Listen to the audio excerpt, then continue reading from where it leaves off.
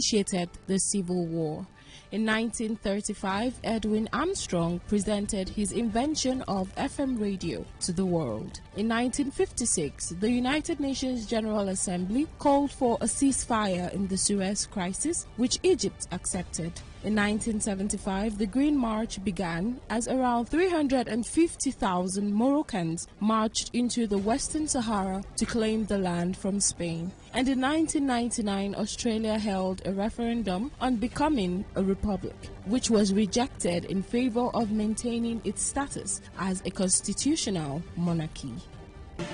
On this day in history, on this day in history, on this day in history. Turn the dial and turn up the thrill. We are not in the same league. We are rewriting the rules. Here on Today 95.1 FM. We talk, you listen. Whether it's happening in Port Harcourt, South South, Nigeria, or around the world, we've got you covered. On air, online, delivering balanced news and unbiased analysis. Today 95.1 FM.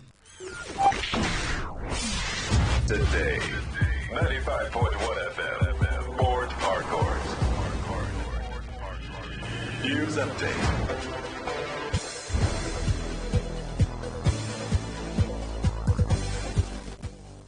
Hello, good afternoon. Here's the business news update on Today 95.1 FM. I'm Rona Agbara. The Executive Vice Chairman and Chief Executive Officer of the Federal Competition and Consumer Protection Commission, Tunji Bello, has charged electricity distribution companies to prioritize the rights of consumers in electricity metering processes. Bello, who made this call during a meeting between key stakeholders from Nigeria's electricity sector and the FCCPC in Abuja, said the recent challenges, especially the arbitrary billing practices and the lack of transparency in metering, are unacceptable.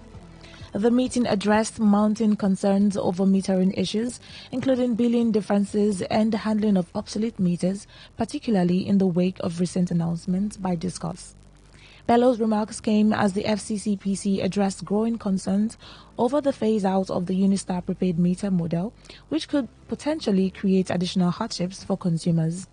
The transition set to begin on November 14, 2024, has raised alarms about whether consumers will be required to bear the cost of replacing these meters or whether they will be subjected to estimated billing practices, which are prohibited by the NERC.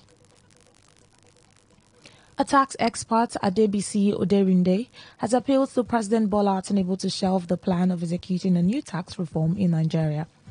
He charged the president to allow small and medium businesses to grow at a pace before executing any tax reform, saying such a move would affect many states. The CEO, a chartered accountant and tax consultant with over 28 years of experience, said many people think that the planned reform is to favor Lagos State. He, however, stated that the state would be negatively affected if the tax reform takes effect due to the present economic challenges in Nigeria. The tax professional urged the president to immediately discontinue plans to raise the tax bar or any other move to execute the tax reforms. The Nigerian Data Protection Commission has stressed the need to protect Nigerians' online data. The National Commissioner of the NDPC, Vincent Olatunji, disclosed this as the Commission signed a Memorandum of Understanding with renowned social media influencer Enioluwa Adeoluwa in an effort to promote data protection and privacy awareness in Nigeria. Speaking at the signing of the MOU in Abuja yesterday, Olatunji stressed that with over 40 million Nigerians using social media daily, data protection and privacy have become crucial concerns. He noted that his number highlights the immense importance of safeguarding personal information in Nigeria's digital landscape, adding that the Commission hopes to harness the power of social media to educate Nigerians on the importance of data protection and privacy. On his part, Enioluwa Adeoluwa noted that his motivation for collaborating with the Commission is driven by a desire to contribute meaningfully to Nigeria's development. The Nigerian National Petroleum Company Limited has stated that the country is currently struggling with insufficient funding to develop its domestic gas projects, noting that the low funding is being exploited by international companies which only assist to export gas.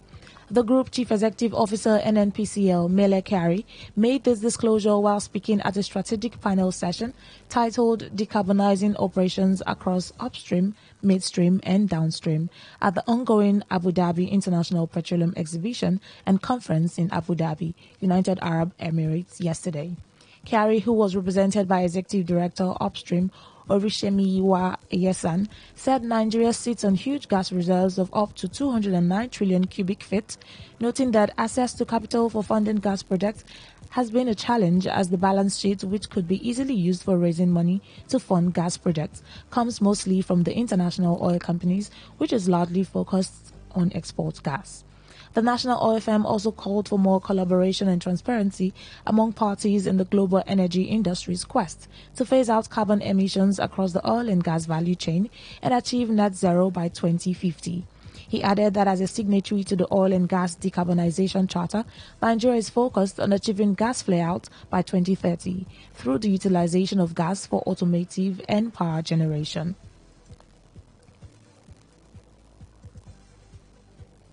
And on the foreign scene, the Director General of the World Trade Organization, Ngozi Okonjo-Iweala, has emphasized that increasing access to supply chain finance will significantly enhance small businesses through expansion and empowerment to drive economic growth.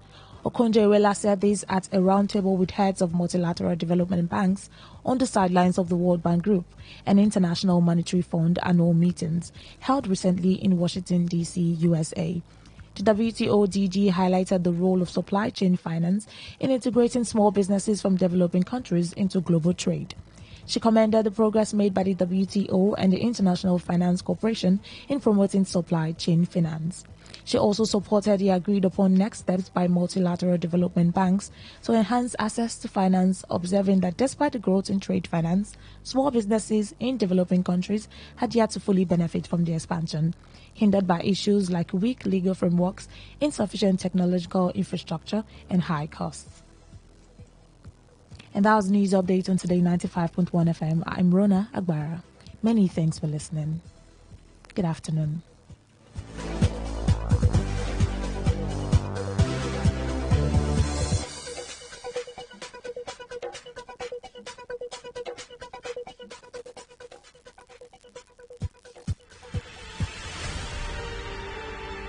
Want to know what's happening? Get latest information in sports, politics, lifestyle, you name it. The frequency of choice. Today 95.1 FM. Today 95.1 FM. We serve you the latest updates on everything. Today 95.1 FM.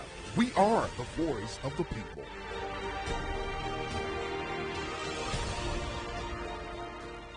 You know, every time people taste my meals, they always ask me the same thing. What's that? They want to know what's your secret. How do you make it so flavorful and delicious? I've been wondering the same thing. Your stew always has that rich color and smooth texture. Spill the secret, Joe. Tomato Joss tomato mix. The tomatoes are grown with love locally. That's why it's so fresh. Just taste it. Tomato Joss makes it burst with flavor and yummy goodness. Wow, this tastes delicious. I need to try that. Yeah, so you don't need anything extra. Tomato Joss with a rich color and a great taste. Buy Tomato Joss tomato mix today. Made with love from farm to kitchen. Manufactured by Tomato Joss Farming and Processing Limited. What's a successful business without sales? And what is sales without an audience? Well, do you know that you can reach 8 million listeners across 6 states in 2 geopolitical zones all at once? How? With Today 95.1 FM, you can get millions of people to know about your business. And what does that mean to you? More sales. Call 081 389 2850 now for more information.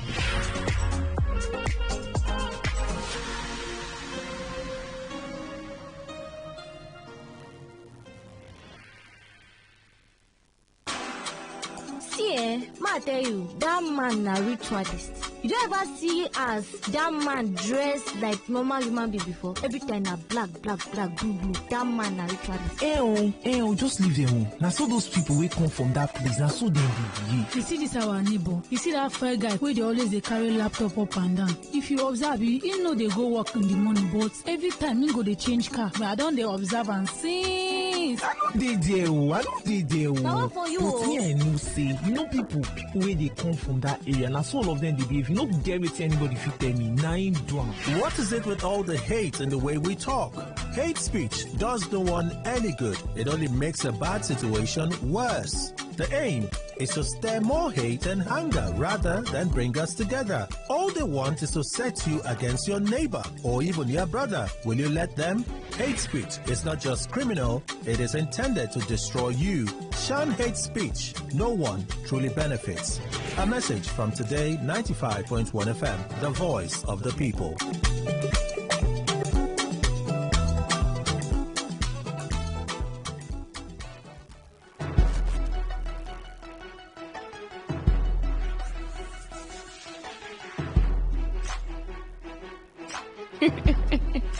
Okay. All right. Faustina was staring at me because I was doing a dance. I was shaking my body. I'm just wondering why. Yeah, so I'll explain, right? Okay, go ahead. The hurdles that we face in life, right? So each time you overcome one, you need to dance. See, I tell you, dancing should be a routine for you, right? You don't even necessarily need to play a song, and it's not like you're dancing in an open space or something. Maybe you just dance a tune in your head, right? Like I was excited. I had to move my body. Okay, I'm excited for you now. Thank you. The hurdles will face, right? So each time you overcome, it's important to give a dance. Absolutely. Get excited. I understand. Okay. Yes. That's a breath of fresh air. Yes. Let Queen breathe. Let Queen breathe. Yes. Interesting. Well, welcome to Business Today on Today 95.1 FM. Today is the 6th of November 2024. Well, I think the world is up to a lot of things. X is buzzing. There's celebration here, celebration there. Congratulations. Congratulations.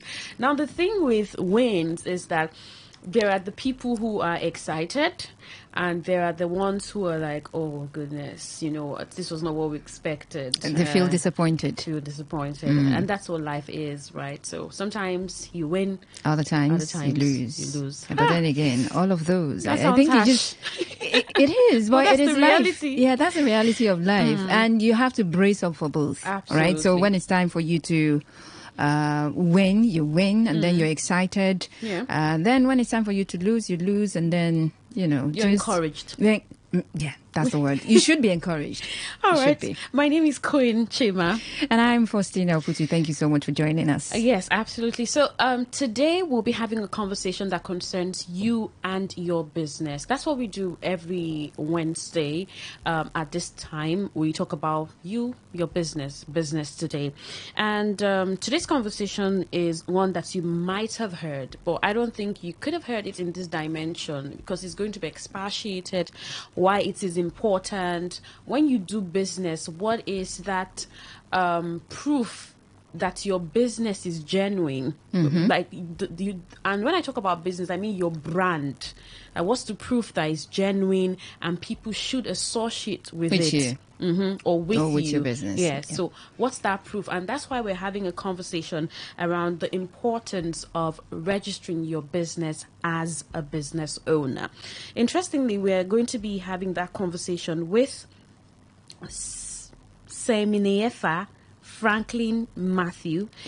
He's a certified business consultant from the Institute of Certified Business Consultants, ICBC, Nigeria. He holds the position of Chief Executive Officer at Coach Franklin Consult, an online entrepreneurship and consultancy company with a primary focus on CAC business registration, and by his brand name, he's known as Coach Franklin. So it's safe for us to call him Coach Franklin. That's safe for me. He's all that and so much more. But then again, if we begin to go down the entire profile, probably we'll just spend the entire time on the show going through that. But yes. Good afternoon, Coach Franklin. Yes, good afternoon, everyone. Good afternoon, Quincy. I appreciate this conversation I'm having with you. All right, so there's nice to be here. Thank you. Good to have you. So there's Queen Chima here, and then there's Faustina. Okay, let's go by the first names. There's Queen and there's Faustina. Okay. Coach Franklin, good to have you on the show. Thank you. All right. Yeah, Faustina, thank you. You're welcome. I'm glad to be here. All right. Great. Good to have you too. So we can call you Coach Franklin. That's safe, right? Yeah, sure. Oh. Yeah, sure. That's safe. Okay. So now we're having the conversation, the importance of registering your business as a business owner. So let's begin from the basics, right? When you say that a business should be registered, at least in Nigeria, we're talking to business owners in Nigeria. When you say a business should be registered, what does that mean? Okay, when you say, first of all, good afternoon, everyone, and I appreciate that you are listening to us this blessed afternoon. So, one of the things that everyone goes into business, in fact, for you to collect money and receive money from someone for transaction sake, that you are selling or offering a service and your business is not legally captured in a database of the federal government, that is also a lawful act. Okay, so when you say your business is registered, it simply means that the federal government knows that, okay, they've issued you a certificate to go ahead and carry out that particular business you are doing. For instance, you are selling plantain in any of the popular markets that you know. For you, by law, to sell that plantain and collect money in return, your business must be registered. So going from that example of the person who sells plantain, let's look at what businesses can be registered. At what point should you register a business? Okay, any business at all that is legal can be registered. Any. So some persons feel that it must be a multi-million kind of services before you register your business. That is not true. The truth of the matter is, in as much you are offering a service or you are selling something, whether it's chin-chin you are selling, whether it's pop-off that you are selling, whether it's plantain that you are selling, whether it's gari that you are selling, and you are collecting money from people, in the name of business, you must register your business. So whatsoever business you do, you should register it.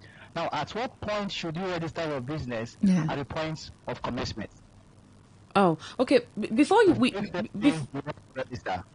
pick up from that, the point when you should register your business, you've been saying you should register no matter what you do, no matter what you sell. Doesn't matter if it's changing according to you, if it's plantain. As long as it's legal. As long as it's legal. But one might just be asking, and if I don't want to register, what happens? Does that stop me from doing my business? Does that stop me from collecting money from my customers, especially if it's the plantain or chin-chin you've mentioned? That's talking about a small scale business. Okay, now it doesn't stop. Now the truth is, if actually anybody who is in a modernized world, in a modernized country, in a country that operates within the legal frame of work, anyone who is out there selling or offering a service in the name of I'm doing a business and it's not registered, you will be arrested for it. But let's leave that aside. Now come to Nigeria. Come to Nigeria. If you did not register your business, at first you might not be apprehended. But the truth of the matter is, as you progress in that particular business that you call or that you do, it will get to a point where you yourself, you will no longer be comfortable if truly you are legal, if truly what you are offering is genuine. You will no longer be comfortable doing business in your own personal name. You want to come under a registered entity to carry out that business. But those of us who sell plantain, for instance, in markets, and your business is not registered, the truth of the matter is you are actually in the market market environments, and there are little dues that people pay inside that market. Now, the day you say, okay, I'm no longer going to pay this due again to secure that my shop or for security purpose and all of that, the people in charge of that market will pull you out. So the very first day that they say you are doing a business and you don't want to conform yourself to a market setting, you want to operate in a way that you can go global. If you want to take that your plantain business you are doing now and you want to go global with it, there are people who sell chim. There are people who sell egg. There are people who sell fufu, I've seen it, who package fufu and they are exporting it to outside country. The very first day you say, okay, I want to now start operating with a global mindset. I want to conform to market setting where you are looking tattered. I want to operate in a standard way. You will find the need to register that your business. So even though your business have operated for 10 years, it does not matter.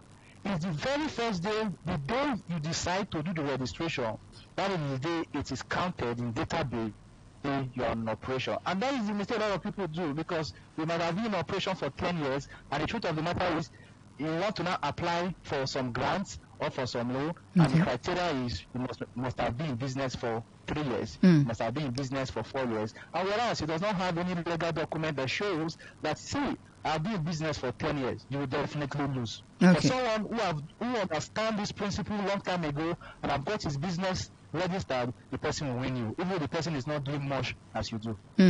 So you talked about the fact that for someone who's been in the business, the very first day you decide that you want to register your business, you should.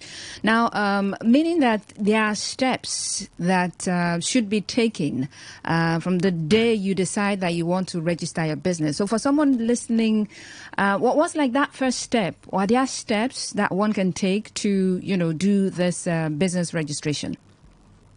Well, there are steps. First of all, the federal government has made everything very, very easy for anyone to be able to register his or her business with the Nigeria Corporate Affairs Commission. Very easy. Very easy. And everything can be done right there in your bedroom or even your toilet. You can pick up your phone and you visit the Corporate Affairs Commission, pra.cac.gov.ng, and you have begun the process of your registration. So the first step you need to do is to do what we call, you choose a name. Yes, you choose a name that you want to push out in the public, that you want to use as your business name. It might be any name at all. It might be a nickname of yours. It might be a name that you like. But you need to pick a name first. After that, the next step is that you conduct a name search. The name search is absolutely free. You can go to search.cac.gov.ng and you begin your name search. The name search will now determine that if that name you are using is still available or not. That is the mistake a lot of people do. Now, some persons have built on a brand name that is not registered. Oh, okay. So when you digress a bit, there are some pastors who come to us to do a registration for their ministry, and they have been in operation for a number of years, only to discover that their name is gone. So let me come back. So you need to do a name search and be sure that this name that you want to present as your business name is still available for you to use. So even though you have been in operation for 10 years and people have known you by that particular name and it's not registered, when you go to the search portal to search for the name and you discover that name has been taken, you have nothing to do. There is absolutely nothing you can do. So you lose the name. Change the name. You lose the name. You lose it. So you got to change it. So after that, then the next process is for you to create an account on the portal. Go to pra.cac.gov.ng and you'll be able to create an account. What do you need to create your account? It's very simple. Just your NIN and your mobile number and your biodata. Wow. You have created an account. Once you have done that, the next thing is to reserve a name. Reserve that particular name that you want to register. It's very easy. Very easy. So how much do you need to do a name reservation? It's very cheap. just with 1,000 naira less, you have done a name reservation. So once you have done the name reservation, you wait for a couple of hours or days, perhaps, depends on when the approving officer bounce on your job from their dashboard and approve. Once they approve, then you'll be able to commence the registration by uploading your NIN, uploading your passport, uploading your signature, and you pay a registration fee. Then after that, you wait for some days, and your certificate is issued to you, and you are a legal and a registered entity. It's very simple as that. Okay. Very simple. So, very simple. This process, is it for just business names, or does a business name also mean that it's a company? Because I'm guessing that there are different types of business registrations. Can you run us through those types of businesses and the registrations? Okay, very good. Now, there are various types of business registration, but majorly there are three types. Majorly that majority of Nigeria knows. There are three types. Classified under there are about eight types of business registration, but these 8 types, they are classified under each other. So number one, the standalone one is what we have, business name registration. This is just a simple form of registration I've just mentioned. The processes I just gave. Okay, so business name registration called BN is often used by sole proprietors or small businesses. Okay. It gives them the right to operate under a registered name. So the number 2 is what we call private limited company, what many people call as company registration. Okay, this is a type and common among small and medium-sized businesses. It provides limited liability protection. What does that mean? Let me not speak English. It means that if the owner personal assets are protected, if the company face debt or legal issue. So if you have a limited liability company, and at the long run of doing business, your company runs into debt or legal issue, and you have a car or you have a house that is not attached to that business, by law, they will not come and collect your house. They will not come and collect your car. But if the company has a car and the company has a land tied to the company name, they will take the company's assets. Okay. So that is called private limited liability company. Then one we call public limited company is called PLC, suitable for larger businesses that may not want to raise funds by offering shares to the public. Okay, that may want to raise funds by offering shares to the public. Public limited companies are highly regulated and must have a minimum share capital. More like First Banks, they are public limited company. UBAs, they are public limited company. That is why from time to time you see them offering their shares. Are you getting it? Yes. From time to time, yeah, like last month, they were all over. UBA is saying, okay, Zenith is saying, come and buy share. FCMB is saying, come and buy share. Everybody buy share. Why they are able to do that is because they are a public limited liability company. They are putting out their shares for people to buy so they can raise funds. Then the other one is we have what we call incorporated trustees. Anything incorporated trustee classified under NGO, church, mosque, association, like a secondary school old forums association. People, it can be a trust, it can be a trust fund, whatever. It can be a football association. You get it? Yeah. Just anything that is not profit oriented is classified under incorporated trustees. Oh, okay. In quote, must not be profit oriented. Then we have another one called limited by guarantees. It's used for no profits. It's a semi-profits and not semi-profits. Limited by guarantee. So we can have example like university are all usually registered as a limited by guarantee. University, college of educations, some training institutes, they are usually classified under limited by guarantee.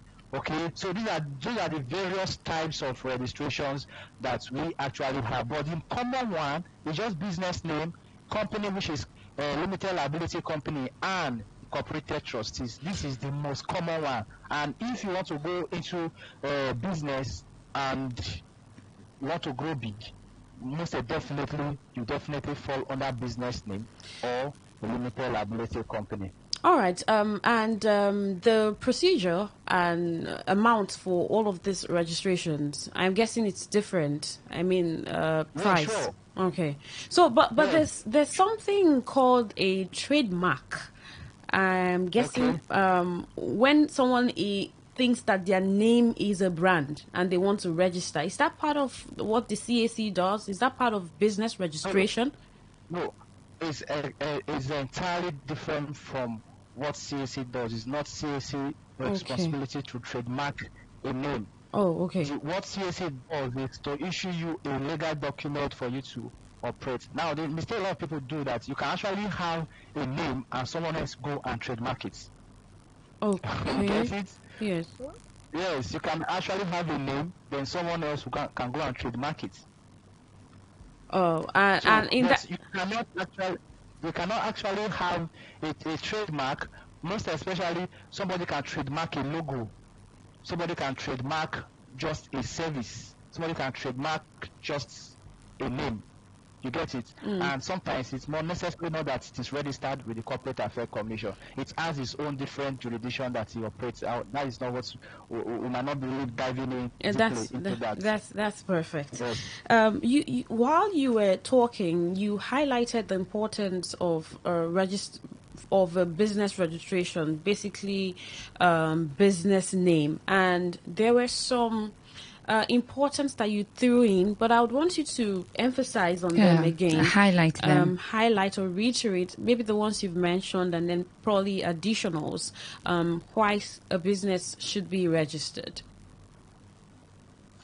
Okay, so one of the important of a business registration is that it helps people to trust you more. It helps people to trust you more. That's one of the importance of you getting your business registered. When your business is registered, people know you are serious and they can trust you. You are serious about what you do and they can trust you. Number two, it protects your business name. All right, protect Coach. Your business name. All right, Coach Franklin, we'll pick up from you. We'll just take a commercial. When we get back, you just continue from where you stopped. Okay, great. Yeah, great. Thank you so much. So we'll take a commercial right now. You're still listening to Business Today on Today 95.1 FM. We'll be right back.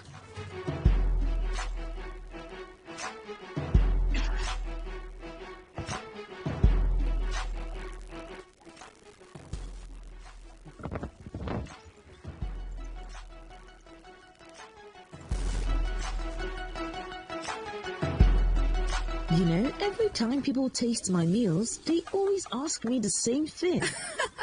What's that? They want to know what's your secret. How do you make it so flavorful and delicious? I've been wondering the same thing. Your stew always has that rich color and smooth texture. Spill the secret, Joe. Tomato Joss Tomato Mix. The tomatoes are grown with love locally. That's why it's so fresh. Just taste it. Tomato Joss makes it burst with flavor and yummy goodness.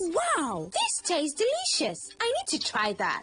Yeah, so you don't need anything extra. Tomato Joss with a rich color and a great taste. Buy Tomato Joss Tomato Mix today. Made with love from farm to kitchen. Manufactured by Tomato Joss Farming and Processing Limited.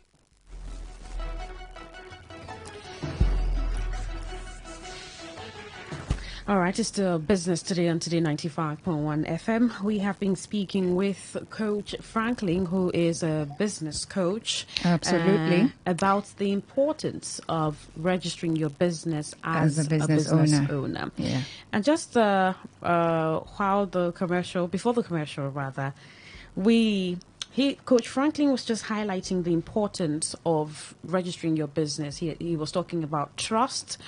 People would trust you and want to do business with you. Yeah. All right, Coach Franklin, are you there? Yes, I'm still here. All right, great. So let's just pick up from where we stopped. Trust, one of the importance you mentioned. Yes, trust. Then second, protect your business name. Protect your business name. As a case now, my registered business name or company, no one else can ever go to the Corporate Affairs Commission and register that same business name. It won't happen anywhere. So it protects your business name. Okay, number 3, it allows you to open a business account. It enables you to open a business account. Now, before now, you can see that some fintech companies, I'm not going to mention names, fintech companies were giving out business name, they were giving business accounts to people. That is, you don't have to register your business before you can have a business account with their fintech company. But early this year, the federal government stood up and said, no, that nonsense must stop. So everyone must go and register their business name before they can have a business account. Their operation running. You can see every one of them started running Enter. Now, the truth of the matter is you can't walk into any commercial or traditional bank as I speak with you, like First Bank, UBA, name them, and say you want to open a corporate account or a business account. The first thing they will ask you, where is your CAC certificate? In as much you can't provide it, there's no way you can open a bank account. So one of the things, even now, there's no way you can open a bank account with fintech companies. The popular one we know, open a business account with them anymore. So it allows you to open a business account. It makes you look professional. Yes, it makes you look professional. Registered business look more official and professional, which attracts more customers. The registered business, it look more professional and it attract more customers. It helps you get loans and support. There's no way you can go to any bank now and say I want to get a loan and they will give to you when a business loan when your business is not registered. I know how many my banks that I bank with currently, they send me message every single day I'll be qualified for loan. Why?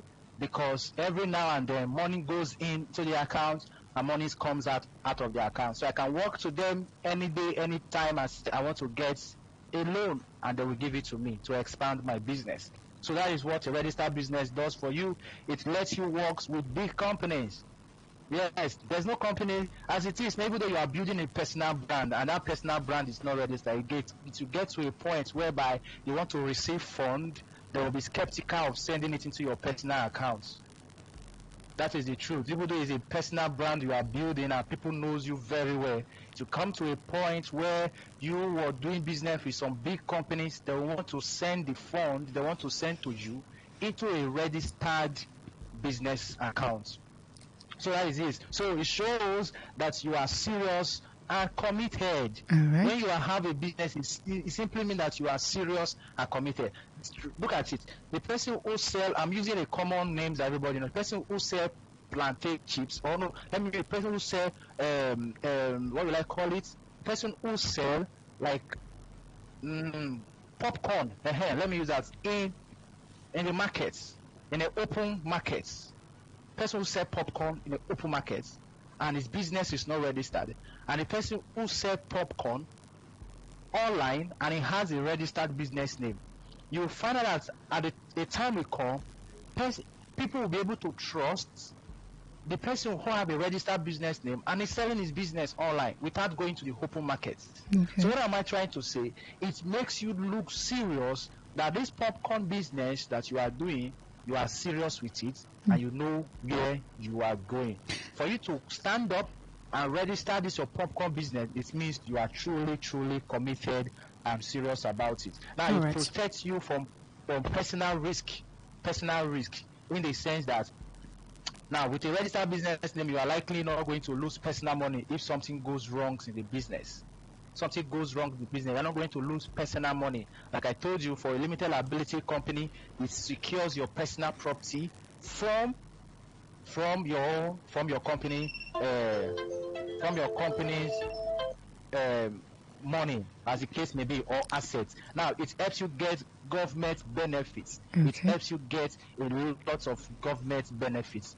Yes. So when your business is registered and it's time for the government to show love, as it's called, to the public, or to SMEs, your business registration will open doors for you. Yes, it opens doors for you. Now it allows you hire employees and blah blah blah. There's so many. There's so many. Protect your hygiene and products, and it builds your business reputations. It makes it easier to work with foreign companies. It makes it easier to work with foreign companies. It helps you plan for your futures and all of that. I hope this helps. Okay, so beautiful things that you've mentioned, as importance of registering your business. So for someone listening and probably thinking, okay, I've heard this now, it's really very important that I register my business. But as someone who has been in the business world for how long, I don't know, but you're with the CSE as well as a business coach. Looking back, maybe say a few years back and now, what's the level of improvement when it comes to Nigerians wanting to register their businesses? Is it impressive right now? Do you think we have more people wanting to register their businesses? Yeah, sure. In the last few years, there has been an improvement. We run a consulting business here at Coach Frank. And I can tell you this for a fact that our agency alone, in the last 3 years, we have been able to register 21,000 businesses. 21 with facts and data. Only our agency alone, Coach Franklin, we're able to register 21,000 with some fractions businesses. This include companies, this include business names, this include NGOs and churches. You get it? So there have been massive improvements. People wanting to register their business. I can tell you this for a fact. All right. So before we open the phone lines, are there certain cases where an individual or a group of people, depending on the kind of business that is to be registered, might face a challenge in the process of registration? Because, when you were talking about the process, you said CAC has made it really seamless and easy. Are there situations or cases where the person registering might face a challenge, or are there documents that people need to put in place to be sure that this is going to aid my registration? If I decide to get it, if I decide to go through the self-paced method, or I contact a firm, something to register for me. Okay, now that is why for even that the federal government has made the process very seamless, there's still need for you to contact an agent or a service provider who offer the services of CAC registration. Okay. The reason, because definitely, since it is not your primary feed, you might be operating or going into the portal with half-baked information. Half-baked information that even though you have keyed in all your details and you have made your payment, your money might be stuck because you're unable to pull out the certificate. So there are some businesses definitely that require extra certification, like business or like a consulting business. If you are going into consulting business, for instance, your business name want to contain either consultancy, consult, or consulting, you must have you are a certified business consultant, or you are a certified consultant in any field. For instance, business, they will ask you to provide your pharmaceutical certification. So if you want to register school, they will ask you to provide a certification called TRCN, which happens to be Teacher Training Certification of Nigeria. So there are several certifications that you might likely going to provide. That is why it is important that you contact a consultant or you reach out to a accredited agent who is into the business to guide you through. But if your business is just a general business like sales of plantain, sales of or fashion business or boutique services or salons and all of that, those does not require any extra certification. You can go in there, do your registrations, but just ensure you understand the process of hair. That is why I was so encouraged. If you want to go in there to register, it's important you reach out to a consultant to help out, or you take some trainings that will enable you to go through the process seamlessly. But it's very easy. All right. It is very easy. For someone who did a business name registration and the business comes to the point where the person feels, I want it to be a PLC or a P. What's the other one you mentioned? That's upgrade. Yes. Is it? Can you still retain the name? Yes, sure. You can always retain your name. For instance, if you registered as a business name and after a few years you find the need to upgrade, you want to now upgrade to a limited liability, there is room for that. It's called upgrade of business name to limited liability company. And if you register as a limited liability company, you now find the need to go public by upgrading to PLC, public limited liability company. There is also a room for conversion of limited liability company to public limited liability company. No, all right. For you. Okay, at this point, we'll open the phone lines. Right, maybe someone might just have a question for Coach Franklin and knows that the answer to the question will be given. Or if you've been listening, Today 95.1 FM Business, today we have been speaking with Coach Franklin, who's a business consultant and coach. And we've been talking about the importance of registering your business as a business owner. So if you have a question to ask or thoughts to give, 0817 00 951, 0810 9510 951, and those numbers are for calls. For text messages, 0701 9339 962.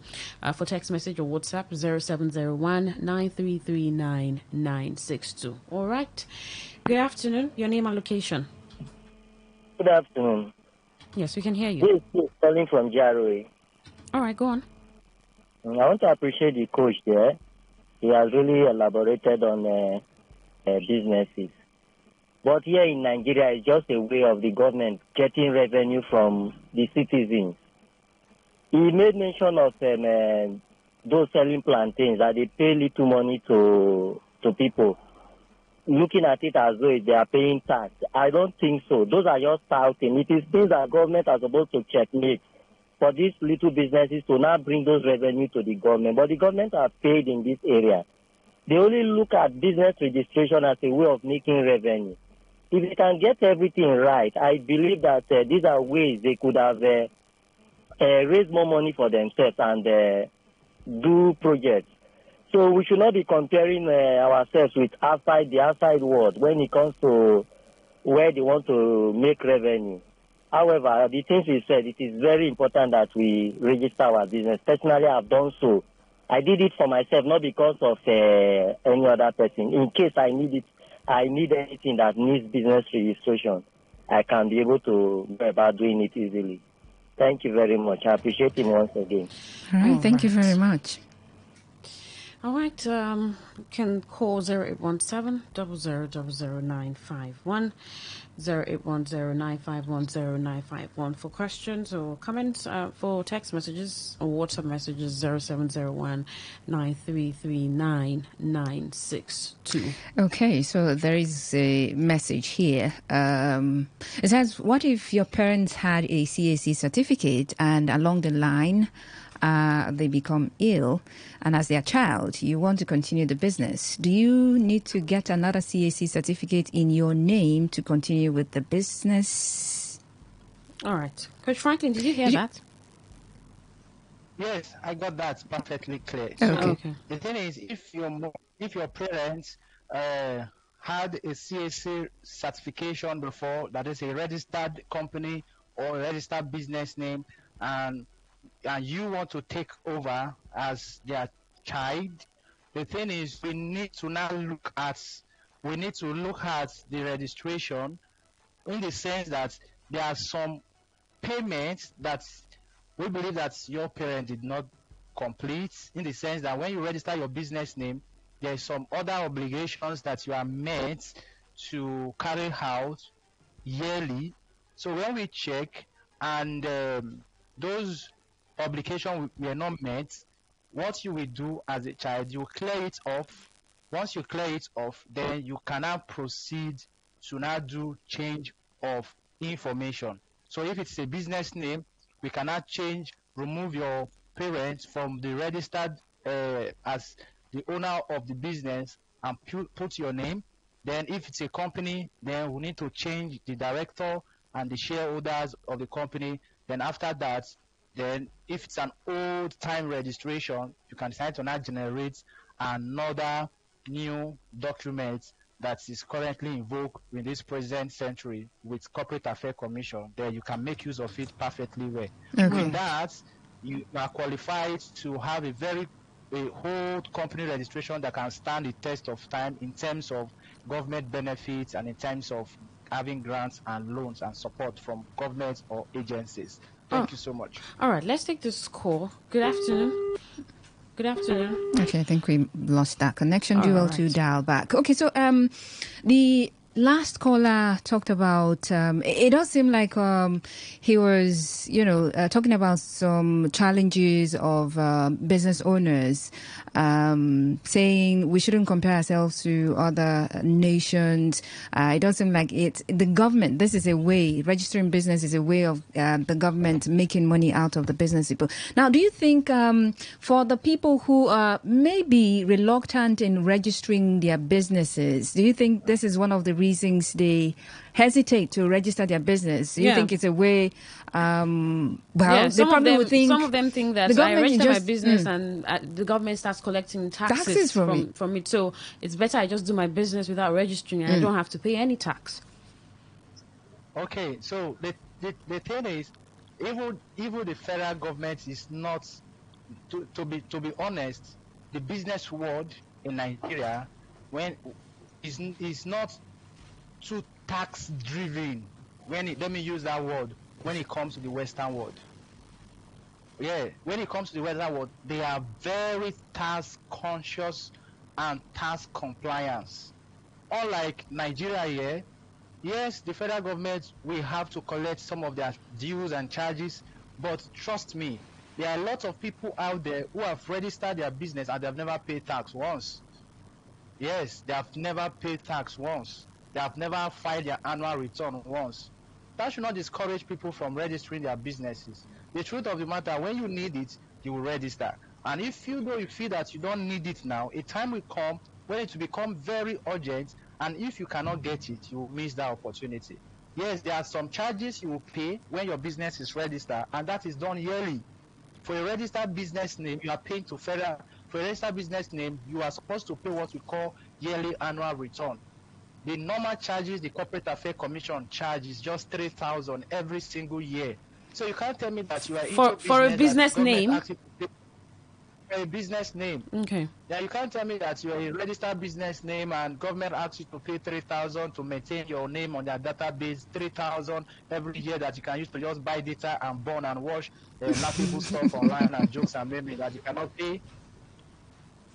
So for tax issues, you pay to your state government. For business name, pay tax to state government. And what do? You go to your revenue house and they generate your 3 years tax clearance for you. Okay. So your 3 years tax clearance for you. So these things are not hard. Just people have misconception about it. That is why they feel that it's a way of government. How will I put it? Stealing from them or try to take away their funds. It's not true. It's for your own benefit. Let's see if we can take this last call. Good afternoon. Your name and location. Okay. Yeah, good afternoon. Yeah, I greet your guest. My name is Honorable Chris O'Chris. Let me ask about this tax or to register your name. How much will government give me? You just want me to register a business of I'm using only 10,000 to manage. When you want me to register, won't you ask me what are you doing if I need money? You bring money. If you give me money, give me like 1 million or 1 billion. I'll come and register now. What is that 3,000 to pay? But you don't give me any money to do business. You want me to register my business with 3,000 which is collected every year. How much are you giving me? Oh, Chris. I'm not afraid to register my business if I have. But government, give me money. I need money to do business. Okay, so this is someone who's thinking of what the government can do for him. I mean, Coach Franklin highlighted the importance of registering your business. So it's all beneficial to you. But he mentioned the 3,000 naira that you're going to be paying yearly, and then just annually for retaining your name on CAC. And then has that a problem? Looking at so we have a message here. Okay, there's a message. Let's read this one.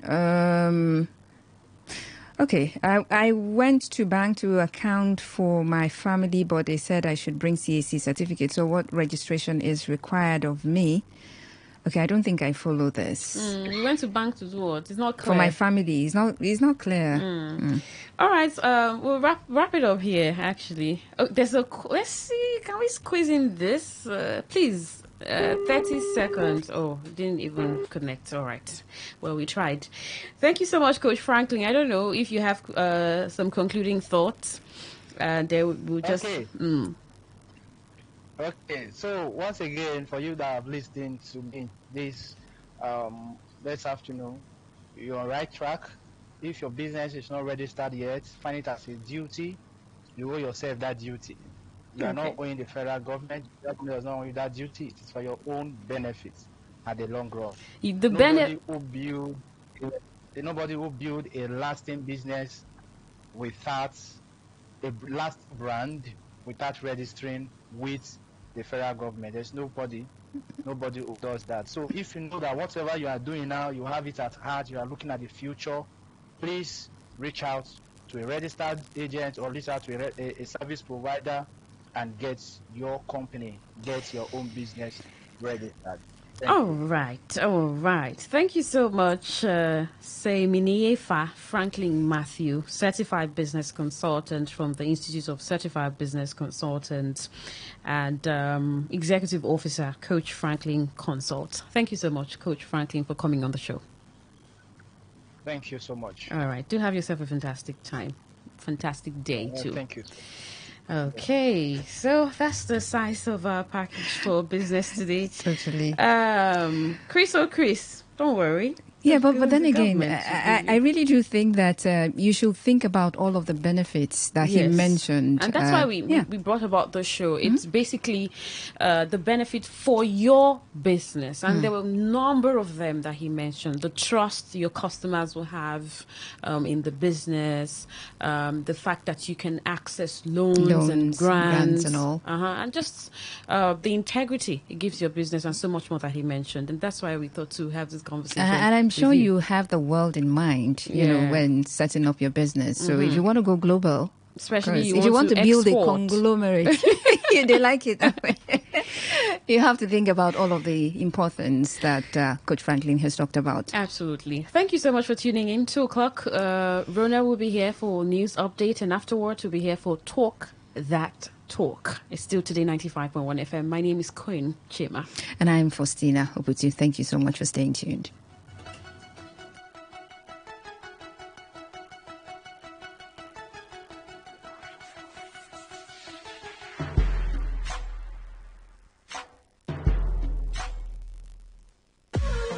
What's a successful business without sales? And what is sales without an audience? Well, do you know that you can reach 8 million listeners across 6 states in 2 geopolitical zones all at once? How? With Today 95.1 FM, you can get millions of people to know about your business. And what does that mean to you? More sales. Call 081 389 2850 now for more information.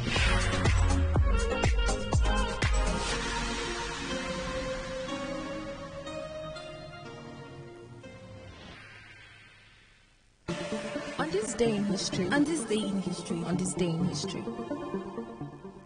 Today in history, 6th November. In 1860, Abraham Lincoln was elected as the 16th President of the United States, which led to events that initiated the Civil War. In 1935, Edwin Armstrong presented his invention of FM radio to the world. In 1956, the United Nations General Assembly called for a ceasefire in the Suez Crisis, which Egypt accepted. In 1975, the Green March began as around 350,000 Moroccans marched into the Western Sahara to claim the land from Spain. And in 1999, Australia held a referendum on becoming a republic, which was rejected in favor of maintaining its status as a constitutional monarchy. On this day in history, on this day in history, on this day in history. Turn the dial and turn up the thrill. We are not in the same league. We are rewriting the rules.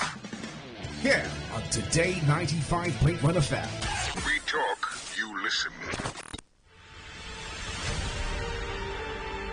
Want to know what's happening? Get latest information in sports, politics, lifestyle, you name it. The frequency of choice. Today 95.1 FM. Today 95.1 FM. We serve you the latest updates on everything. Today 95.1 FM. We are the voice of the people.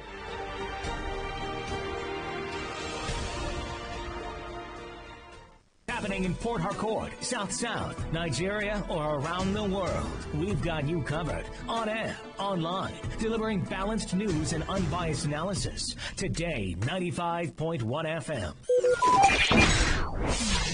Today, 95.1 FM. Port Harcourt.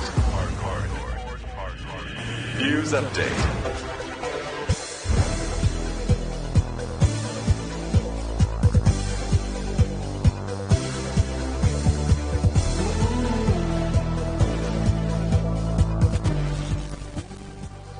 Hello, good afternoon. Here's a news update on Today 95.1 FM. I'm Rona Agbara. President Bola Tinubu has announced the death of the Chief of the Army Staff, Lieutenant General Taoreed Lagbaja. Lagbaja died at the age of 56. According to a statement issued by the Special Advisor to the President, Information and Strategy, Bayo Onanuga, he passed away yesterday night in Lagos after a period of illness. In the meantime, President Bola Tinubu has rescheduled the Federal Executive Council meeting till another date to be announced. Initially scheduled for today, the council meeting was postponed in honor of Lieutenant General Taoreed Lagbaja, the Chief of Army Staff who passed away yesterday night. This was disclosed in a statement by the Special Advisor to the President on Information and Strategy, Bayo Onanuga. General Lagbaja, whose death was earlier announced by the Presidency, served as the 27th Chief of Army Staff from June 19, 2023 till his death on November 5, 2024. President Tinubu also ordered flags to be flown at half-staff nationwide for 7 days in honor of the departed general. President Tinubu had in the earlier statement expressed his heartfelt condolences to the Lagbaja family and the Nigeria Armed Forces. President Bola Tinubu has extended his heartfelt congratulations to President Donald Trump on his re-election as the 47th President of the United States of America. A statement by Special Advisor to the President, Information and Strategy, Bayo Onanuga, said President Tinubu looks forward to strengthening the relations between Nigeria and the United States amidst the complex challenges and opportunities of the contemporary world. President Tinubu believes that given President Trump's experience as the 45th President of the United States from 2017 to 2021, his return to the White House as the 47th President will usher in an era of earnest, beneficial and reciprocal economic and development partnerships between Africa and the United States. Acknowledging the United States' influence, power and position in determining the trend and course of global events, President Tinubu trusts that President Trump will bring the world closer to peace and prosperity. And on the foreign scene, Donald Trump has won the U.S. presidential election, defeating Kamala Harris in a stunning political comeback that will send shockwaves across the world. The polarizing Republicans' victory, following one of the most hostile campaigns in modern U.S. history, was all the more remarkable given an unprecedented criminal conviction, a near-miss assassination attempt, and warnings from a former chief of staff that he is a fascist. Vice President Harris, who only entered the race in July after President Joe Biden dropped out, ran a centrist campaign that highlighted Trump's inflammatory messaging and use of openly racist and sexist tropes. Supporters of former U.S. President and Republican presidential candidate Trump gathered to follow the election results on a screen near his Mar-a-Lago resort in Palm Beach, Florida on Election Day. And that was the news update on Today 95.1 FM. I'm Rona Agbara. Many thanks for listening. Good afternoon.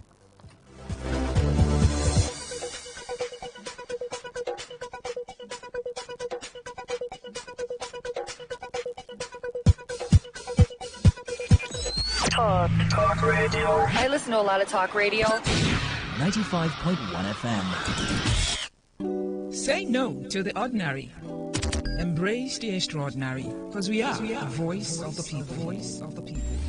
Today, 95.1 FM. Today, 95.1 FM. See, ma tell you, that man na ritualist. You don't ever see as that man dressed like normal human being before. Every time na black, blue. That man na ritualist. Just leave them. Now so those people will come from that place. Now so them behave. You see this our neighbor. You see that fair guy where they always they carry laptop up and down. If you observe, you know they go work in the morning, but every time you go they change car. But I don't they observe and since. They do. I don't they do. Now for you. But me I know say, you know people where they come from that area. Now so all of them they behave. You know get it anybody fit tell me. Nine drum.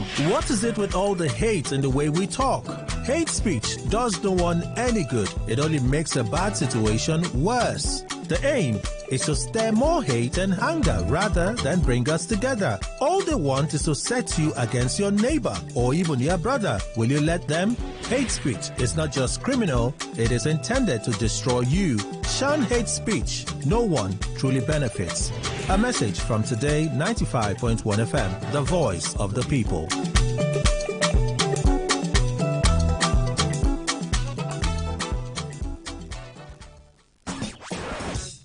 Live your truth. Express your love. Share your enthusiasm.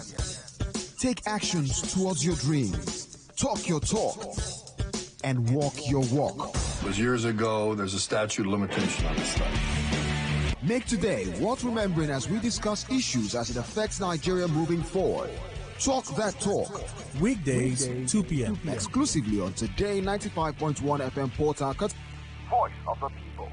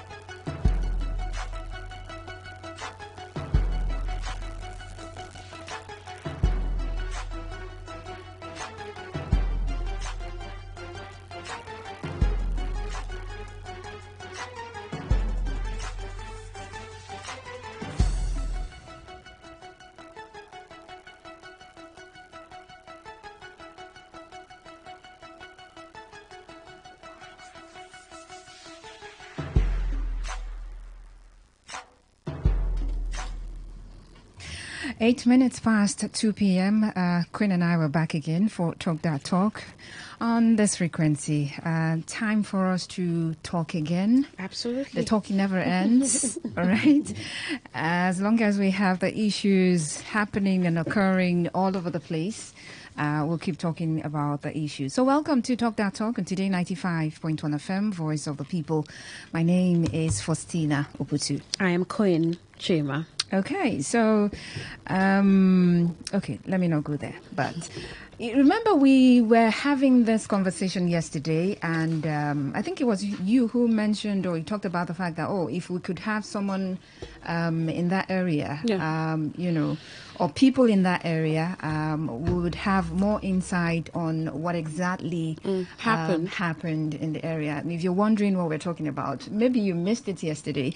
So yesterday we had a conversation. It was about some contradicting or conflicting reports, right?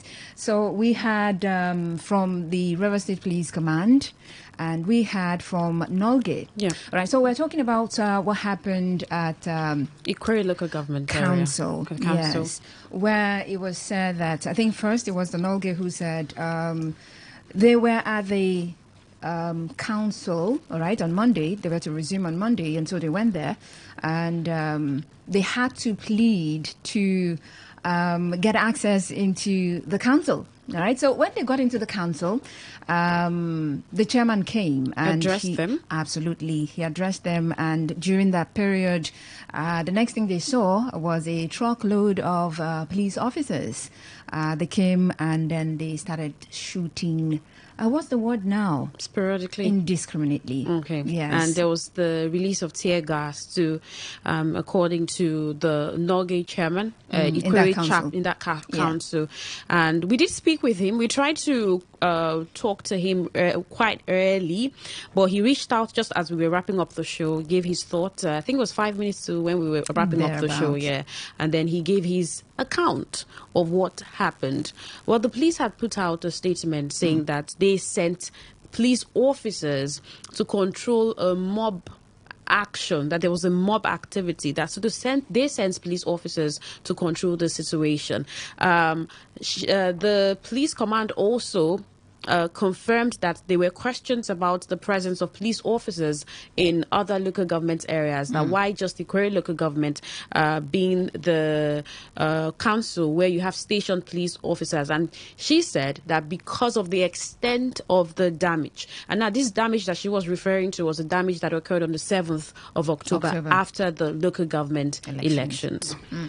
So, all right. So today we have someone who is a resident of the area. So more like we're going to be speaking with someone who probably saw things. And then we're looking at the indigenous or resident perspective to this conversation. Since we've heard from the police, we've heard from Nolge.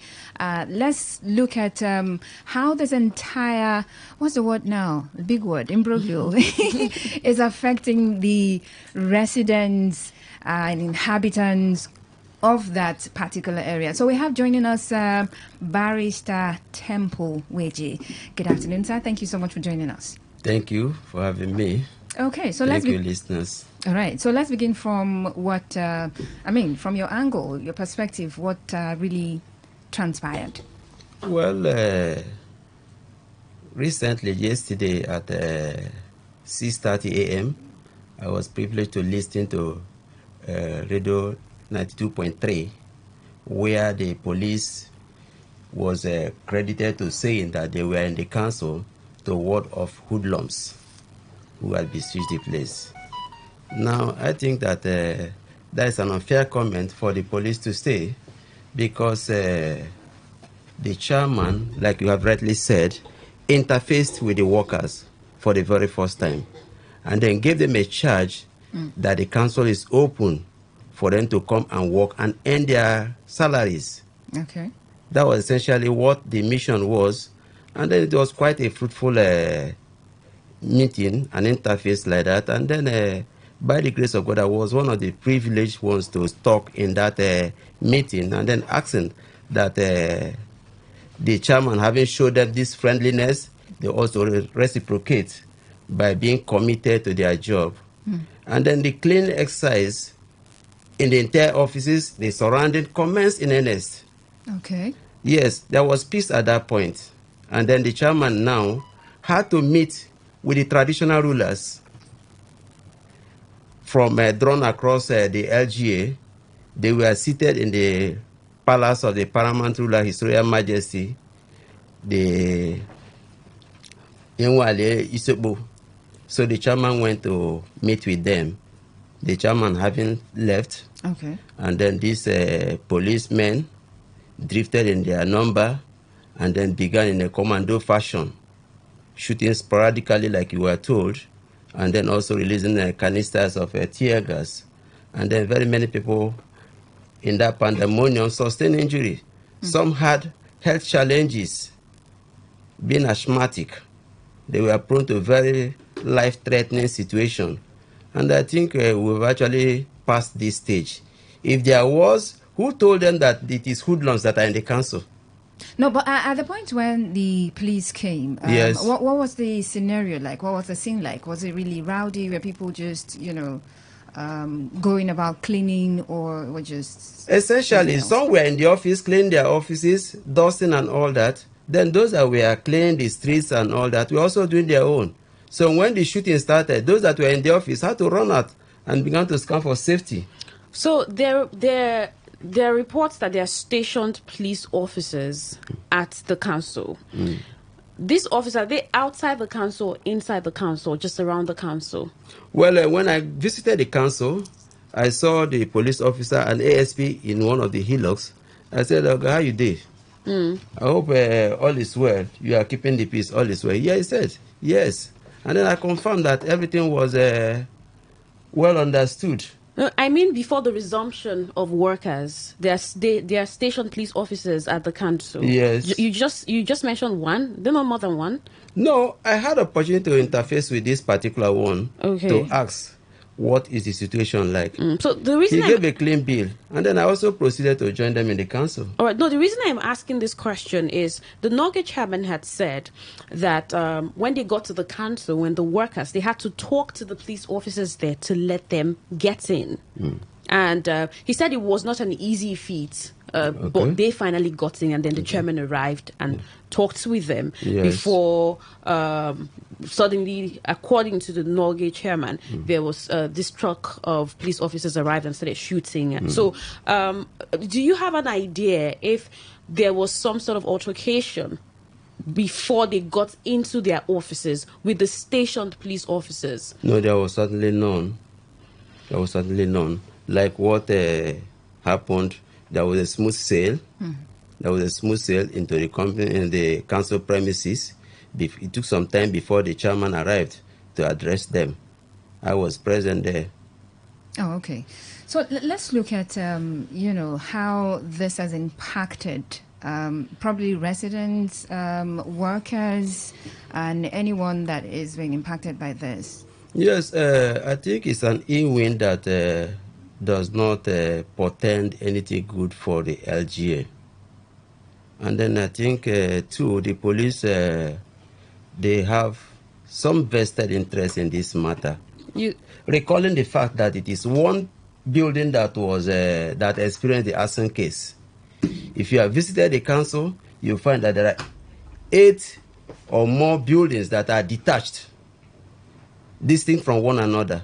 So if there was an arson case in this particular one, is it not a reasonable thing for police to now put a tape around that one, maybe more station about 5 or 7 persons to guide that building if they so want, and let the workers go and do their job? It is a case of blanket order, and then taking from the time when this thing happened, the arson case occurred on the 7th of September.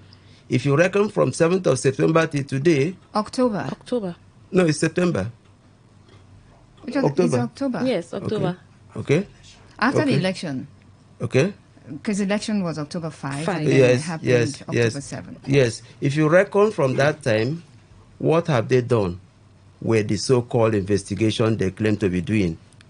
How many persons, ask the PPRO, how many persons have the police invited in respect of this arson case? How many persons have been arrested to be questioned in respect of this arson case? They just barricaded the place, not wanting the people to go to work. Well, because there is a panel going on. They are playing a script.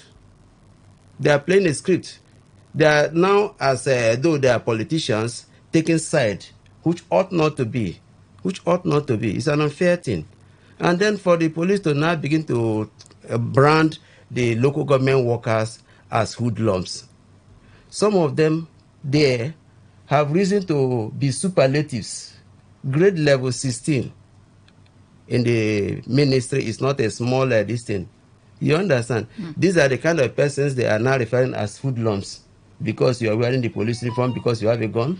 It's an unfair comment to make. What is the situation of the council? Is it really convenient for work? Do you think some working, maybe renovation or should be made before people begin to work? Well, I think there is nothing that is hindering the operation but the police. There is nothing. That building that is that they experience the arson case can be isolated. Okay. And then they can operate every other thing they want to do from the other buildings. So why want to tie that to the entire distance? Now come to think about it. A judicial panel of inquiry has been set up. Yes, it has. And then the panel have visited. Looking at the evidence they saw when they visited. And then presentations were made, appearances were made before this judicial panel of inquiry. You understand? So having collated all that information, why then do you still need to lock the place? Police is subject to the court. Because ultimately what you do as a police officer snowballs or you coming back to the court to actually get a pronouncement one way or the other. Now the court is already involved in it, and then you are like meddling. It's made awesomeness for the police to still be acting when the judicial panel of inquiry has visited and has also heard the people, viva voce evidence is taken. Okay, so let me go back because I asked a question and then you still, Yeah, went back please to go on. dwelling on the police. Yeah. And now all of this happening in that local government area, it's definitely taking a toll on some people. Yes. Right? So how is this affecting, let's say, maybe business activities, economic activities in the area? Yeah, a lot. You find that opposite the council, there are business offices like, what do you call it now? The stationery and all that, the typing pool and all that kind of stuff. Yeah. You need a document, you need to walk across, make photocopy and return back. There are those that also want to conduct their marriage register, to correct marriage, and then they need to do that with the marriage registry in the council. Such marriages cannot take place. You find those that operate restaurants, barely they now depend on the overflow from the council. Such people lack patronage. You understand? Yeah. So a lot, which you cannot quantify. But come to think about it, the council itself, government, like it's common knowledge that government in some cases borrow money from financial houses to carry out projects. And then this attracts interest. Now you have clamped on them. They cannot go to collect their revenue. They cannot operate. So you see, the whole loss cannot be quantified. And then it all borders on rascality because there is a gross abuse of power by the police. Talking about gross abuse of power, yes. As a legal practitioner, yes. Are there legal perspectives to this issue that we need to look at? Maybe possible violation of human rights that we need to look at in this case? Yes, I think it's a government property, and then there is a trustee in the person of the executive chairman of the LGA. He holds that property in trust, and then he's the chief landlord.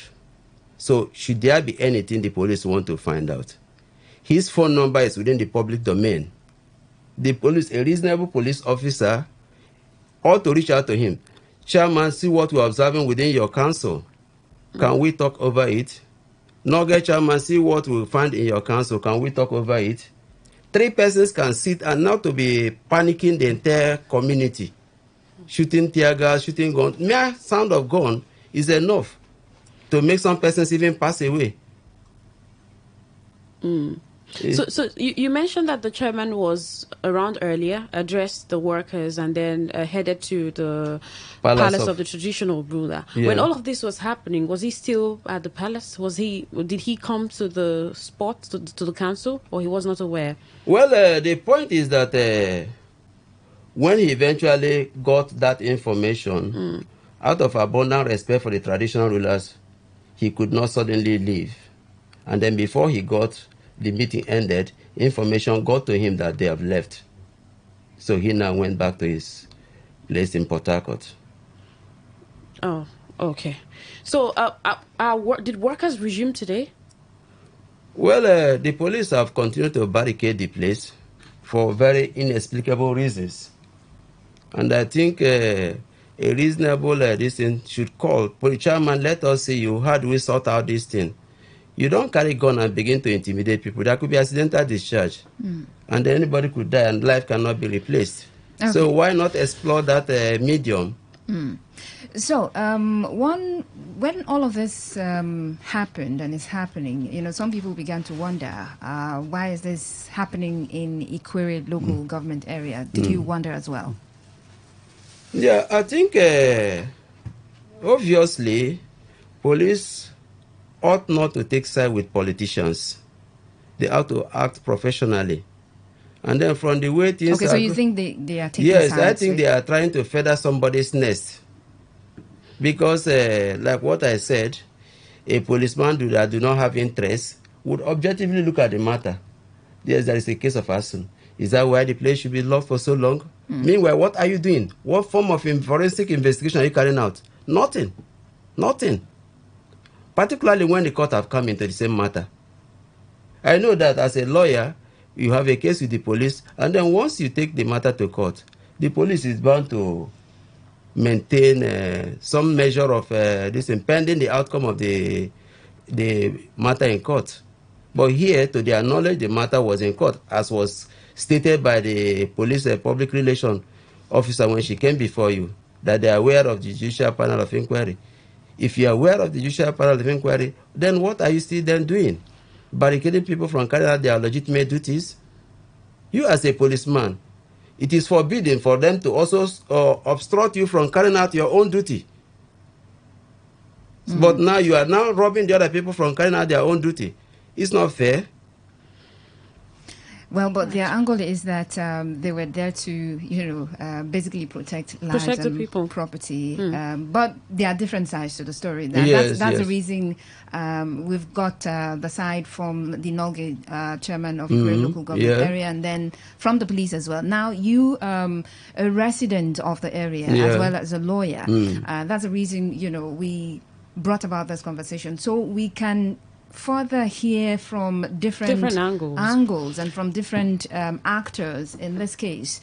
Ultimately, whatever is before the panel of inquiry or whatever, I mean, we'll have to wait for them to come up with their findings, all right? And then you talked about the fact that, if this is before a panel of inquiry, the police ought to, probably exercise some form of restraint, all right?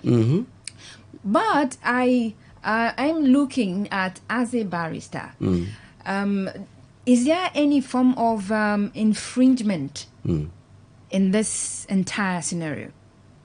Well, on the rights of anybody? Maybe the council workers, maybe the people who do business there. Yes, I think in the first place, like I said, releasing the tear gas and all that, some healths were thrown into jeopardy. And then some ran and then got injured in course of trying to run for safety.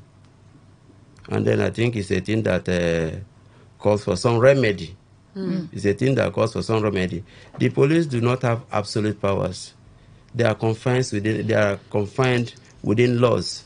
You cannot, as a police officer, begin to think your powers are limitless. It doesn't work that way. Okay. All right. So essentially, I think I would want that the authorities that are concerned should exercise caution and then apply international best practices. Yeah. Recently, they've just returned, some have returned from overseas training, some are also going. And then in that place, this is not the kind of thing they learn from such places. It is the taxpayers' money that sent them to that place. We expect that when they come back, there should be some decency in their operations, which is not what we are finding. So we want to prevail on the authorities that are concerned. If they are still keen to say they are maintaining security, I don't know what time they think they will be satisfied to leave the council, but they can now limit themselves to the very building that had that arson case. So this is one of the solutions you're proffering. Yes. But what else do you think would return normalcy to the council?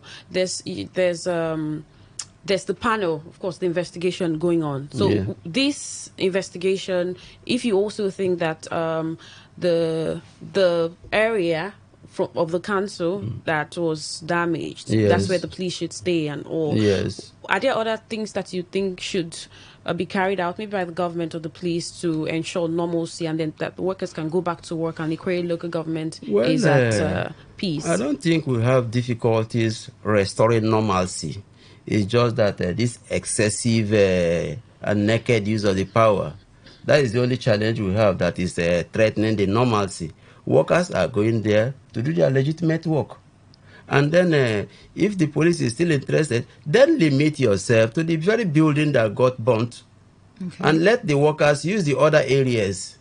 They tie the red tape now. Once you see a red tape, you now know that there is a restriction in this building. Nobody goes there. And then they can man 5 men there. And that will be sufficient while the work goes on. Okay, so we'll go on a break, a short commercial break. When we come back, I'll open up the phone lines to have you join the conversation. You're listening to Talk That Talk on Today 95.1 FM. Do stay.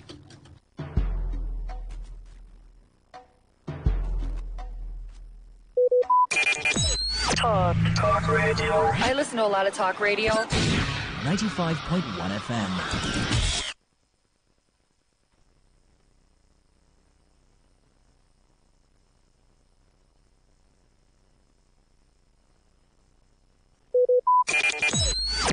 Talk radio. I listen to a lot of talk radio.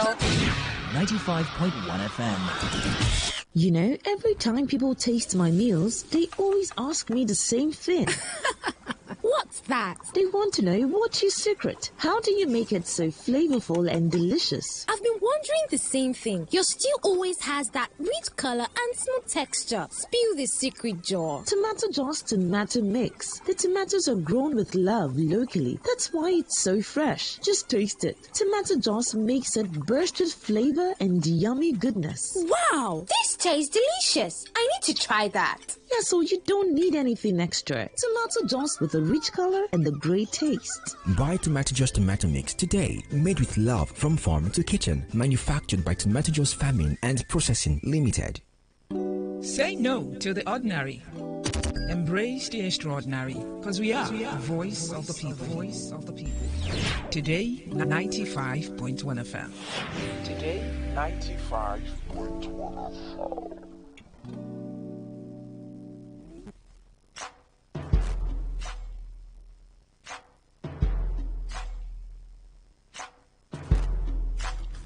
Welcome back to Talk That Talk on Today 95.1 FM, Voice of the People. So we were having a conversation about what happened or is happening in Ikwerre Local Government Council. And now, just in case you are not aware, there was some sort of a situation there on Monday when the council workers led by the Nolge chairman in Ikwerre went there to resume work. They got there and they had a meeting with the chairman, and afterwards what they saw was policemen coming and shooting sporadically or indiscriminately. But the police came out with a statement saying, oh, well, we didn't just go there to, just shoot like that. We were there because we had information that there was some mob activities ongoing there. So that's the reason. We basically went there to protect lives and property. Okay, so when we had that conversation, some people were talking about the fact, oh, okay, so you went there shooting sporadically, but you went there to protect lives and property. It's fine. But yeah, so those were the perspectives we talked about yesterday. But today, this is us more like talking about the people's perspective, because we have... Yesterday we spoke to the Nolge chairman, Ikwerre Local Government Council. We also heard the part of the police, and I did wish that we were talking to residents of Ikwerre Local Government, and interestingly we were able to get Barrister here, Barrister Temple, who has given his side of the story, his account of everything that transpired there. So there might just be be a lot of questions, not so far from what we were also asking yesterday with all of this analysis and accounts that have been given. One might ask, what exactly is the interest of a mob action if it did happen in Ikore local government? Why? Why was the response or reaction necessary? Was the response for from the police necessary for that situation? Somehow, the picture about how the workers got into the office has been painted by Barrister Temple here, and also painted by the Norgate chairman, that they got into the space and the chairman did have a conversation with them, and they started cleaning up the space for work while the chairman went to pay his visit to the traditional ruler.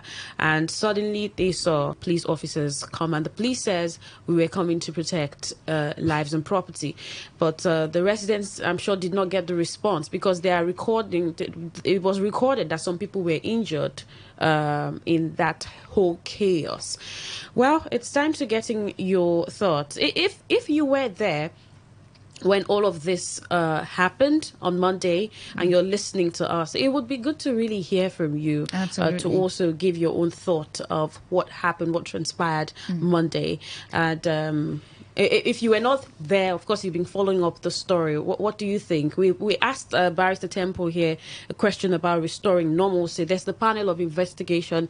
There's the police station there. But are there other things that can be done to ensuring that, all right, people just go back their normal activities, which is what it's supposed to be, without fear of anything? So you could giving those thoughts too. Yeah, and also to, going by all of the happenings in that local government area, people are definitely affected one way or the other, directly or indirectly. So we'd want to hear, if you're a resident of that area, how all of this is affecting. If you're a worker there as well, we want to hear how all of these is affecting you.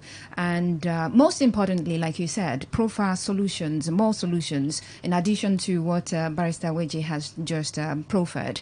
All right, so you can join the conversation. You can dial 0817-0000-951 and 0810-9510-951. Call those numbers, or you can send a message, text or WhatsApp message to 0701-933-9962. 0701-933-9962. That's the number for you to send in your messages to. Hello, good afternoon. Hello, good afternoon. Good afternoon. What's your name?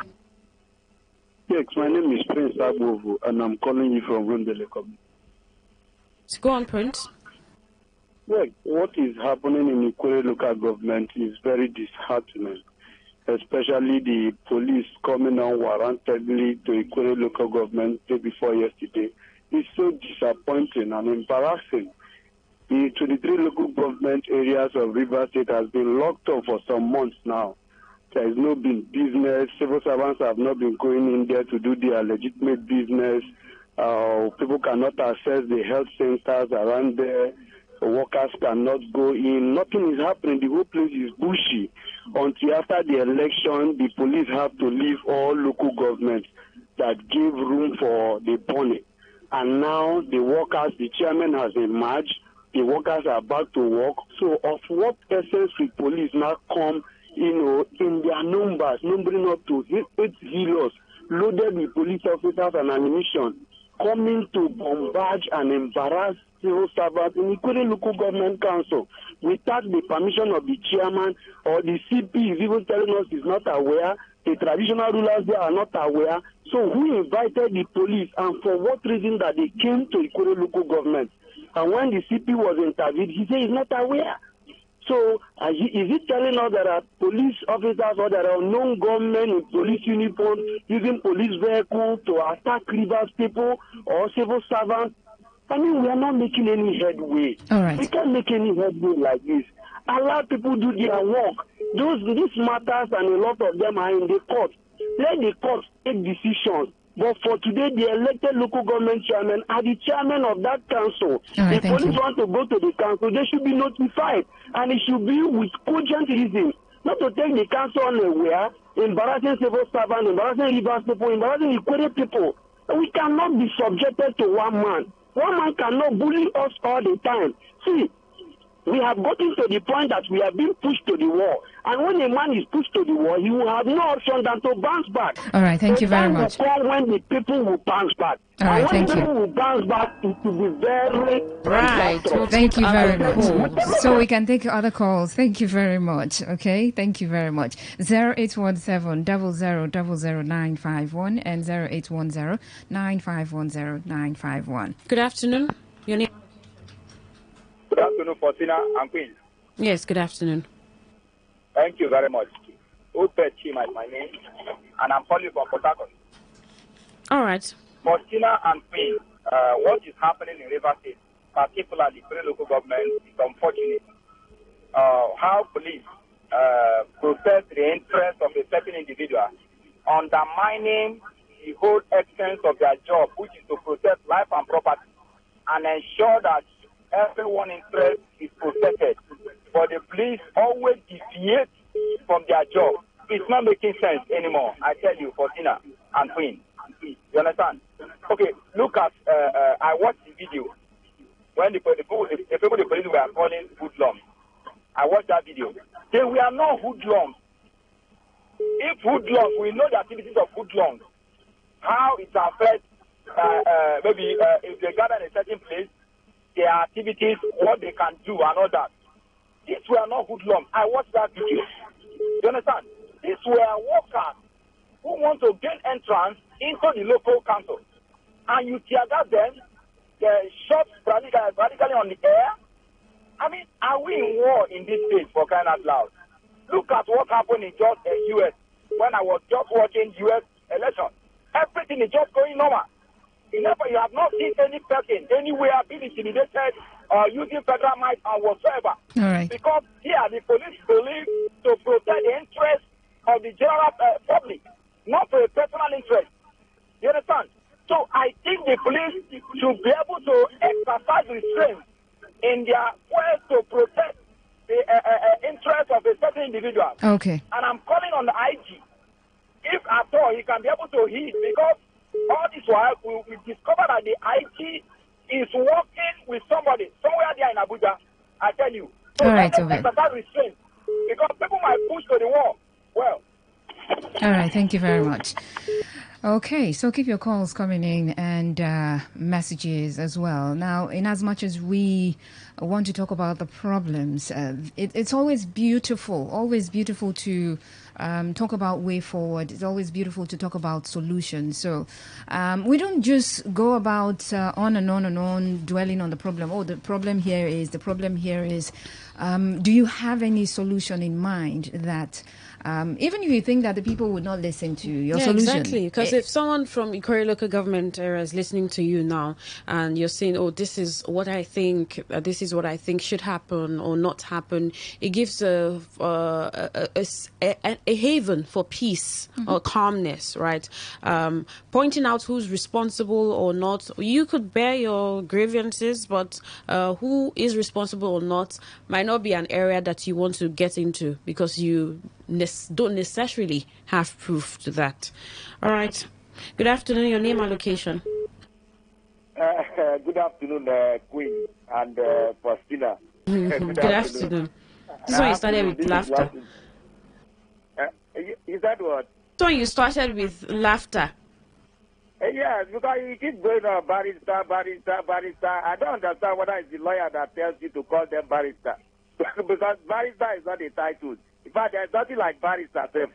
It's just like me calling you broadcaster Queen, broadcaster Faustina. Barrister, I don't know, sir, but in Nigeria here, we love titles so much. Okay, so you have 30 seconds now. You've taken 30 seconds to talk about barrister. Sorry. All right, quickly. The police has so many functions, and some of the functions is to prevent crime prevention, and also protect life and property. The police went there. The information that is available to the police, let us get it clear, is not available to the Mr. Temple that is talking there. It's not even available to the local government chairman. The information that is available to the police, they got information. You don't even know who a hoodlum is. Is it written on the face? The police may have reacted when that place was burnt down. community. Were they able to prevent it? Did they even know that it will be burnt down? It's just like you are driving your car, you park. You know if a terrorist is looking at you or is not looking at you. Sure. It is the duty of the police. The way we brand the police, let us wait and see. The police said they got information that that place was locked up and suddenly it was opened and people started going. What makes say that those that burned down that other one will not come and carry out that wicked act in this other side? Well, what is stopping them? So the police is simply performing their duty. We just wait. In this country we like to give police back. Even when minors were arrested, they say, hey, arresting minors, arresting this. Go to U.S. Check the number of minors that are arrested. All right. Year. So for me, allow the police to do their job. At the end of the investigation, they will tell us clearly what happened. They are the only ones that can tell us what information they got for them to get to that council and are still protecting that place till now. Thank you. All right, thank you very much. So let me respond to that. All right, go ahead. Yes. You see, the arson case was not limited to Ikure local government. It happened in Emohua, it happened at the LMA, and it also happened in Obiakpo. And then these places, work have resumed. So what is special about the Ikure local government? That's like the number one question that a lot of people have in asking. So what is special about the Ikure local government? And then investigation is a duty of police. I appreciate, particularly as a lawyer, but it has to be within reasonable limits. A long time has elapsed. Police have not invited one single person for questioning. Yet we say we are doing investigation. Yet we lock up the place, unmindful of the consequences of such locking. It's not a reasonable action anymore. It's not a reasonable action anymore. So going forward, I think the police should apply the international best practices. Stay by a corner, watch if any person is committing any offense, particularly in the place where you claim to be investigating. And then I'm also worried that a judicial panel of inquiry has visited the place, and then people have returned to the courtroom to now advance their evidence before the tribunal as it were. Yet the police is saying that they are still locking up. For what more? What would they do with such the outcome of such investigation? Returning back to the same panel? A reasonable police now should also, at this time, make a presentation before that judicial panel. Nothing stops the police from bringing their finding to the panel investigating the arson case. Based on what they have been doing all this while. Yeah, they've not done that. Okay, but if there was some sort of chaos at the council, if that's what I'm saying. Yes. The case being before a tribunal doesn't stop the police from that's a different ballgame now. Right? Yes, that's a different ballgame. But in this case now, who is this complainant? Omniscient. And then the police is relying on it to do what? It's omniscient, and then it does not exist, neither here nor there. Just that they want to play the script of some politician somewhere, which is now truncating the whole administration of the council. The chairman has been so much focused, the entire 13 LGA in Ikure local government, just 3 communities that have light: Igruta, Alo, and Omagwa. The rest 10 LGAs do not have light. And then the chairman is very busy trying to see how he can now segment it, taking the one of Elele, Omanelu, and Ishobu. And then the next phase, but with this whole distraction and all that, it's not helping the people. Oh, that's one of the downsides. It's not helping the people at all. And then the other day, the chairman, in the midst of this whole challenge, had to visit the dilapidated magistrate court building at Ubima. And then I'm sure that before the week runs out, the repair works would begin in that magistrate court. Okay. Also at Elele, he's also concerned with the building of the town. The hall, assembly hall, Mopo. All right, let's just take some more calls. Yes. Please do. Good afternoon. Your name and location. Yeah, my name is Honorable Chris O'Chris. I'm calling from Port Harcourt. Right, Honorable. Last time I checked, Sim Fubara is the governor of Rivers State and the chief security of the state if what Nigerian constitution stated is the real. So don't you see that there is a kind of counter order coming out from another state? How could you believe that a sitting governor up till now? What are we talking about this state? Is this state a banana republic, banana state, that governor will ask workers, local government workers to go back to work? People are just saying, we don't know if they are hoodlums. We don't know if the Nigerian police. What is really going on? Are you not seeing that somebody order is influencing the order of the governor, which is not supposed to be? Do we still need native doctor to tell us what is going on, that somebody order from above is operating above the order of governor of Rivers State? We don't need to be biased now. And the sheriff, all right. Nigeria. All right. Let's see if we have some text messages or WhatsApp messages, and then we go back to calls. Just like the police claim to be acting on what they call privileged information, how have they authenticated it? Now, what is the likelihood that at the end of the day, the man who has given them this false information could be arraigned? You never see them do that.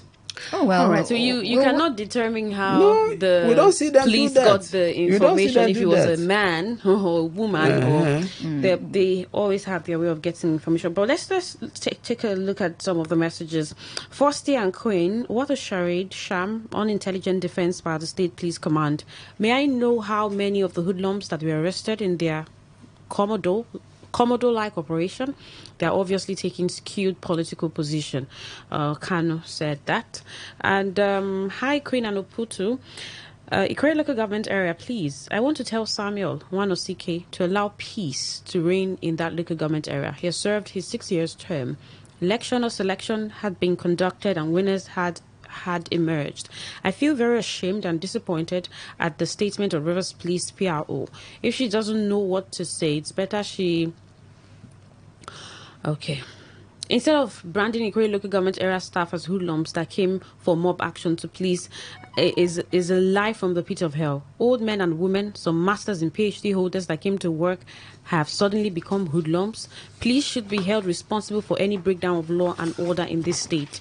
The so-called tenure elongation has been nullified by appeal court. Why is Samuel Wanosike allegedly constituting nuisance in that local government area? It's okay that you said allegedly, because I wanted to say it's like you conducted your investigation and then you've concluded. With his report. You came up with your name. Greetings, Faustina Okoyen. I appreciate your guest for the way he spoke. Police is the major problem in that local government. If they have information on threats to the populace, what police should have done is to act professionally and inform the local government area chairman too, Nicholas Erasmus. Okay. We'll take more calls, maybe two, and then we'll call check it Facebook. a day. Good afternoon. Your name and location. Good afternoon, Faustina. Yes, good afternoon to you, Dr. Chris. Welcome. Yes, Faustina, thank the barrister and your colleague who is there. Tell them that lawyers in Nigeria will call them barrister. I don't know what that young man is saying. I will suffer and become a lawyer. He won't address me as barrister. Give me my time. Go on, Doc. I don't know what he's talking about. Not easy to be a lawyer. Quickly, Faustina, I want to be very vocal. The Ikore local government area is an ancient local government area. When you talk about Ikore people, you talk about this Ishopo. Average Ishopo man is a very peaceful man and a very educated man. It's unfortunate. I want to be very blunt, but let me put the word allegedly. It's unfortunate, allegedly, someone Wanosike Ishi and Wike wants to cause problems to this local government area. Wike has he has 101% control of the police. The guy who left here as commissioner is him in Abuja. He tells police what to do when we have a sitting governor. Ikore people, I respect you. I'm not Ikore man. But I want Ikore people, Ikore nation, to sit Wike down and Wanosike down. Tell them enough of this brouhaha in River State. Enough of this trouble. Ikore people are very aspiring people.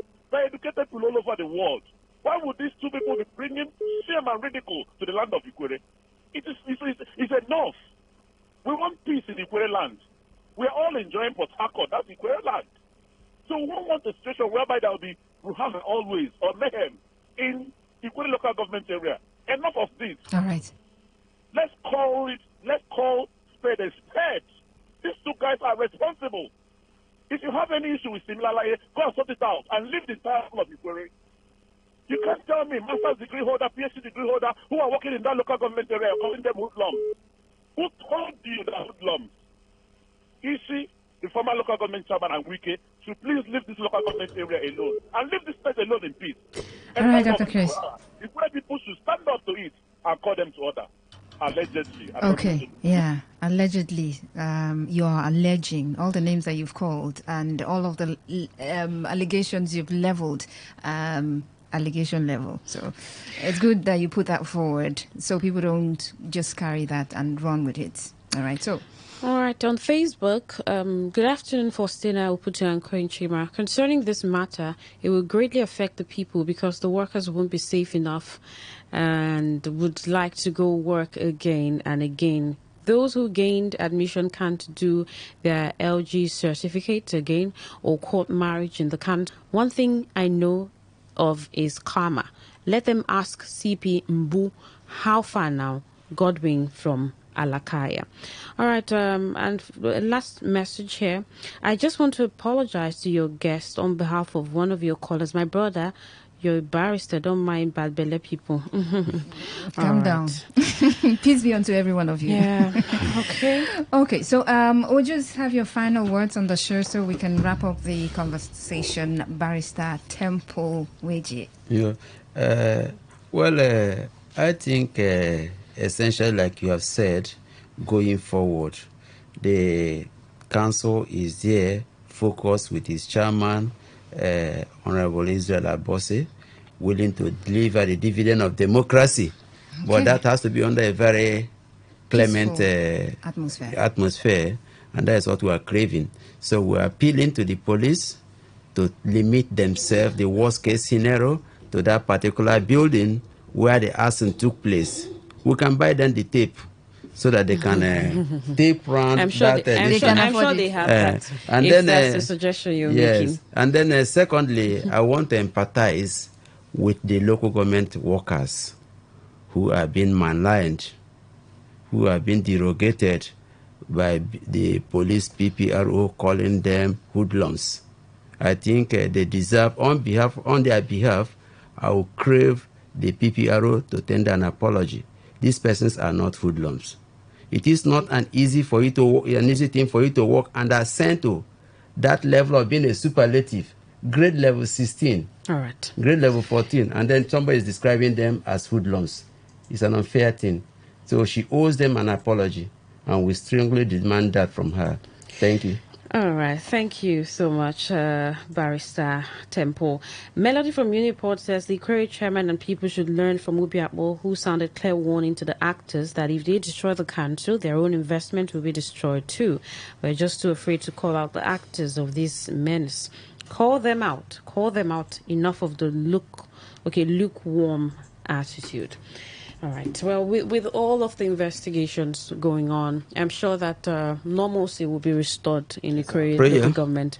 You believe that, Barrister Temple? Yes, I pray, and then we'll be praying fervently for that. All right. Thank you so much for coming on the show. That's it on Talk That Talk today, Wednesday, 6th November 2024. I wanted to say October. Good afternoon. And I'm Faustina Uputu. Thank you so much for joining. Top of the hour, the sports guy will be here. Guys will be here for today's Sports Live. Stay right here.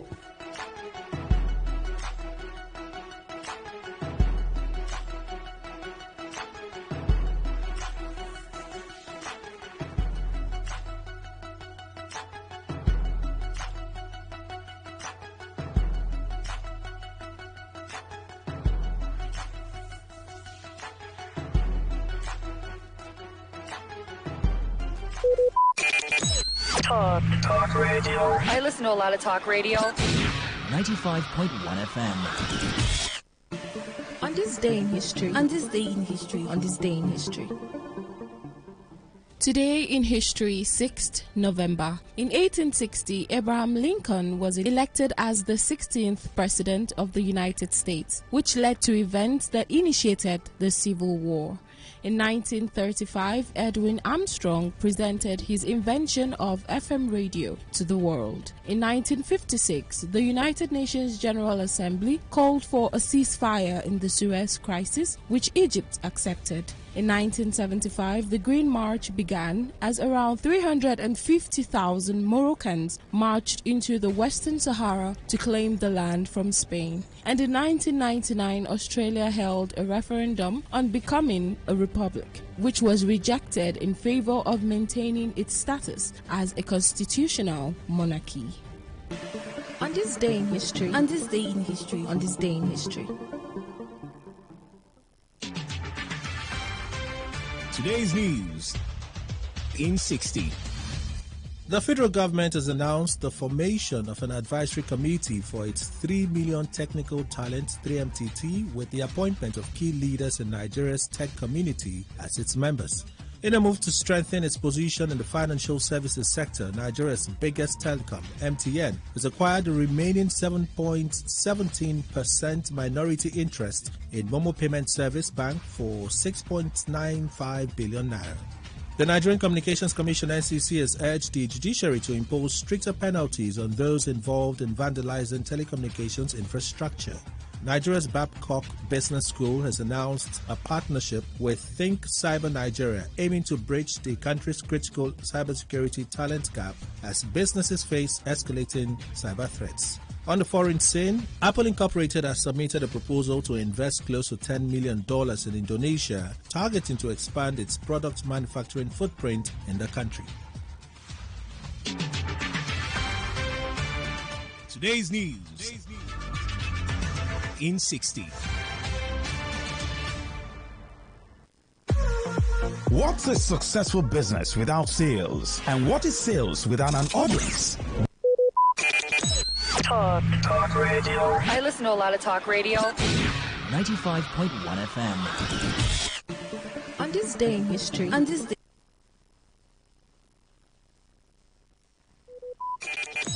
Talk radio. I listen to a lot of talk radio. 95.1 FM.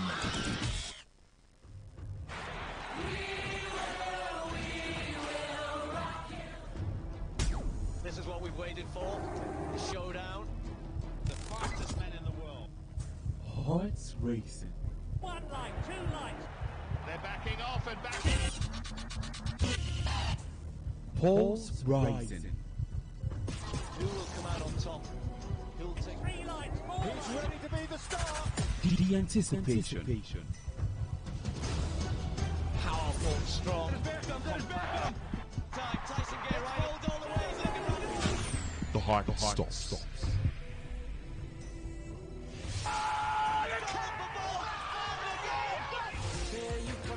Catch the sports gang on Sports Attack Mondays through Fridays, 7:30 a.m. and Today's Sport Live, 3 to 4 p.m. and also on the weekends, 1 to 6 p.m.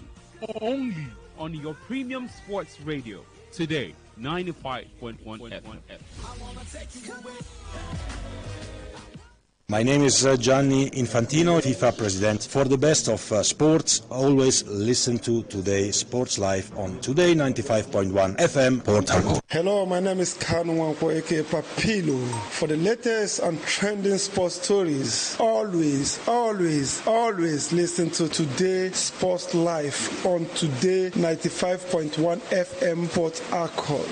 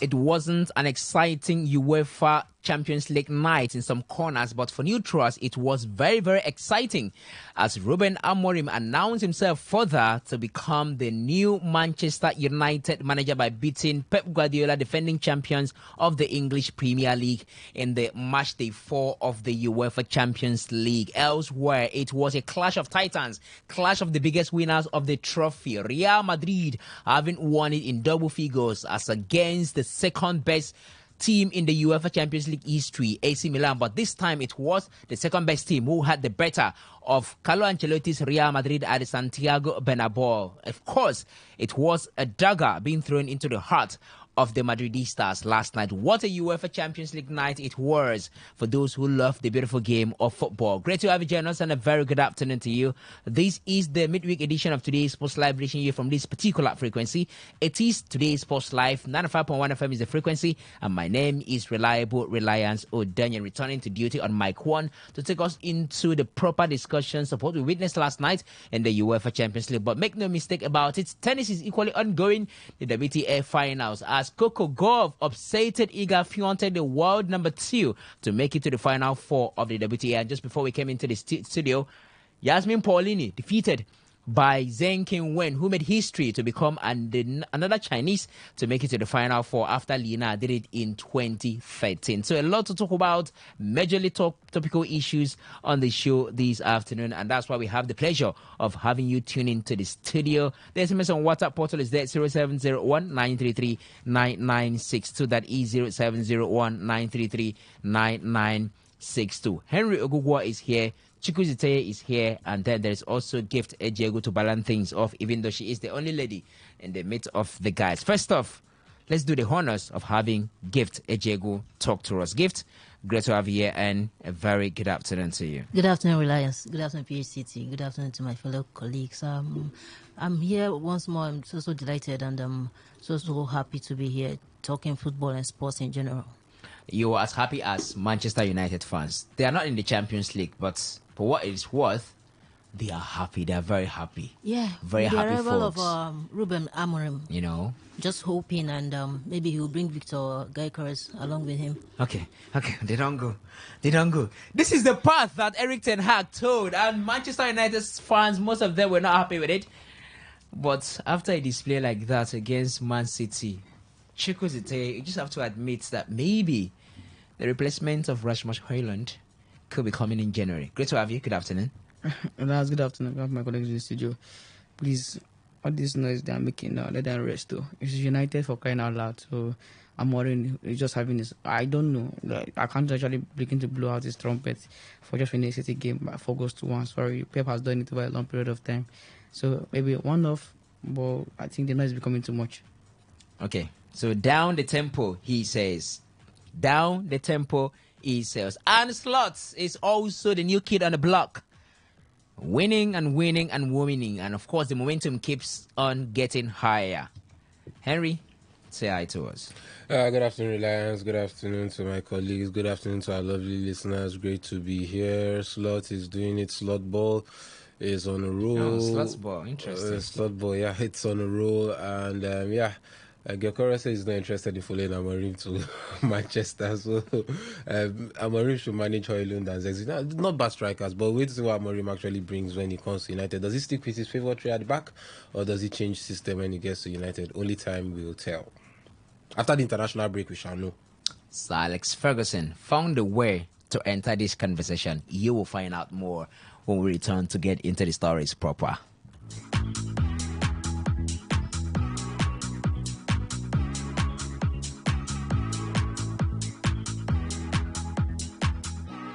So let's start things off from tennis, where Coco Gauff says she's working hard to change her head-to-head record against world number 2 Iga Swiatek after the American upsetted defending WTA Finals champion Swiatek for only the second time in 13 matches to reach the semi-finals in Riyadh despite 11 double faults. Former US Open champion Gauff defeated former world number 1 Swiatek 6-3, 6-4 to improve to 2-0 in round-robin play and take control of the orange group in a match played yesterday. It also ensures Arina Sabalenka will finish the year as world number 1, with Swiatek no longer able to overtake the Australian and US Open winner. The victory is golf's first over Swiatek since the 2023 Cincinnati Open and snapped the pole's 6-match winning streak after that is at the WTA finals. It feels great, and despite our head-to-head, I was confident, and I knew if I could find my game, I knew I had the chance to close out the match. Golf told Sky Sports Tennis. I was trying not to give her too many unforced errors. It's just a game of cat and mouse in these conditions. You can't change the past. I'm in the process of changing things. There's going to be good days and bad days. Elsewhere, Pegula's hope of winning a maiden WTA Finals title at this year's tournament in Saudi Arabia came to an end yesterday following a 6-3, 6-3 defeat to Wimbledon champion Barbara Krejcikova.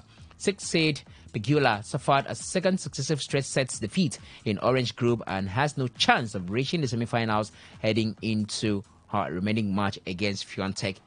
A repeat of last year's final, which the American lost 6-1, 6-love. Now, before we came into the studio, Zheng Qinwen defeated Yamis Paulini to make it to the final 4. So let's look at how the orange group looks like at the moment. Yep. So it's Coco Gauff number 1, 4 sets won out of 4, and of course 2 matches won out of 2 with 67% record. Iga Swiatek will come in second, 1 match won out of 2. And then 2 sets won out of 3, 49%. And there's Barbara Krejcikova with the same record in terms of number of games won and lost. But in terms of sets, it's 3 sets won for her. And then 52% record. That's 3 sets won and 2 sets drop. For Jessica Pegula, not only she waka come, she no win any game.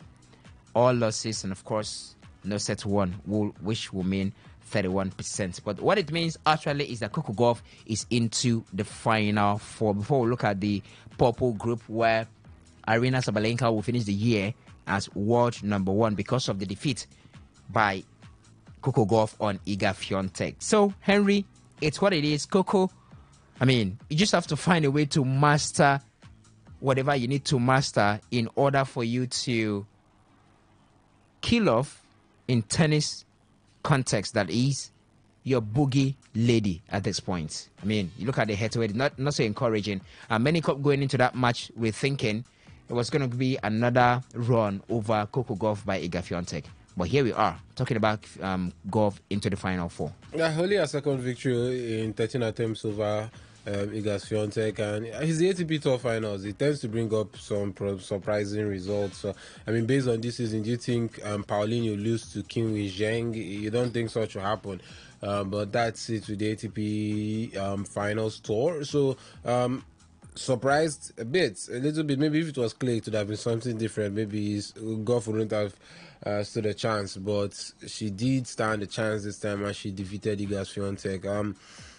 Powerful display, wonderful display from Gauff yesterday, and that was just what she needed to get through Swiatek.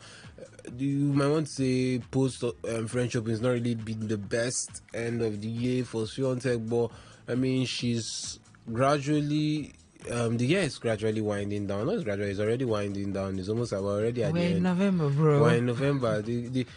Some days or some afternoon or some periods of the day, you get to feel the Hamatan breeze in this part. That tells you that the year is already gone. So, but for Gauff, you have to say an encouraging victory. Maybe just what she needs going into next season, because the season is not yet over, but probably on these guys, their minds, on these ladies, their minds is just about, I need to round this off, rest, and get ready for next season. So next season is already around the corner within their mind. So it's probably a victory she might need going into next season, because if she continues at the same level of performance, or with the same level of performance we saw this season, we'll probably see her replicate that next season. She will most likely clash with Swiatek at least once or two or twice in very delicate, or will you say in do or die affairs, in big matches, in big games, Grand Slam finals. So you need to have that mentality that you can beat her and probably this might just be a jinx broken for her, and maybe if she goes on to win the ATP Finals tour, it could just be another positive for her. Is she an awesome favorite right now? Does it put her ahead of maybe Iga herself, which still has a chance to make it to the final four, and maybe Arina Sabalenka? I think she's ahead of Iga at this point in time. Sabalenka will be hard. Sabalenka is playing some fine tennis here. Yeah. Iga hard court is not really her strongest point. Hard court golf is actually stronger on hard court. She's gotten this victory she wants, or she got against Iga, which is also a morale booster and it's also good for her psychologically. So she probably believes she can breeze or pass through anything at this point in time. And yeah, Iga has not really been in the best of form. So definitely, especially after the French, I put her ahead of Iga, but I don't know if I can put her ahead of Sabalenka right now because the tennis have seen Sabalenka play at this ATP Finals. No, okay, it's very difficult. All right, like I mentioned, King Zheng Wen, Zheng King Wen defeated Yasmin Paulin is 6-1, 6-1. That's a clean sweep. Not as sweet as it would have been if it was a 6-love, 6-love. But yeah, 6-1, 6-1. And of course, the winner was an ace. Such a beautiful thing to see. So she becomes the second Chinese woman to make it to the final four of the WTF finals after Lina did it in 2013. So yeah, that's how that one ended. And of course, ongoing as we speak is the match in the other group. That's the orange group, Arina Sabalenka against Elena Rybakina. That's also another match to look out for. In the purple group, please. Another match to look out for coming up, Arina Sabalenka against Elena Rybakina. As we are getting set for the final four, we are beginning to know who is going to play who gradually, or who has made it to the final four. So let's know what you think.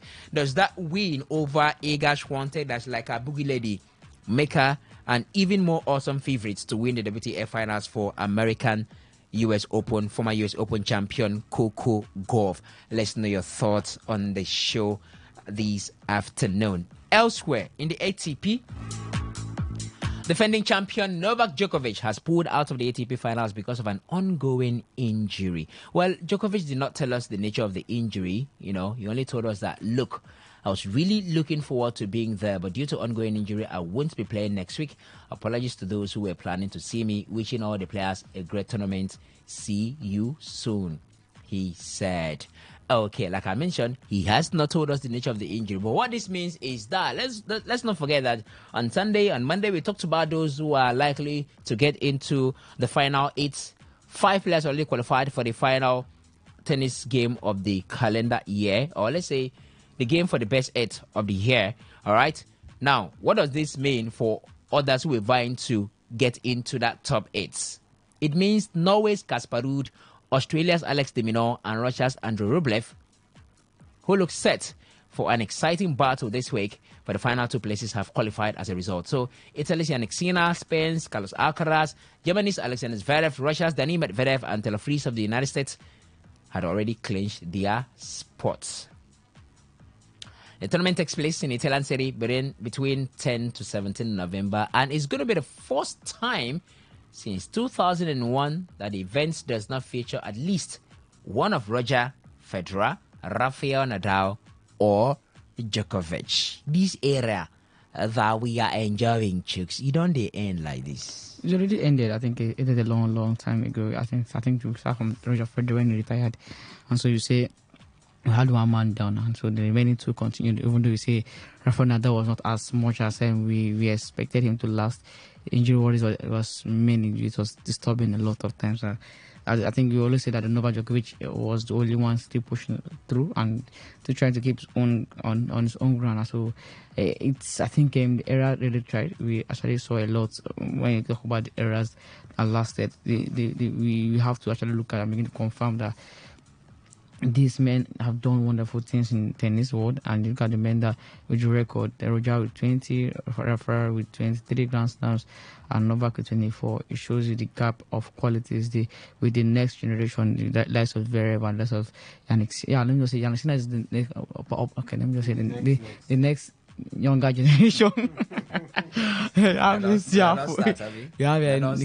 now we just have to name them. So I think we have enjoyed it, and we looking forward to someone, or we can see replacement. And you see, you have seen the likes of Akras and Sina, but it really what the while, or really what the rivalry we had during the days of Roger Federer, Rafa Nadal, and Novak Djokovic. All right, so Novak, you will not be playing again this year until the Australian Open. That is his favorite court next year. That's the first Grand Slam of the tennis calendar year. The Australian Open coming up in January, so he's going to have to rest, recover throughout the month of November, and probably start practicing by December, getting ready for the Australian Open in Australia, January 2025, unfortunately, for the legendary Novak Djokovic. But we had other unfortunate situations last night in the UEFA Champions League.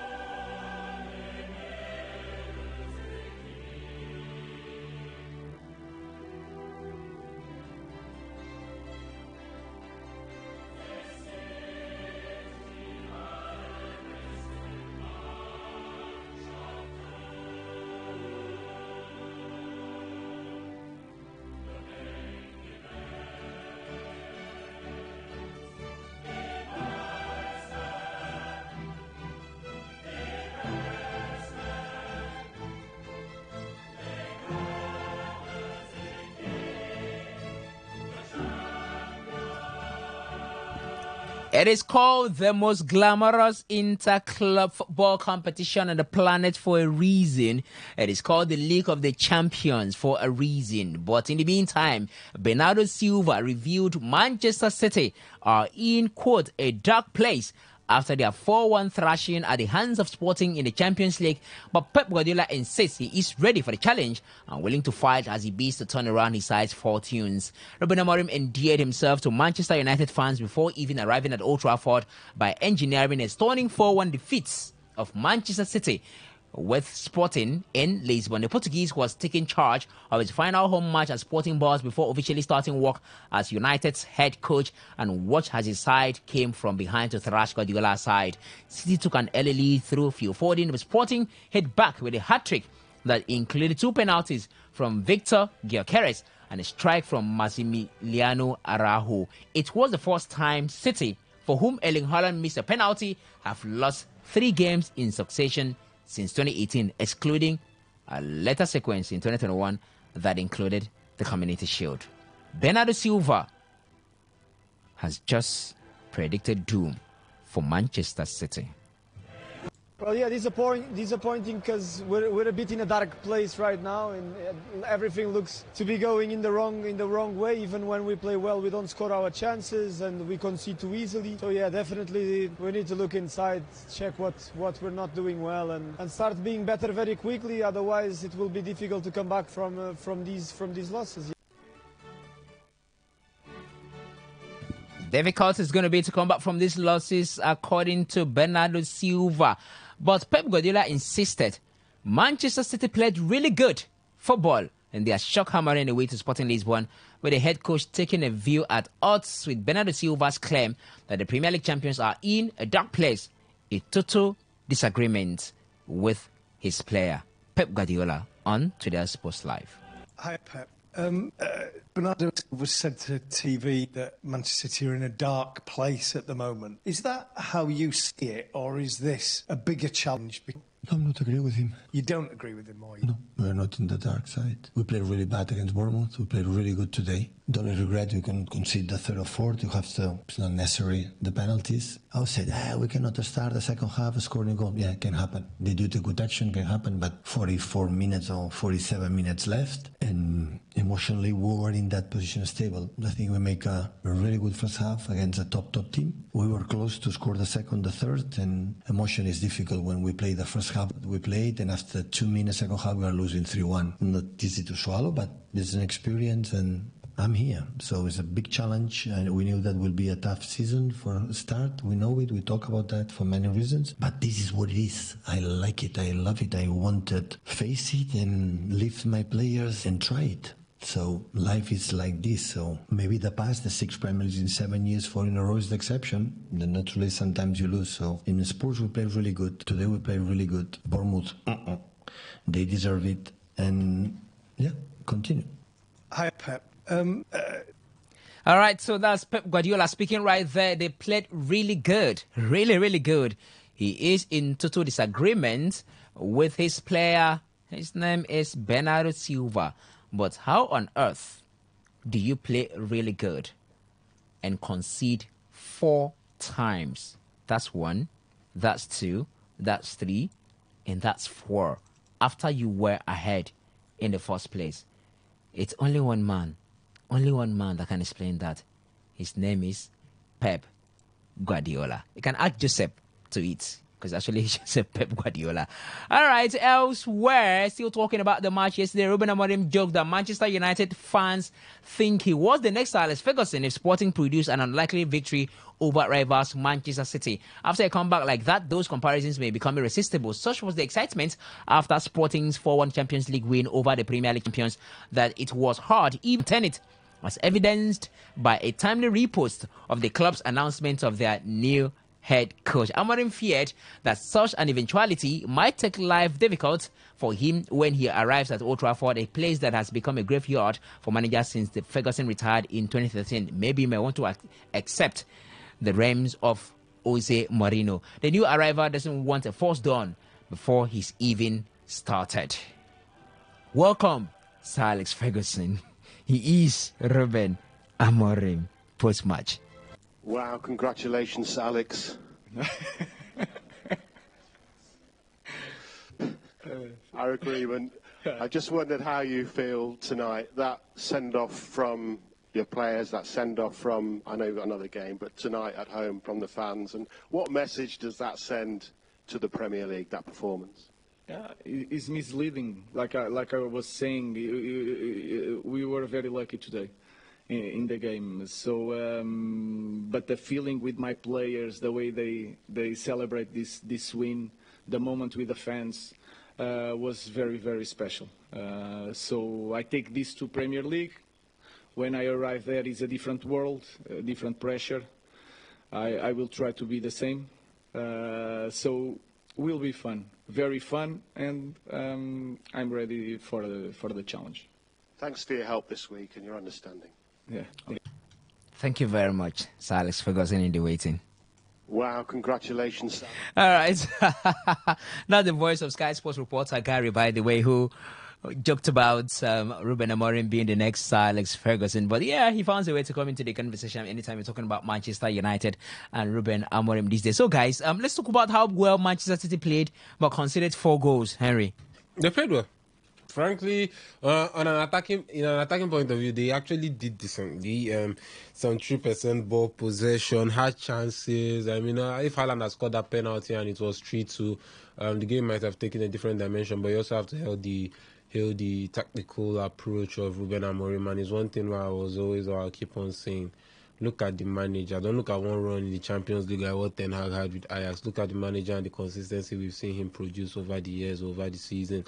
As regards, I mean, it's not even the first big team is actually taking their scalp in European football. That's over. He has taken Arsenal's scalp.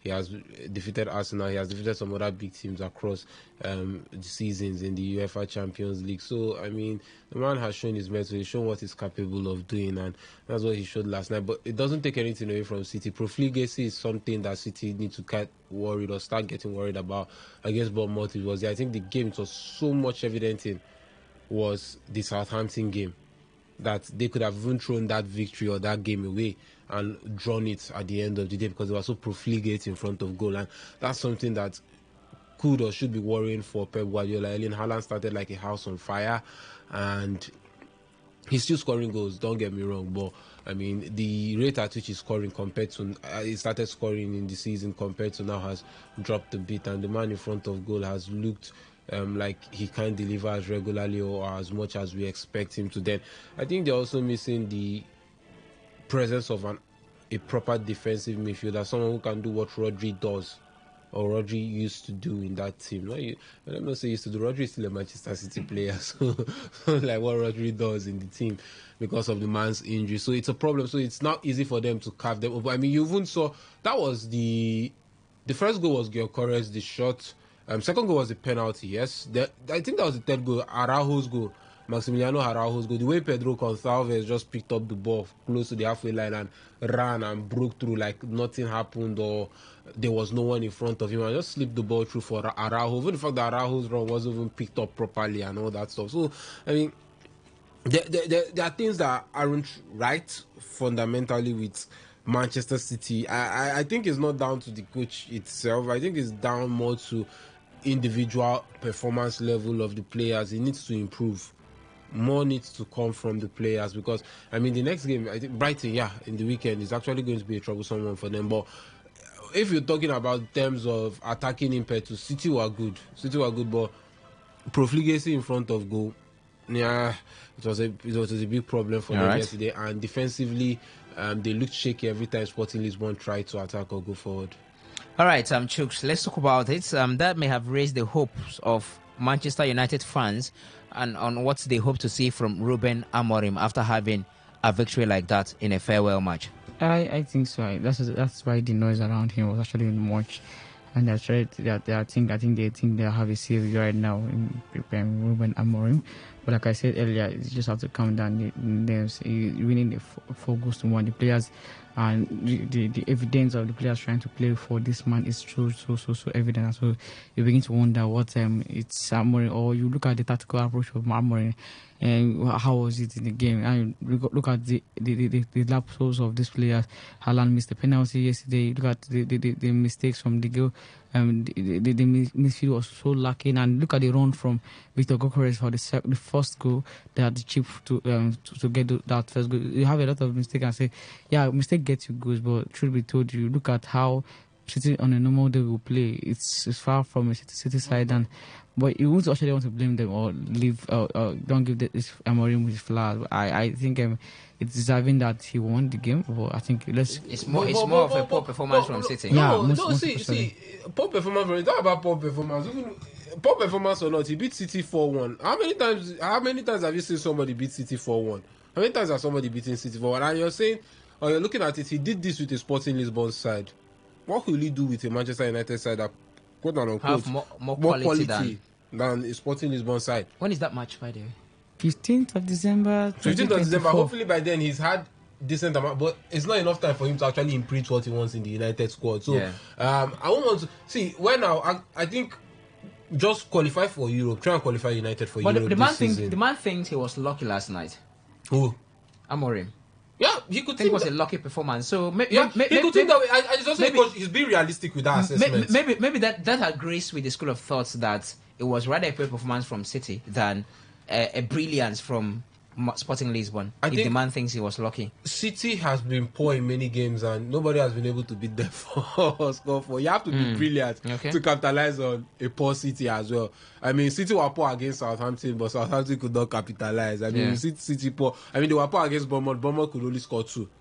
But they were poor supposedly. I mean, even when you watch the Bournemouth game and you watch the Sporting Lisbon game, there was a huge contrast as in improvement in performance from City. So he's being realistic and fair in his own assessment, not to put as much pressure on himself. But I mean, that man has something to offer. Just qualify United for Europe this season, then next season we'll start looking at. That's when we start the judgment. The report card comes out. So Henry, United fans can begin to hope that the revival can be, or is at the corridor. They can hope, but they have to be patient. Patience for like how long? Till the end of the season. Okay. Gift. It's 3 matches without a win for Manchester City, and to make it even worse, 3 matches all losses. I think their case is a little bit. It's Arsenal's case is a bit better because Arsenal had a draw in between. But 3 matches without a win, all losses for City. Tottenham 2-1, Bournemouth 2-1, Sporting 4-1. Is City coming off this? Do you see them coming back stronger from this kind of losses?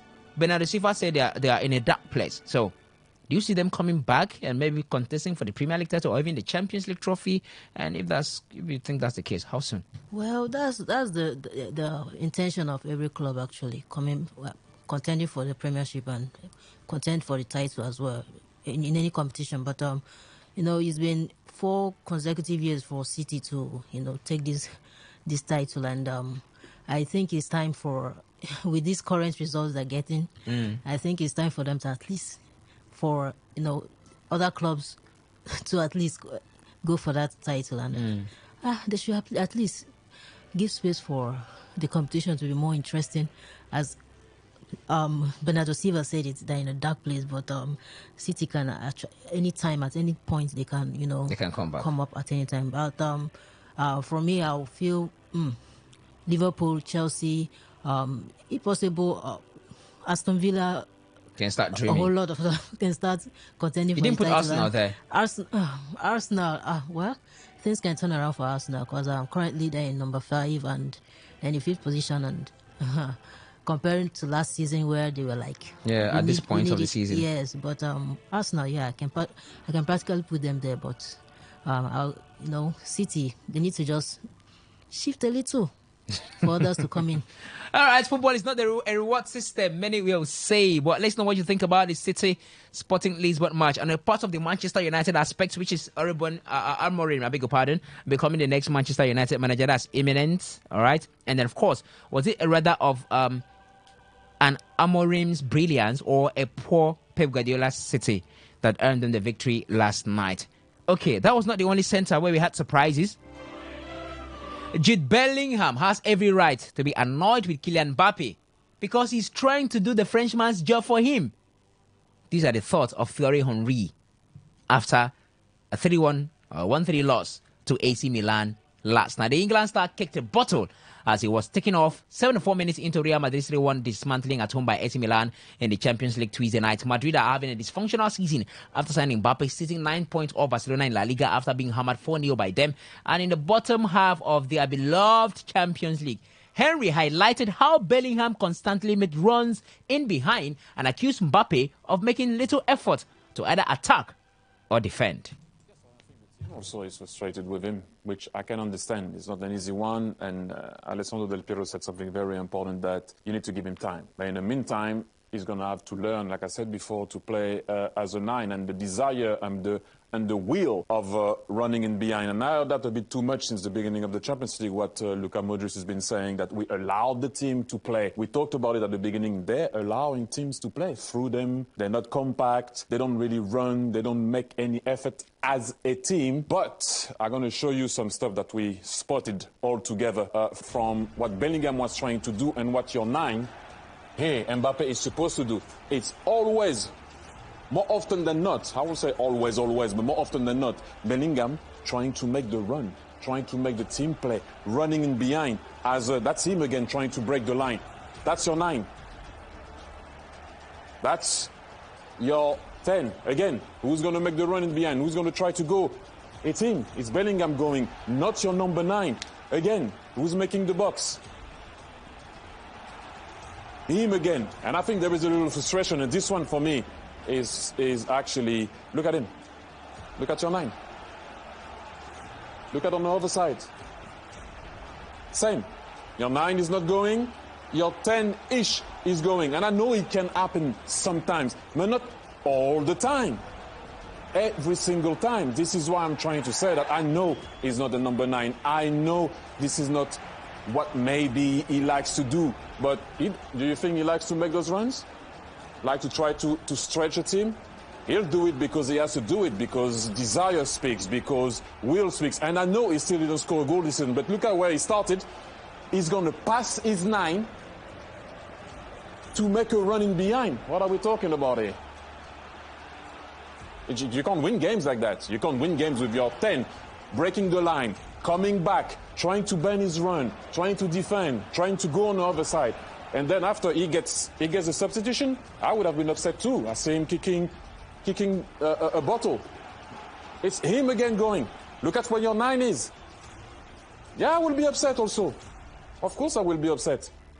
This is, for me, not good enough. And I don't think they're playing well as a team.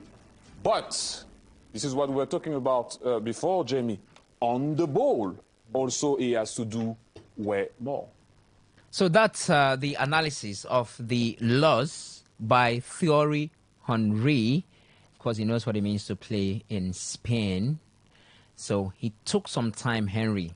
So you're going to have to comment on what your namesake just talked about, Henry. Thierry Henry, this one is Henry, the other one is Henry.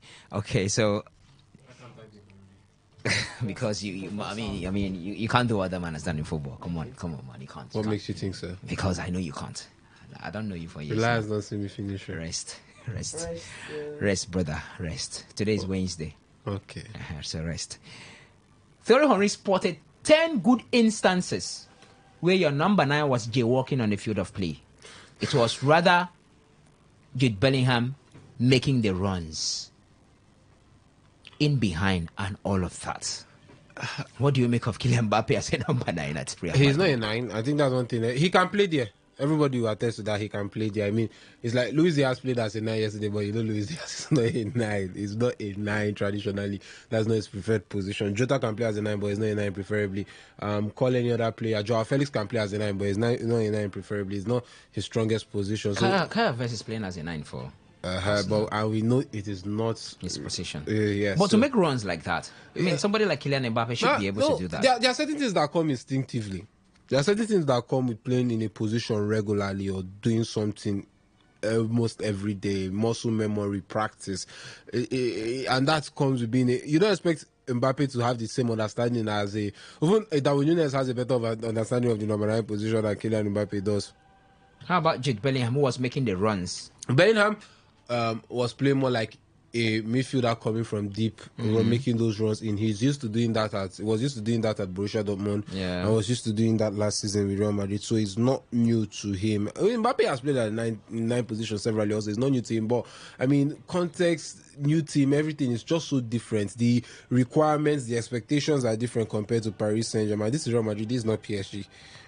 You don't play where you get the stick at Real Madrid, and the man is still acclimatizing, no doubt. But I mean, some might say, is that an excuse for you not to turn up or give the necessary performance that you did? Look, it will come with time, but I feel looking at that team, looking at the lineup, looking at the way they played yesterday, it was like Carlo was trying to shift a bit to what he did last season, just with maybe little tweaks. Rodrigo and Vinicius, but none of them really played as a 9. Yeah. But just like Mbappe was expected to do something centrally, which sort of, it's like I said, it's not really his game. It's not his game. I mean, PSG, no doubt. Even in PSG, the only time he really played as a 9 at PSG was when was when Messi and Neymar were there, and even when Neymar was injured, most times Baba overkits. Messi will play from the right. Baba overkits the line and go to the left and be looking for the ball and doing what he knows how to do best. But now it's different. There's a Vinicius there, and Vinicius is really injured nowadays, so he has to be content with that 9 position. But I think what Carlo did last season could work.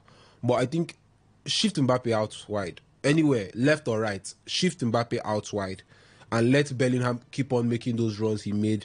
Yes, let him be or have that focal like what he did last season and see how it works for you. Mbappe has the pace. He can dribble. Maybe might not be a good dribbler as good as Rodrigo when it comes to dribbling, but he can dribble. Yeah. He has the pace and everything, so he can do the same work like Rodrigo did last season. So, I mean, now instead of how it was last season that Vini was the main outlet, you have 2 outlets in Mbappe and Vini. Yeah. So all right. That's what. So I just think I think it will eventually come before it becomes good or gets good for Real Madrid. It's what you cannot decide. Yes. Chooks, is the signing of Mbappe, or let's say the inclusion of Mbappe in the lineup for Real Madrid every game, every time, making Real Madrid predictable? Is it making the team predictable? And of course, look like Henry said that other players might be frustrated. Rodrigo was on the bench, in the match yesterday, and of course didn't come on. So do you think it's making this team predictable? Again, I saw something. I don't know whether you saw it. Something similar to what Barca did to Real. That high line. They kept, AC Milan more or less kept that high line, knowing that this might want to depend on the paces of these guys. So catch them offside more often than not. That actually worked when Barca did it, and they were hammered 4 goals to nothing. So do you think this team is becoming too predictable? Yeah, obviously, look at them. Mbappe just thinking about all of the runs, and so you don't have that number 9 instinct again in any of the players themselves.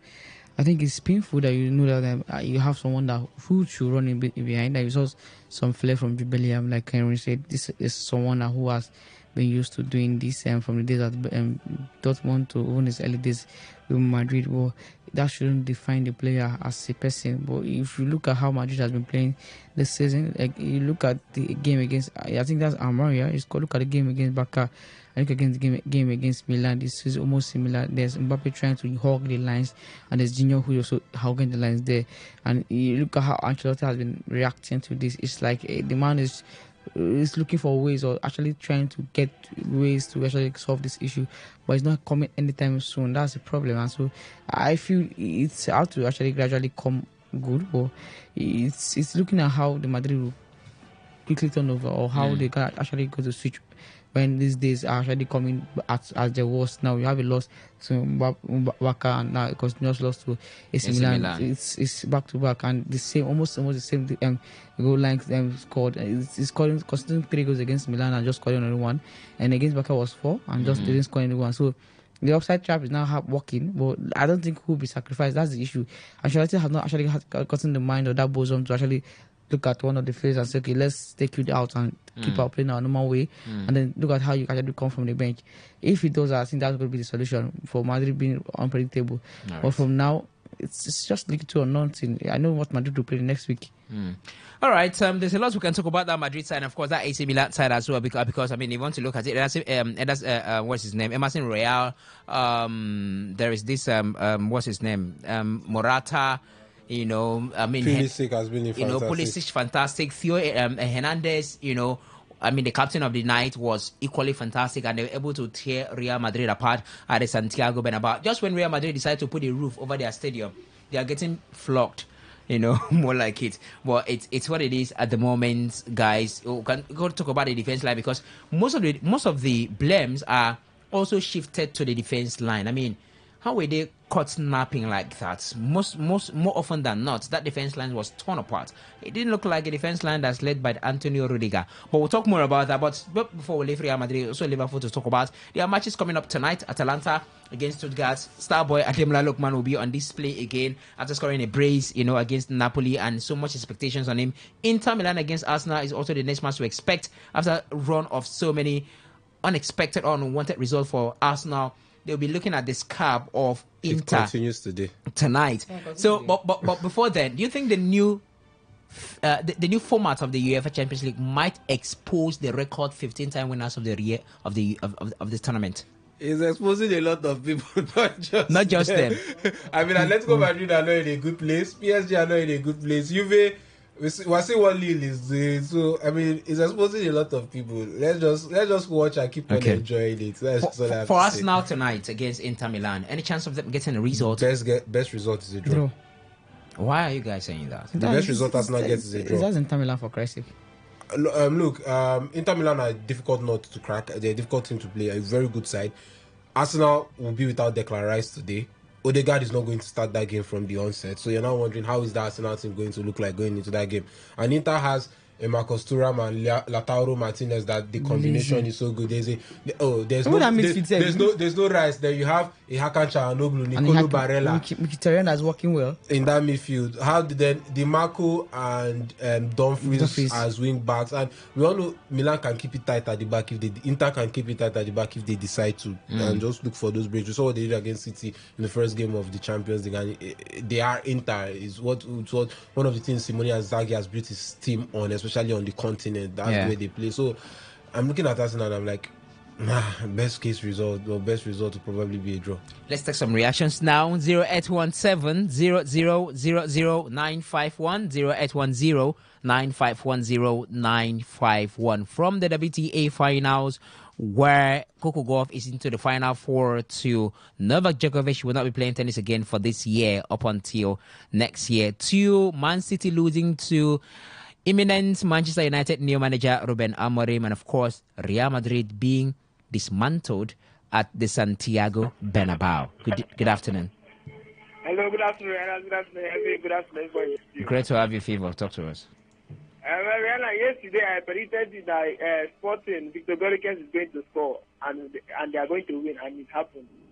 So I'm not going to say too much today, but what I'm going to say that let Saka to not play. If you like, let Raya not kick. If you like, let Saliba and Gabriel not kick. Inter will beg for draw at San Siro in today's match. Okay. So that Arsenal have a good record against the Italian team. Okay. Arsenal has a very. In 2003, Arsenal beat them 5-1 at San Siro. They come at the Emirates, we still knock them 2-1. So I think that record is going to continue today. Thank you very much. All right. Thank you very much. Appreciate you. Let's see if that's going to work out. Hi, good afternoon. Good afternoon, guys. Simon, welcome. Yeah. What my fellow Arsenal person said was a little bit wrong. That San Siro match that we won them 5-1. The first one was 3-0. Home, Arsenal home. Then we went back there and won the 5-1 in 5. So we did not beat them home and away. But just as you said, Arsenal have more results over Italian side. Arsenal have edge over Italian side. But not at this Arsenal now. I don't know. I think the best result we can get today is that draw. Since that is playing at San Siro, I think it's that draw. And that draw is okay for us. We are still sitting well at the table. Then for the Manchester City, I said it when Rodri got injured. So many people predicted that it will not affect City. I said Rodri was the engine room of City team. And so what Manchester City will be doing now is to score more goals because they will be conceding, and it has happening. You see, all of us have seen now what Guardiola has been enjoying over other coaches. You know, he will have stars all around him. If this one gets injured, the other one will replace. Then other coaches will be suffering. Because, see, he's not as super as we think that he is. It is the player that are even making him. Look at what is happening to him this season. I don't know why this kind of thing did not happen to them last season. That league can be straight winning for Arsenal. But look at anybody this Liverpool now that I'm seeing.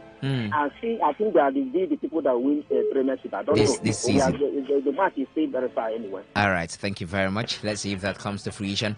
Good afternoon. Reliant. Calm down.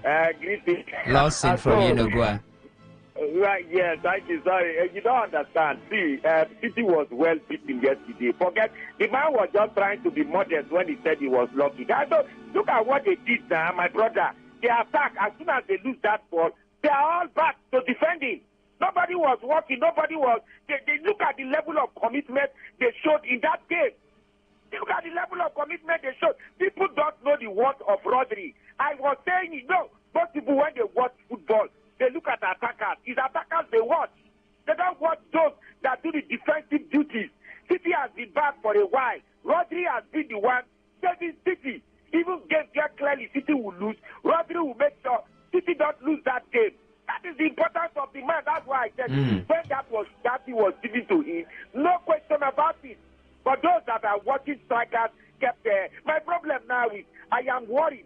You know why? When I saw the level of commitment of those players, are United players committed? That committed. Can be committed. Now what the question? And that's the problem with United. Yeah. When they play, they go and they lose the ball, they then start walking.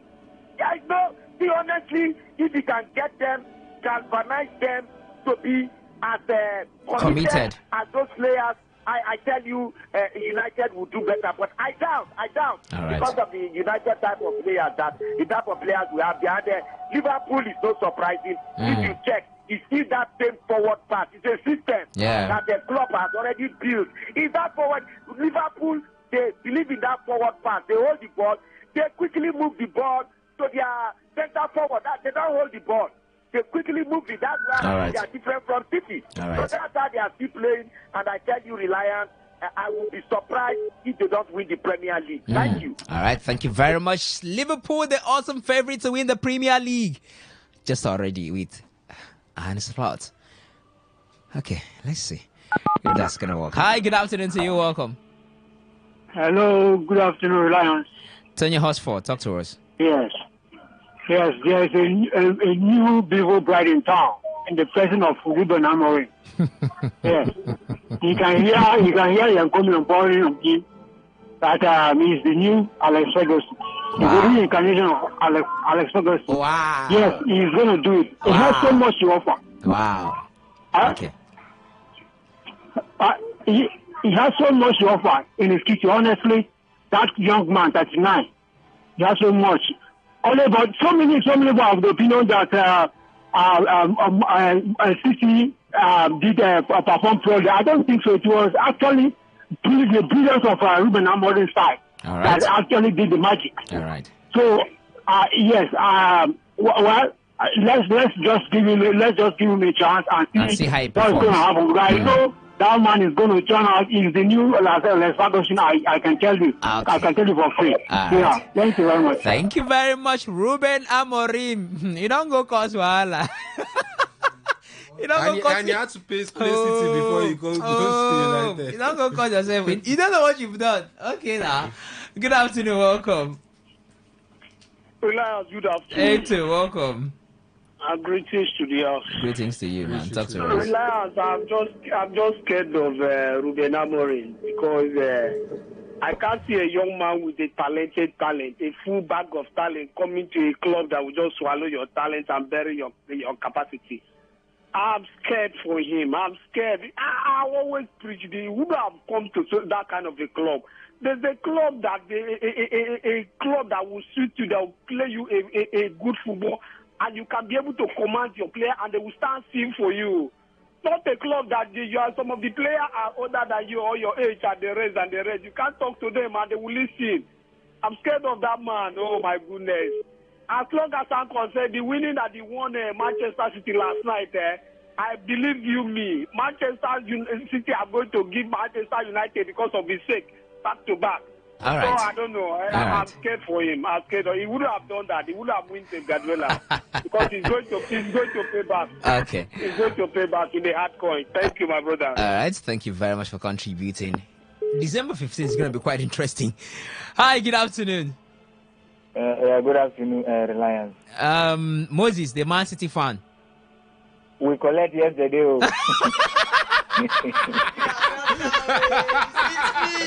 Sharp. Oh my. But, nice. We'll revenge. Okay. Come to England, we go put down for their body. We'll put down for the manager body. We'll collect yesterday. Okay. I think I can collect. All right, Moses. Thank you very much. That's a very honest fan. No, yeah. There's another Man City fan in the studio. Princess Kabari. Good afternoon. Welcome. Good afternoon. Yes. I'm calling from Romokroshi. Okay, talk to us. Now, Liverpool fans are here. Oh, you deserve the bell. Thank you. I just called because of that Man City fan. Because yesterday, I tell her, say, they go chop her. Me say, they go win that match. But me, I know say, Guardiola, he don't reach the end for man. And this is our own coach. Now he go take over from her. I thought I'm not going to take. Chelsea coach not going to take. Even Amorim, because Amorim not supposed to come man you. If for a week, make Guardiola come out. For him to come City. Yes. If not, that Man City where he go. All right. You. All right. He go chop him. All right. All his skin go fit for him body. So I thank for my boy. Okay. Yes. Thank you very much. Appreciate you for dropping by. Good afternoon. Good afternoon, everyone in the house. Good afternoon to you. What's your name? I'm Andy from Chokoche. I didn't get the name, please. Andy from Chokoche. Okay, Andy from Chokocho Eche. Talk to us, Andy. I want to know which people will go play with Tobacco. I go tell you. Adeya. Okay, no problem. Thank you. Kosi wahala. Mfaneba. So, eh? All right, let's look at the foot. And by the way, that match ended 3-0, the first leg. Arsenal Inter away from home, and then Arsenal revenge by beating them at home as well 5-1. Just a confirmation of that and a correction as well. Thank you, Simon, who brought that to our attention as well. Okay. All right, so let's look at the full results. PSV Eindhoven against Girona ended 4-0. Slovan Bratislava Dynamo Zagreb ended 1-4. Bologna AS Monaco ended 0-1. Borussia Dortmund Stormgrass ended 1-0. Celtic RB Leipzig ended 3-1. Leo Juventus ended 1-0. Liverpool by Leverkusen ended 4-0. Real Madrid against AC Milan ended 1-3. Sporting against Man City ended 4-1. Tonight, Club Brugge, Aston Villa, Shakhtar Donetsk Young Boys, Bayern Munich, Benfica, Feyenoord RB Salzburg, FK Crvena Zvezda against Barcelona. You heard the name, right? FK Crvena Zvezda. That's Red Star Belgrade. Abi? Yes. Now Red Star Belgrade, but their printed name is Crvena Zvezda. That's the team playing against Barcelona. And Inter Milan, Arsenal, Paris Saint-Germain, Atletico Madrid, Sparta Prague against Brest, and VfB Stuttgart against Ademola Lookman's-led Atalanta. We end things there. Many thanks to Henry Ogugwo, Chiku Zite, and Gift Ejego, who were here with me. For now, I hand you over into the safe hands of Queen Chima for the news updates at 4 p.m. My name remains Reliable Reliance Udanyan. I will talk to you again tomorrow by 6:30 a.m. on Sports Tag. Good evening.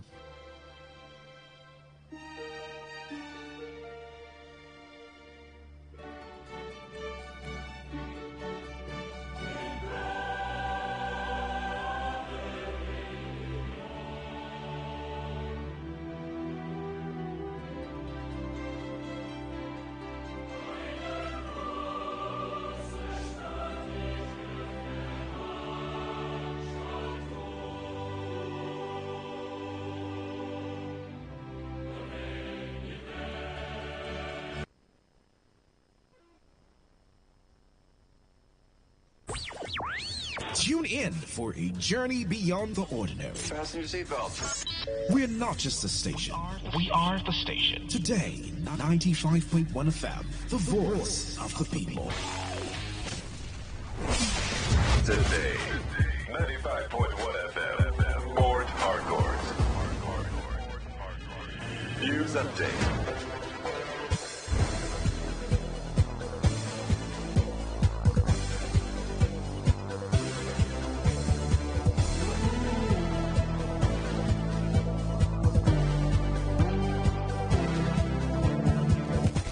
Good afternoon. Here is the news update on Today 95.1 FM. I'm Queen Chima. President Bola Tinubu has expressed regret following the death of the Chief of Army Staff, Lieutenant General Taoreed Labaja, after a brief illness. Labaja died at the age of 56 years. In a statement through the Director, Information and Public Relations, Segun Imoyosho, for the Secretary to the Government of the Federation, the President has directed that national flags be flown at half-past throughout the country for 7 days in honor of the departed Army Chief. President Tinubu appreciated profoundly the services of the departed to the nation and wished the family the fortitude to bear the great loss. Tinubu had earlier announced the passing of the Chief of Army Staff. Born on February 28, 1968, Labaja served as the Chief of Army Staff for 1 year and 4 months following his appointment to the position by President Tinubu in June 2023. The House of Representatives has expressed its readiness to engage tax experts to brief it on the implications of the tax reform bills currently before the National Assembly for consideration. The deputy spokesman of the House, Philip Agbese, disclosed this in an exclusive interview in Abuja.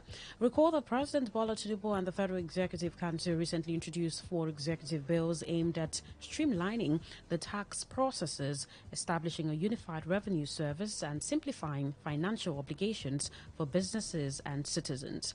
The reforms resulted from a month-long review of existing tax laws by the Taiwo Yedele-led committee, which was inaugurated in August 2023. The committee's recommendations were harmonized into 4 executive bills, which were transmitted to the National Assembly in September 2024.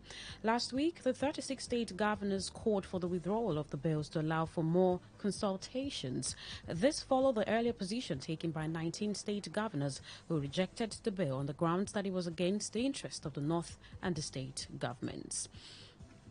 Well, former presidential candidate of the Labour Party, Peter Obi, has raised concerns about the ongoing power crisis following another collapse of the national grid.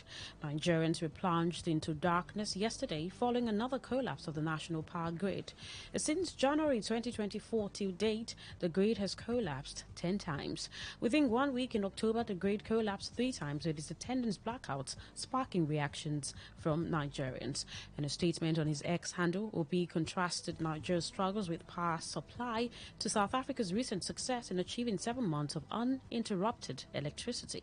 Obi emphasized that the issue affects Nigerians across all regions and religious groups, dismissing any suggestions that certain groups benefit more than others in the energy sector. Stressing the need for collective action, Obi argued that solutions do not lie in tribal or religious divides, but in unified, visionary leadership. And on the foreign scene, Israeli Prime Minister Benjamin Netanyahu and the UK's Keir Starmer have been among the first world leaders to congratulate Donald Trump as he appears to be on the verge of winning the U.S. presidential election. The election of a new president is not just a big deal for the U.S. A new leader in the White House can transform the country's foreign policy and its position towards its friends and foes internationally. And that was the news update on Today 95.1 FM. I'm Quinn Chima. Thank you so much for listening. Good afternoon.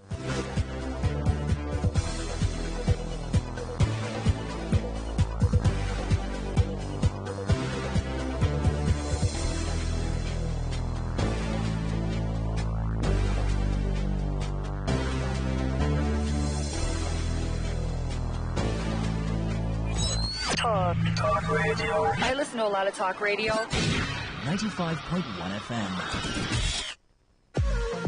What's a successful business without sales? And what is sales without an audience? Well, do you know that you can reach 8 million listeners across 6 states in 2 geopolitical zones all at once? How? With Today 95.1 FM, you can get millions of people to know about your business. And what does that mean to you? More sales. Call 081 389 2850 now for more information.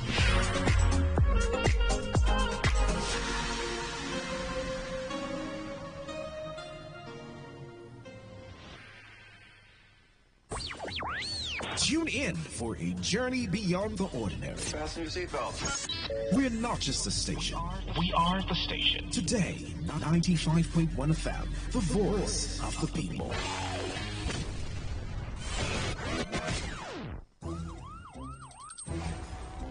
It all begins with breaking news. Now make no mistake, this is a difficult mission, and it will remain difficult for some time. Then it keeps trending. Events, issues, personalities, all struggling to gain attention. But in the race for deadlines, the intrigues, power play, on the currents are often missed. This is a difficult mission, and it will remain difficult for some time. Then it keeps trending. Events, issues, personalities, all struggling to gain attention.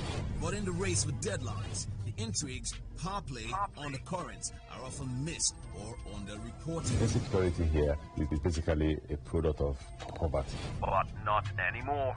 As the platform on radio steps in to fill the missing links on events, issues, and personalities in the news. I'm not afraid of anybody.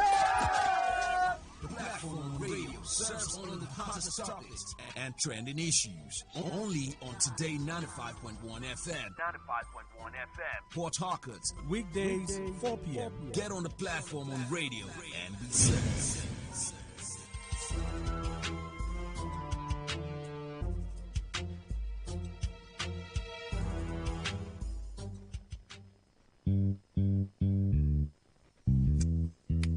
All stands, greet. Good morning, sir. Good morning. You're welcome to Jagbajantus High School.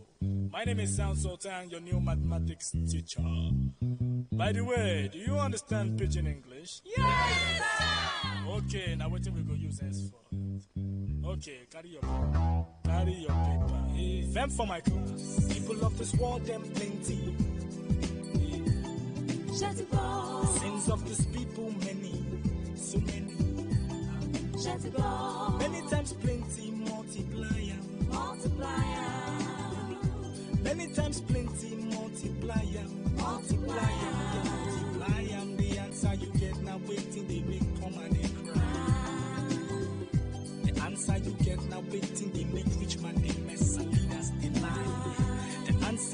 get now waiting, they make young boys and girls join party gang. As how you get now waiting, they make innocent man rot inside the jail. Get it, and then agree to grant a bail. Get it, oh. Everybody, oh yeah, oh, join Jamba Jantis, solve mathematics. We did about our continent, so Oyibo say about mass, we go use take solve mathematics. So follow Jamba Jantis, so ya carry by.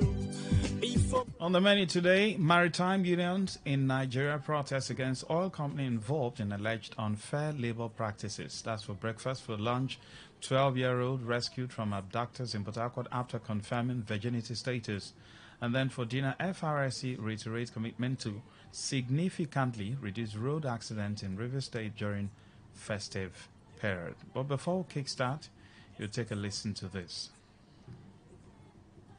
It has really become the occurrence of our black operators, our black directors. They try to fiat the conditions of service. We have been marginalized so much. You have a CBA, and the essence of the CBA is to work in that agreement, but they will thwart it, get non-qualified HR. So we, the union, say we will not take it any longer. All these complaints we even taken to NIMASA. NIMASA is very much aware of this, our complaints, of series of companies that are flaunting this condition of service.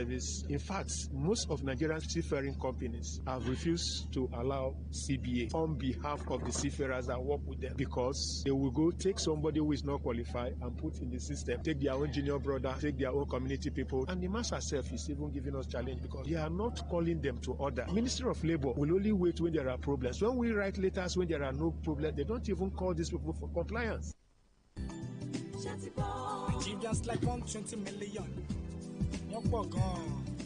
That was the voice of the offshore zonal chairman of the Nigerian Merchant Navy Officers and Water Transport Senior Staff Association, Captain Cyril Nzekwe, complaining about unfair practices and disobedience of multinationals to condition of service. And that's our breakfast. We'll go through the details and then you have your take. Maritime unions in Nigeria have staged a protest against Typhis Plantageria, accusing the company of unfair labor practices directed at workers in the sector. Speaking in an interview with Today FM's Sandra Kenneth, a trustee of the Maritime Workers Union of Nigeria, Eze Robert, said that the company had dismissed over 50 workers without following the proper procedures, including providing reasons for their termination or paying the required compensation. Robert stated that the company had failed to adhere to the conditions of service and the collective bargaining agreement, continuing to exploit workers through unfair practices. On his part, offshore zonal chairman of the Nigerian Merchant Navy Officers and Water Transport Senior Staff Association, Captain Cyril Nzekwe, also criticized the company, alleging that it had violated the conditions of service by laying off workers and replacing them with uncertified personnel, actions that he said violated the ethical standards in the sector. In response, the documentation officer at Typhis Plantageria, Atiku Mohammed, stated that the company is in discussions with the union to resolve the matter. What do you make of the activities of NIMASA as regards the concerns of workers and other safety-related issues on board? 2. Do you think the Ministry of Labor needs to do more? Are they even doing their job in the first place? Do you also think they need to do more in ensuring strict compliance to the service of condition and labor practices in the country by multinationals? From time to time, you get to hear about these complaints. Workers protesting against oil companies, and some of these oil companies are being taken over right now as we speak by Nigerians. Okay, you employed someone. The condition of services that you're going to pay so amount monthly, allowance, this, that, but when they start working, you deviate from the conditions. It's just like the agreement between ASU and federal government. They say, okay, go back to work. We will do this at social time. When it's time, we'll now start reminding you of what you're supposed to do. Sandra Kenneth is joining us. Sandra, good to have you. Good evening, Maxwell. Labor, generally speaking, are they doing their job, which is to protect their workers across all both multinationals in public and private sector? I think they are not really doing their jobs. I doubt that they are doing their jobs. They are not. For me, I think labor is for a particular group of people, which are the civil servants and people working for the government. I don't see NLC as people who are fighting for actual workers. And when you look at people in the civil service commission, or people in the civil service sector, you can't compare their numbers to the numbers of people who are in private-owned organizations, you know. And for me, I feel like they are not working. I feel like they are not working for the entire workers, even though they claim to. Because if you are working for entire workers, there are a lot of irregularities. I mean, let's look at other sectors. Let's look at people in the power sector and other sectors in the country. You know, you hardly see them or hear them coming out, you know, to talk about the welfare of those workers. Like Maritime now, this is not the first time they had protested sometime last month here about freight forwarding. They were talking about 9-month-old salaries and that is yet to be paid. They even threatened to shut down JTs across the country. So these are things that I expect our labor unions to come out and fight. These people are also union members, but it doesn't look like they for me, I feel like they don't look more active, probably because they are not usually available. Do you think the reason why some of these multinationals behave the way they behave is probably because they have their proxies who are in government? Because government also is supposed to protect her workers. Generally speaking, globally, government have penalties for companies operating within their jurisdiction that are not keeping to terms and conditions. For me, the first thing I would say is we in Nigeria, we don't practice international. Our practice is not of international standard. You know, we do it the way we want.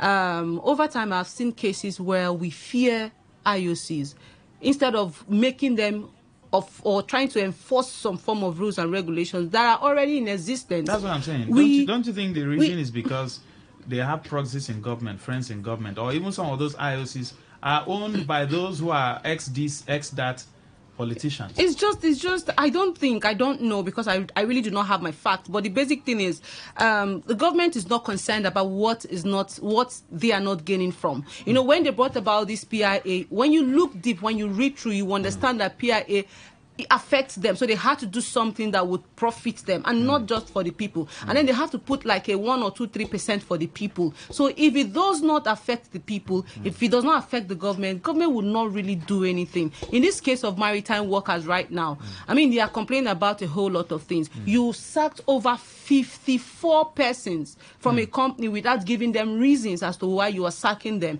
And then you allegedly brought in people who are uncertified. These are issues that have been going on before now, and these people have been writing to you. Now it now comes down to ask questions like the duties of NIMASA in safety and welfare of workers, because it almost feels like NIMASA is dead and it's just maritime workers that are just fighting for themselves. You know, NIMASA, you only see NIMASA when it has to do with international companies, where they are there to either massage their back or, you know, do certain things. So for me, generally, companies are doing what they want to do to benefit them, and government do not care because it does not affect them in any way. Thank you very much for your time, Sandra. Thank you. I was wondering when someone wrote here, Sandy baby. I said, when did you now become Sandy? Don't worry, Sandra. I just saw it and kept quiet. All right, feel free to join the conversation. Do you think the Ministry of Labour is doing the needful in protecting workers across board, or do you think they are just for workers within the public sector? Join the conversation. If you're also a worker in the private sector or even in the public sector, do you think Labour is doing the needful? Are they doing more to ensure that agreement is agreement, to ensure that the welfare of their workers is taken into cognizance, so that companies don't take advantage? Because man generally is selfish. But when you have regulations, people will definitely put themselves in place. Yes. Good to have you. Good evening, Maxwell. Go ahead, sir. Thank you. Max, what do you expect us to call Sandra now? Is it not Sandy Baby? We call her Sandy Baby. He are laughing again. Now, straight to the issue, my brother. Maxwell, are you aware that 95 to 97% of oil workers are casuals. Yes, I'm aware. Even in the banking sector. Thank you. Now, that is why it is very difficult for anybody working in all these companies to be able to erect, what do they call it, a bedroom flat. I am telling you, if you did not go the other way, if you did not do it the other way, you won't be able to erect a bedroom flat. Now, the union you talk about, I am telling you, even the internal union, like Nupeng, Penderson, and so on and so forth, those that are not for the men staff of these companies, they don't fight for anything for the casuals. Even when you come up with CBA, they try to see, our black people are very dangerous, very wicked. They try to see how they will skip down, talk down on that CBA. I am telling you, where CBA will say 5% of this, you will see your black people coming to tell you this thing is supposed to be 1.5%. It is supposed to be 2%. Trying to deny you what belongs to you. And it's not as if they are saving this money for the company, that the company will use it to better the lives of community people. These same people who deny you this have their way of, going behind to benefit from what they are not giving the casuals. I urge them to go around companies. I tell you, they cover a lot of things. Thank you, Maxwell. Thank you. Join us on the conversation. Do you work in an IOC? You work in a banking? I'm aware that even in the banking sector, if you have 60 staffs in a particular branch, only 5 are staffs. The remaining 55, they are all casuals. And they pay them between 50 to 70 to 100,000. Please, somebody should tell me that I'm lying. And you see these banks declare huge profit yearly, 400 billion, 500 billion. But the people working for them, making the money for them, they are very poor. And we're in a country, you don't see that in other countries. It doesn't happen. So, on the part of government, is it because these companies are doing this because they have proxy friends in government who they feel, whatever sanction comes, nothing will happen? The labor union also, are they doing the needful? Yes, good evening. Hello, Master. Go ahead, sir. Yeah, my name is Andy, and I'm calling you from Mumibo. You have just think a little of it, because go and check the connection. In this Nigeria that when Tinubu won the presidential election, that Elumelu, when he visited Elumelu was the first person Tinubu visited. So what are we saying? So if tomorrow people in that bank, just like what we are saying, you have 90 persons, you don't have 5 persons, every other person they are all casual workers. Then you begin to ask yourself, the House of Assembly, the National House of Assembly, the Senate and the House of Reps, are they not aware of making bills that can be able to affect this kind of people in Nigeria? The bills you hear tomorrow is a bill of how to change national anthem.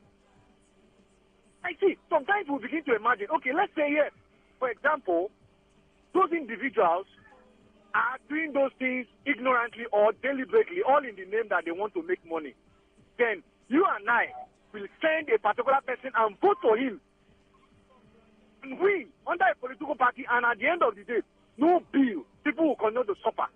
Maxwell, in as much as I am concerned in Nigeria, it is just all about you trying as much as possible to help yourself, to be able to do something. Just like what the caller said before, if you don't go the other way, Maxwell, you will not make it. But I know that there are different persons who are working in that same place that can still and be waiting for their time to come. But in a nutshell, finally, Maxwell, please beg our National Assembly to make laws that can affect these people who are much more than civil servants. Thank you very much, and God bless you. Thank you very much. We'll go over to the second story. Okay, let's take this. Yes, good evening. Good evening, Maxwell. Go ahead, sir. Yes, my name is Daniel. Yes, please. You see, Maswell, this topic is a very interesting one. If you go to other oil companies, you see staff working. They are not casuals. This casual, it's not that the company is paying them direct. They will go to somebody that will, like they buy a contract, they buy these people, and they will pay to them, and these people will be paying to these people. And the white men working there has paid huge amount to these people, to Nigerians. They will not pay little money to these workers. Let me tell you in Shell. I don't want to mention it, but I must mention this one. The drivers in Shell are all contract staff, and these people buy this contract, and the amount they are a specific amount they are supposed to pay these workers, and they pay them to these contractors, and the contractors will pay them 60,000, 70,000 naira. Thank you very much. I think the National Assembly should wake up, and the labor union should wake up and do their responsibility. Not every day was for presidents 70,000 minimum wage. Thank you very much. All right. For the lunch, the mother of a 12-year-old girl who was rescued by neighbors from suspected child traffickers has revealed that the abductors asked her daughter if she was a virgin before kidnapping her. Comfort Etim, in an interview with Today FM, explained that her daughter was abducted and later rescued from the suspected traffickers near Evergreen Junction, GRA Phase 3, Port Harcourt. Etim said that it was only after the intervention of a relative who managed to intercept the vehicle that the 12-year-old was freed. The suspect, a woman, is now under investigation at the Abacha Police Division, where she is currently being detained. Call me, say then keep my pikin. One woman pick my pikin, put for motor, one carry go. So one brother run, block the motor, bring my pikin out with the lady. So from now I run from my tree, come back. As I come back, I want to see the lady. So I took the lady for the police from Abacha police from there. My pikin is 12 years old. So as I come back, I ask my pikin say ask him whether he sleep with any man, whether he be fetching, he sleep with any man. My pikin tell him say no, he not sleep with any man. Now from there I carry and go back to police. Me, I don't know her before. I don't even know where I'm from.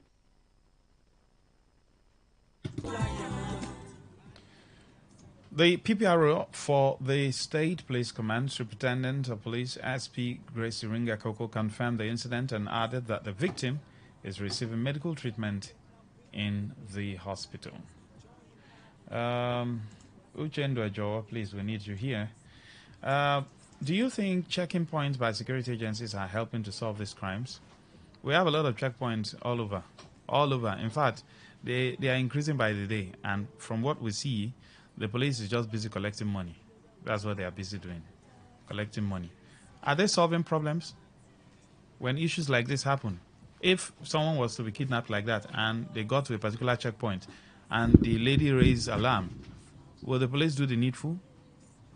These are the questions. So the checkpoints, are they solving problems? Which end, Joe? That's right. The checkpoints we have all over, are they solving problems?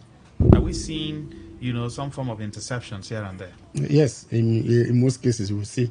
In most or some cases? In some cases we will see them. Okay, because you said most. Most can be 90%. In some cases. Mm-hmm. In some cases we. Okay, in some cases. Yes. So you think you support the checkpoints to be there? Not all the checkpoints. Not okay. the one that before I close now, you will see two.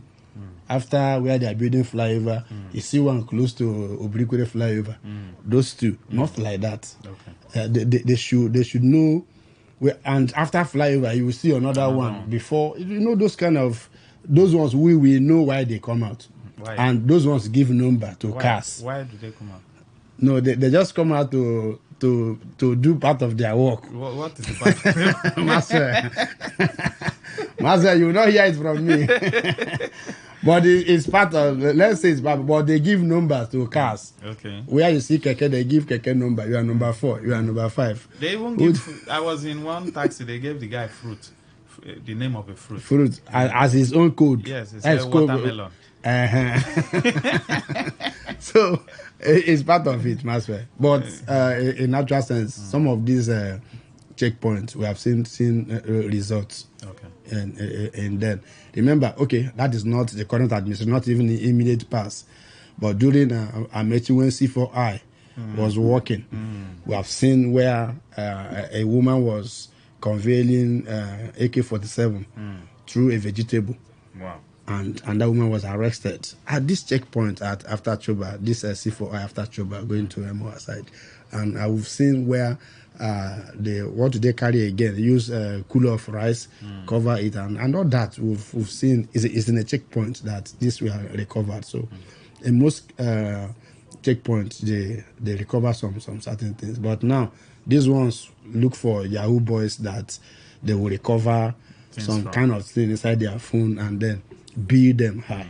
And so it's part of recovery, Masra. Okay. All they are all recoveries. Thank you, Uchendo Joe. Masra. I appreciate you. All right, feel free to join the conversation. Do you think we need the checkpoints?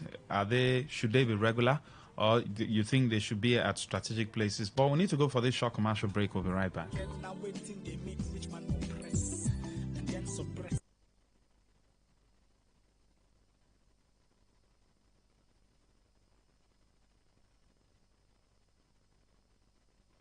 This is the biggest wedding in town. The couple are on the dance floor and it's raining cash. The groom whispers to his bride, "We're definitely going to Seychelles for honeymoon. See money." The couple go to change outfits and are back to the dance floor, only for the MC to say, Please, can anyone find the ladies helping the couple pack their money? The crime stories live here. Find all and more on Netflix. Stream now for 2,200 Naira.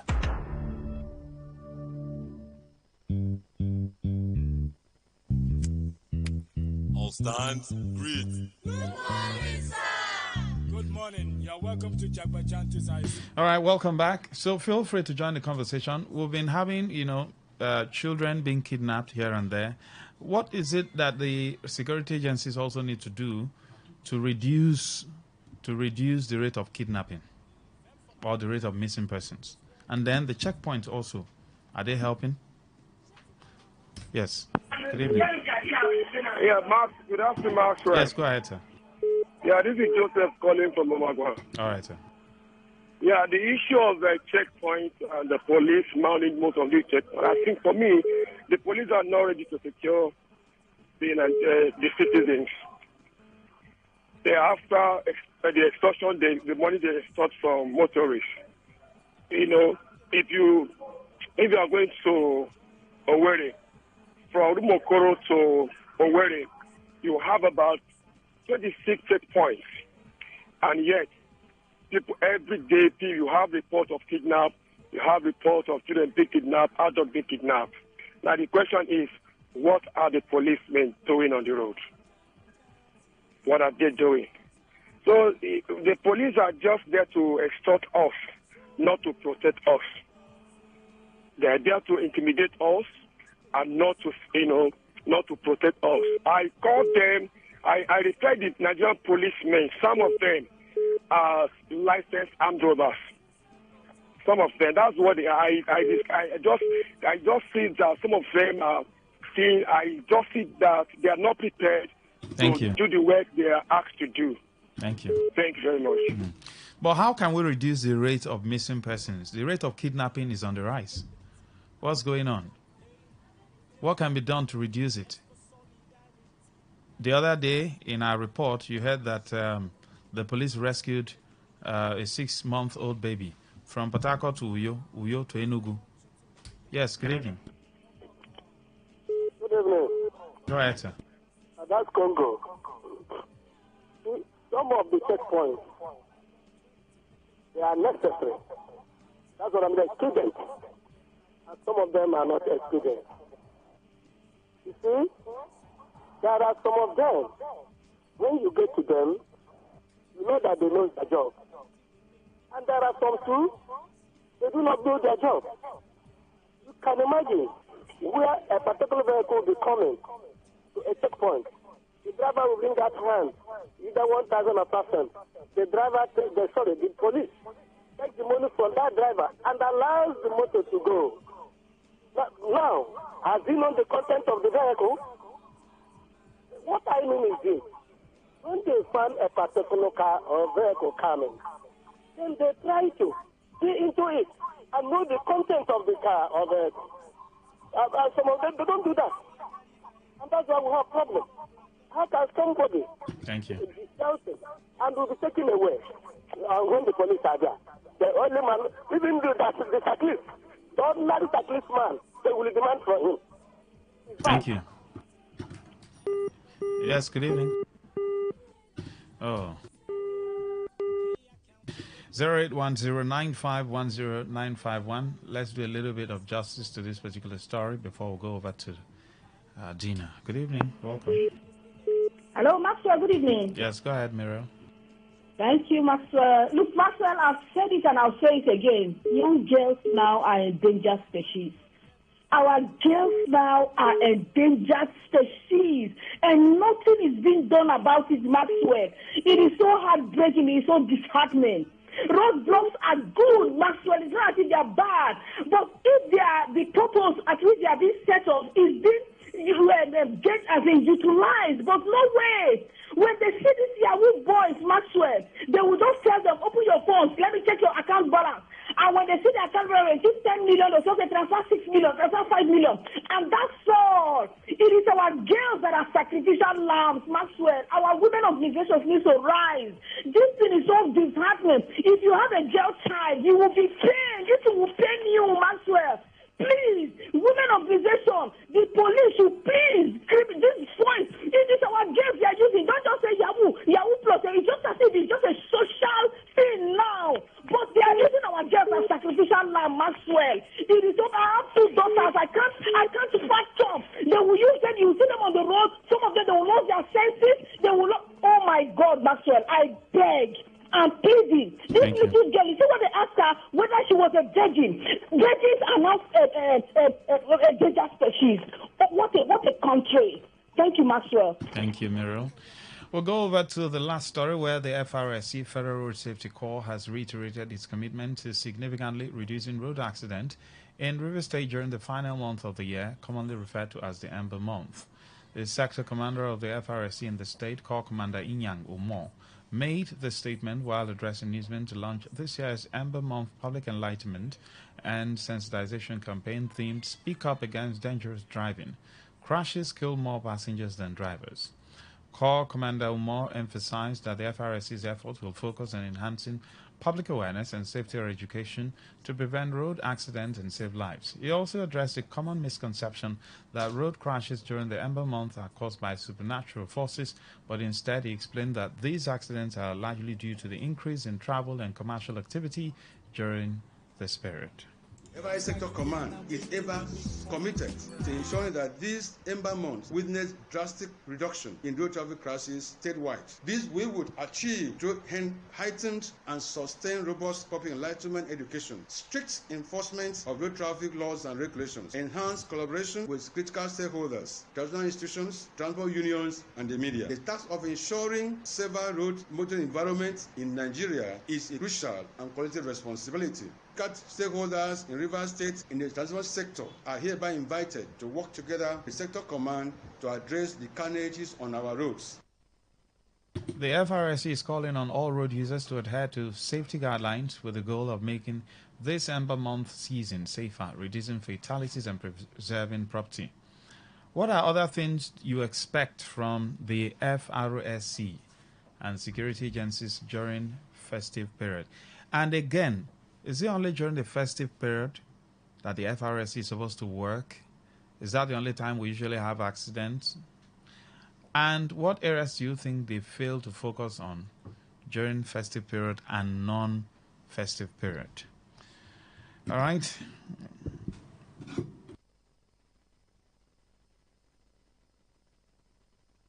All right, so feel free to join the conversation, 0810-9510-951. The FRSC, that's the Road Safety, Federal Road Safety Corps. Do you think they are doing their job properly? Good evening. Hello, Mr. Mark. Yes, go ahead, sir. Yes, good evening. My name is Samuel. I'm calling from Alakaya. Yes, this festive period, FRSC, it's not only the Christmas or Easter period that we experience an accident too. Because the number one, I need to blame the federal government because some of our roads are bad. Number two, the FRS, in order for them to focus on the main key factors, look at those vehicles that are supposed to use to carry animals that are using to carry human beings, and so that the law will take its course. But you discover that the FRS will be the one collecting tax and offering. I get what I'm saying. Now, if they notice that a car is overspeeding on the rest, for them to go after that car and the rest, if they stop the car, they will collect tax and offering. Thank you. So the bone of contention lies in the FRS. Probably if they are well educated this time around, so that they can educate the motorists. And also, the drivers, need to be well cautioned. Because overspeed is what leads to accident. Thank you. It's not that there is no demon. All right. Thank you, sir. All right. Let's do a rundown. Maritime unions in Nigeria protest against oil company involved in alleged unfair labor practices. Even in the banking sector, you have more casual staffs than real staffs. Is government protecting her citizens? Is labor union protecting those who pay dues to them? What kind of a country do we live in where 90% of those working in a particular organization will be casual staff and then 10% will be staffs? What that means is that the 90% can't claim anything. They can lay them off at any time without any form of compensation because you are not staffs. What kind of a country entertains that? Do you link this to poor governance? And then for lunch, 12-year-old rescued from abductors in Port Harcourt after confirming virginity status. How do we reduce the rate of missing persons in our society? And also, how did we get to this point? Is the police doing a fine job? Recall the other day, a 6-month-old baby was rescued by the police. A baby that has been moved from Port Harcourt to Uyo down to Enugu was rescued.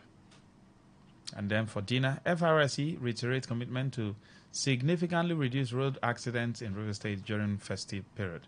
Are they doing their job excellently well? What do you think they're supposed to do to ensure that we have a hitch-free celebration? Yes, good evening. Yes, Maxwell. Go ahead. Yes, let me talk about the kidnapped child.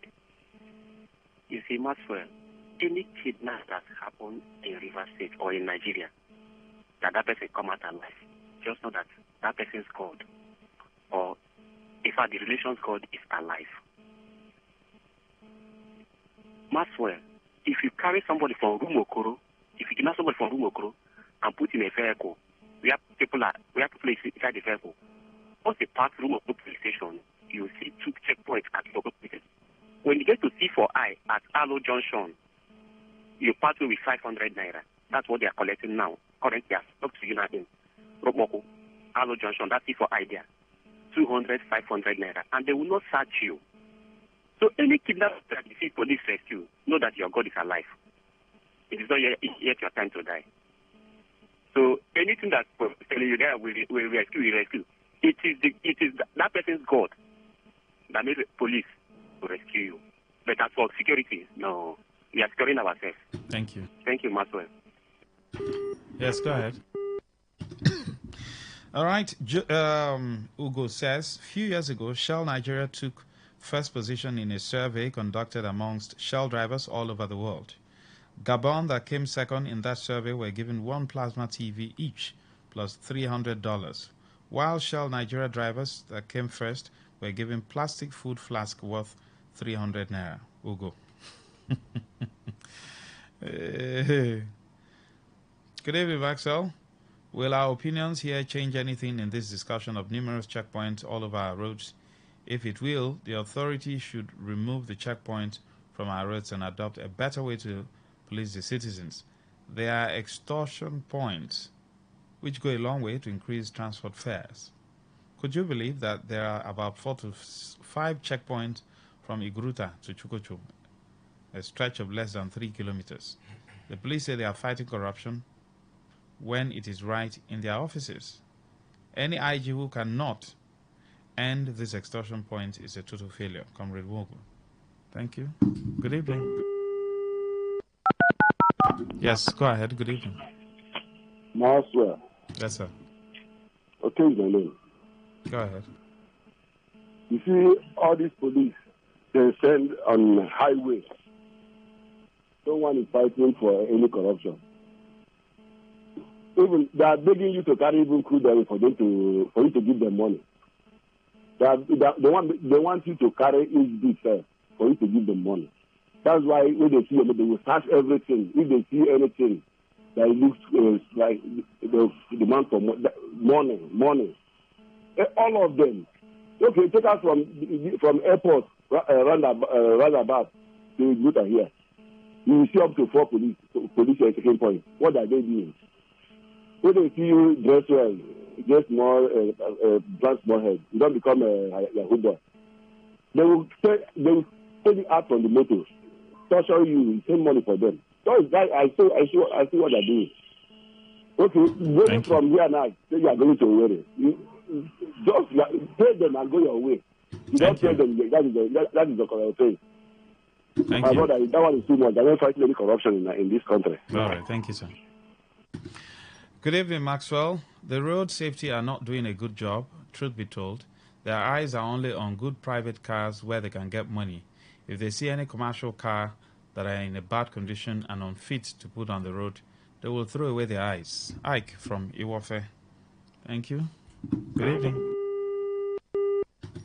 All right, keep the calls coming in. But let's take more messages.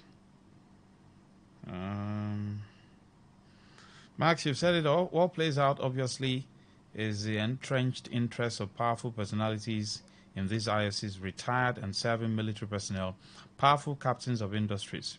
If you have been there, you will know better. Labor is handicapped. It's not about criticizing labor when you are outside. Kanu, thank you. Reverend Onyedikachi says, any sector that treats their worker with levity and not with dignity are an embodiment of corruption. In spite all odds, every worker ought to be treated with dignity. My happiness, one day, both the employer and the employee will give an account to God.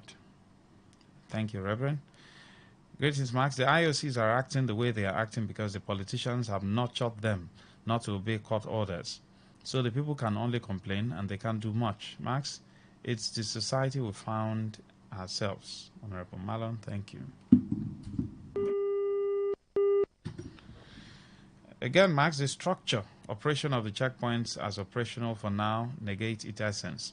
How many times for a long while have we heard of arrest at these checkpoints? However, it's a necessary evil and we cannot stop it for now, as they still provide this false sense of security for us.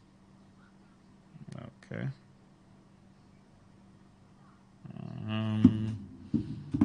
Yes, good evening. 0810-9510-951, 0817-0000-951. Join the conversation, send in your messages on the 3 stories. The first one, we talked about maritime unions protest against oil company involved in alleged unfair labor practices. Yes, good evening. Good evening, Maxwell. Go ahead, sir. Maxwell, let me just add to what I have said before. I told you this, that some of the checkpoints by the police are excluded, some are not. How can we fish them out? I don't even know if there are reports somewhere that all these things, people will be clamoring. The state commissioner of police cannot say anything. The DPOs cannot say anything. What kind of thing is this? And the thing continues.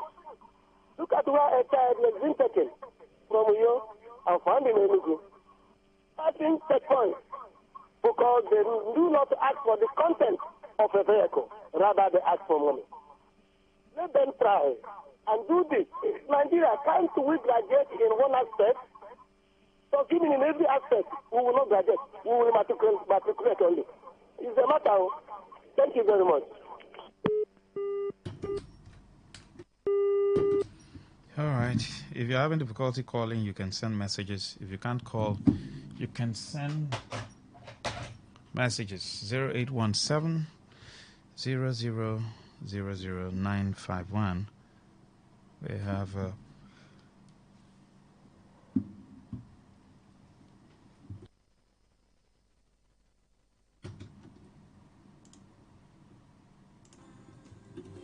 The answer you get now waiting, they make rich man, they mess and leaders, they lie. The answer you get now waiting, they make young boys and girls join party. Yes, good evening, go ahead. Okay, good evening. Yes, please. The checkpoints, as a matter of fact, is necessary. But the thing is that the police have abused the police checking point. The problem we have is that most of the policemen in River State there are just after money, no other thing. So whatever you are carrying, it doesn't bother them. Like I said last time, look at Rumokoro under flyover. Maswell, can you believe that a superintendent of police of that kind of rank will wear mufti with the other female police officers, sit at the roundabout, watch the traffic, drivers just drive anyhow, their agent collecting money for them, a superintendent of police watching junior ones committing evil. If that man is promoted commissioner of police tomorrow, what do you think he will do? The possibility of corruption ending in Nigerian police force, I don't know who will make it. Just look at what's happening. A policeman is there, the superintendent, watching people collecting money from drivers causing traffic, hold up everywhere, just seated there, quietly, not doing anything. Thank you. God will save us. Thank you. By 120 million all together. The answer you get now waiting, they make people they jam. Come on for Niger. Answer you get now waiting, they make people want travel. By hook or by crook. The answer you get now waiting, they make people they sleep for embassy for this. So we'll take a look at three different stories. Maritime unions in Nigeria protest against oil company involved in alleged unfair labor practices. How can labor protect our workers? Which country accepts this manner of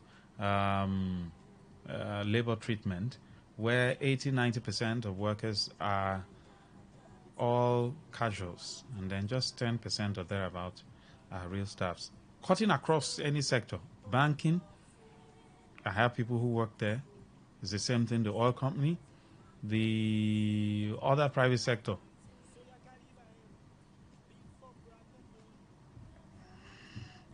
All right, this one says,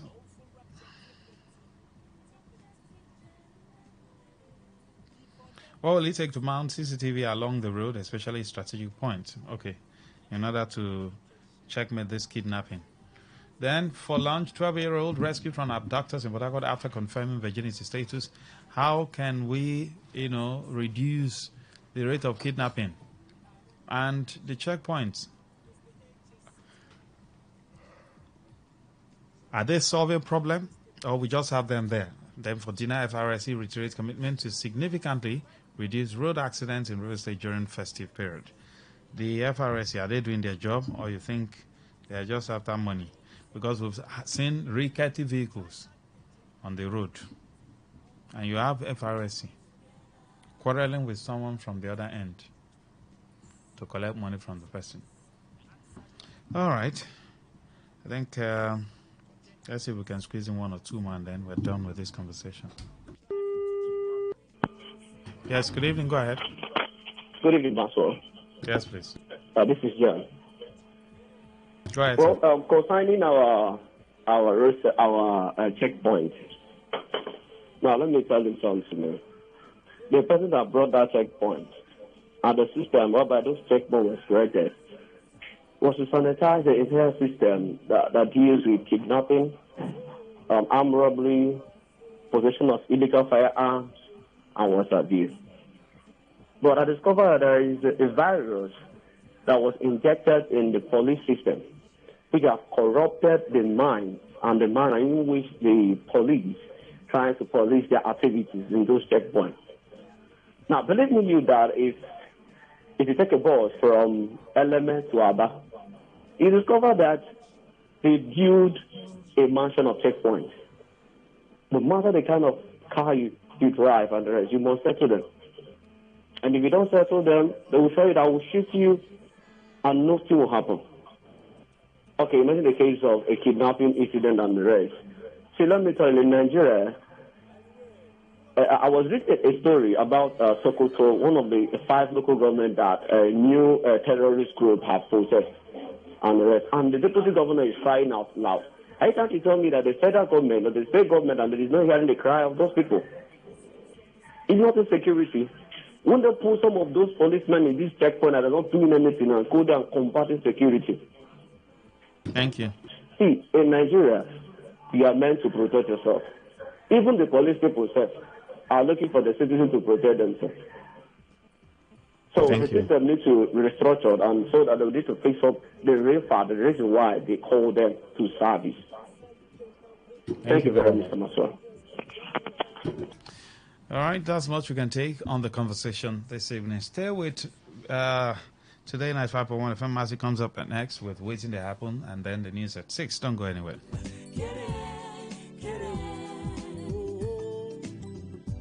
Everybody, join Jambajantis, solve mathematics. We did about our continent. So, Oimbo say, about mass, we go use take solve mathematics. So follow Jambajantis. So ya carry if for brotherhood. Love your neighbor as yourself, oh, for objectivity. Be objective, for democracy, and for modification of our behavior, let's stand to the same. A accountability. If you've been a job, hey, I beg you take a easy. S for solidarity. Oh my shell, we enter new millennium. Nigerians like 120 million. More gone. One population of 6 billion. 6 billion. Divide that 1 by 120 million all together. Oh yeah. All together. The answer you get now waiting they make people they jar. Come on for Nigeria. Answer you get now waiting they make people in trouble. By hook or by crook. The answer you get now waiting they make people they sleep for embassy for visa. Answer you get now waiting they make people they sell their property for ticket. Get it, get it. Then the travel serious. Get it, get it.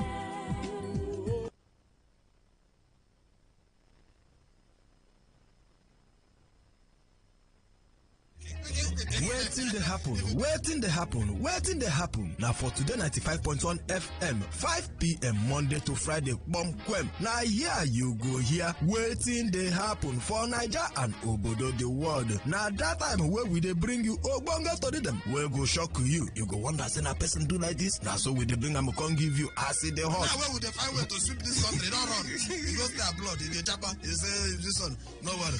When time I reach, I'll say I want to take. I see where they go. Homeland is homeland. Me, I go punket for them. Now me go be get a man at that time before airport. Waiting they happen. Make you know Miss Mazi Ike God Ike Machuku and MC Kura for waiting they happen. You go enjoy yourself. No forget to say woman they chop our recharge card woto. I don't tell you now say this place na education center. As you sit down here with us from Monday to Friday, you go enjoy waiting they happen. Waiting they happen. Make you know miss them at all. So my biggie go to me, Morani a lot of me.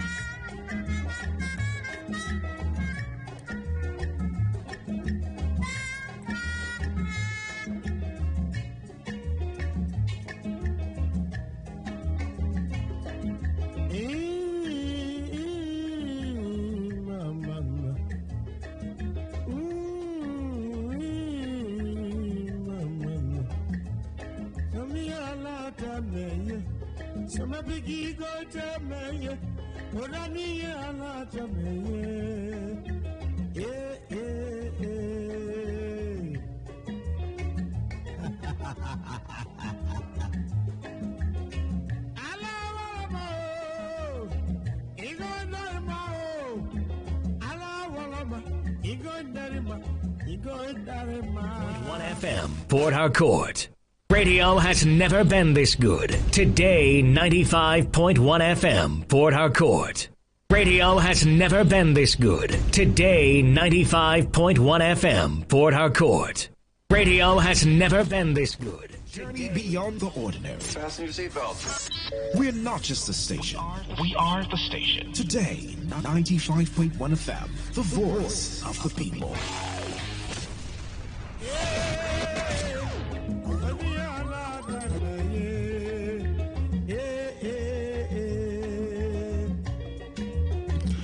All right, Nigerians and country people, thank you very much. It's you sit down there to listen to Today 95.1 FM. Before we go enter waiting the happen to make first hear from our guest where they here with us. Destiny from GM7 Properties. Destiny, welcome. Tell country people where they bring up for us. Thank you, Mazi. My country people, I greet you now. Good evening. My name is Destiny from GM7 Properties. And I bring una good news. First, I go first ask una, when this year been start, I know say some of una been get plan. Waiting be some of una plan. Some of una, I know say una been plan say una go buy land this year, una go build house this year, una go buy car.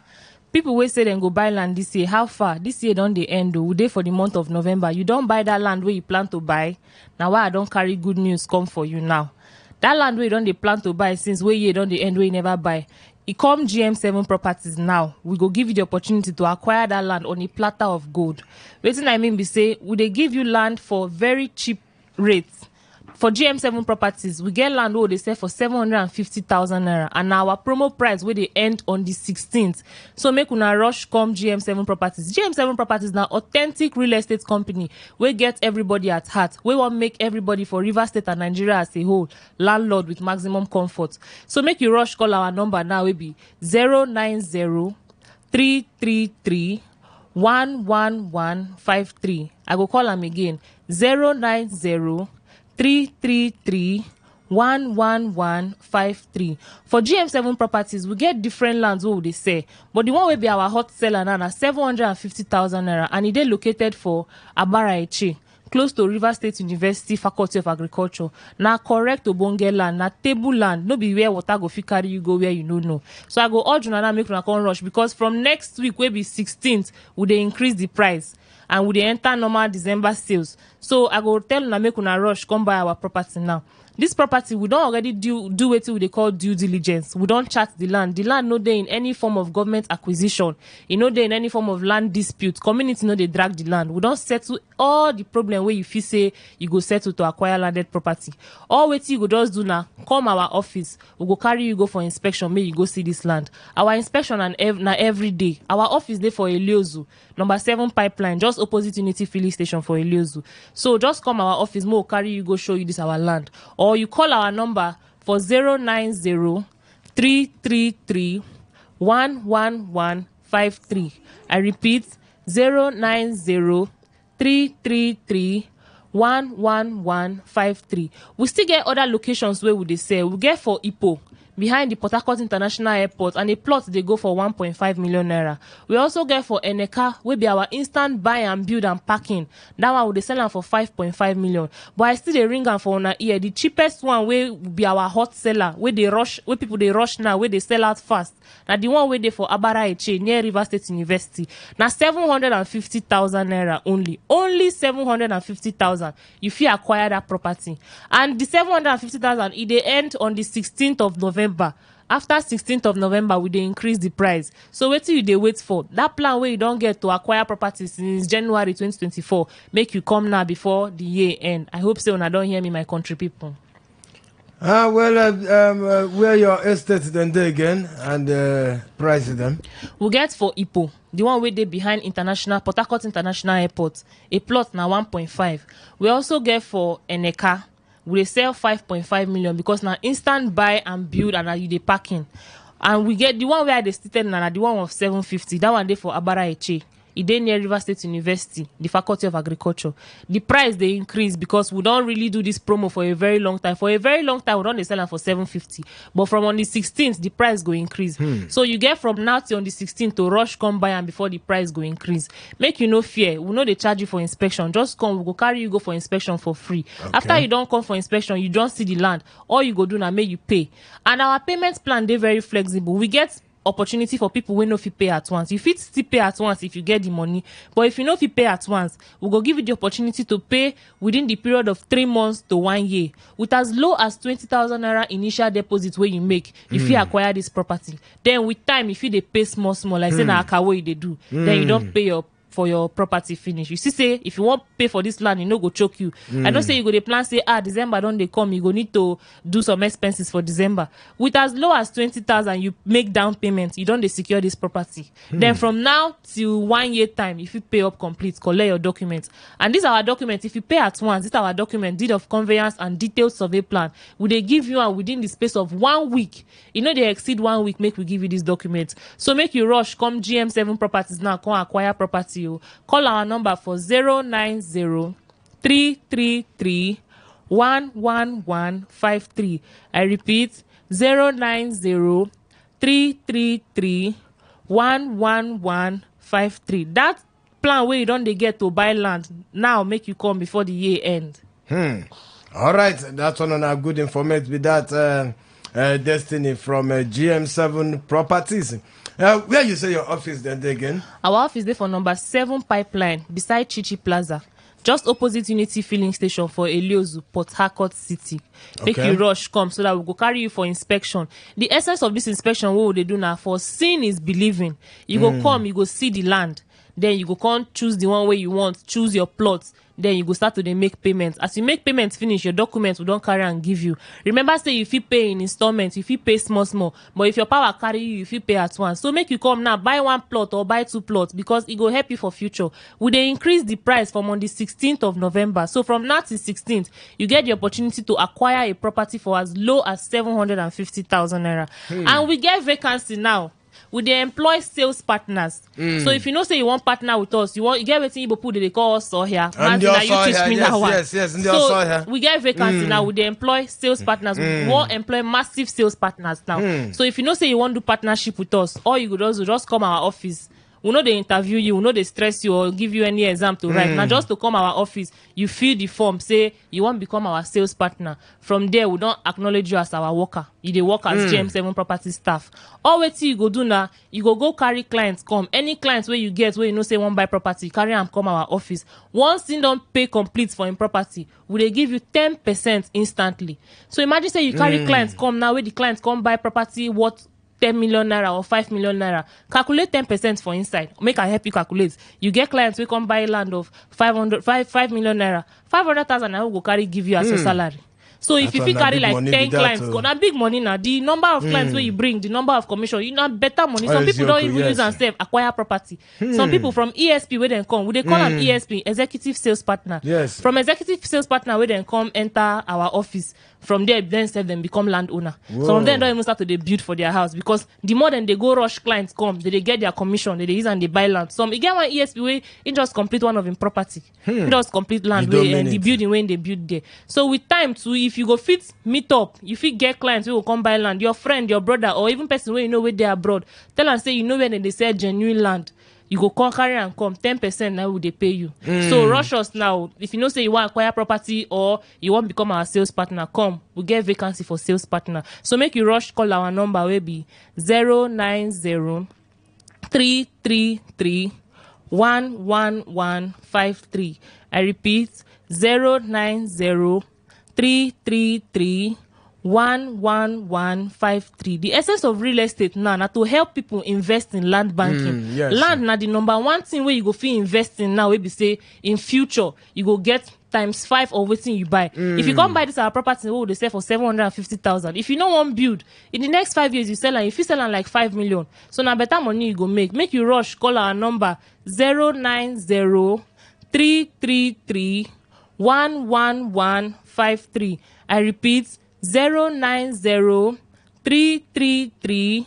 11153. From next month will be December, we dey do Christmas for all our customers. So for any property where you come buy for GM7 property, we dey give you hamper full of goodies. Because Christmas now wetin we go celebrate for all our customers. Any property you buy, whether the one of 750 wey dey increase very soon, or the one of 1.5 million, or the one of 5.5 million, gift, better gift, or not be saying chere gifts, they give you better gifts where what enough quality. Now we go give you to say Happy Christmas and Happy New Year in advance, because you self don't try to go acquire property, no be small thing. So for the last time, I go call my number will be 090 333 11153. 090 333 11153. You go call us or you go come our office wey be number 7 Pipeline beside Chichi Plaza, just opposite Unity Filling Station. Now GM7 Properties na him bring una this good news. Una thank you. All right, thank you very much, GM7 Properties. I hope say this December where you just mentioned now you go bring a cooker for listeners. Yes, now for you, man. No be just me. Now people they listen to you. I go bring for you and I go bring for all our listeners. That is good. I go pass the information to country people. All right, that's one our message from GM7 Properties. 5.1 FM, Port Harcourt. Radio has never been this.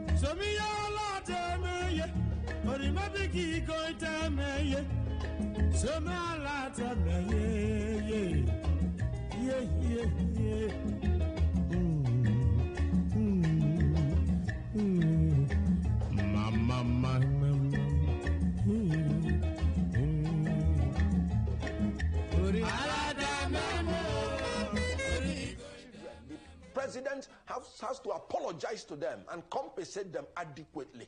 It was very wrong. The charges were wrong. The process of detaining them wrong. The process of arraigning them wrong. They were just malnourished, maltreated, and mistreated in that whole process.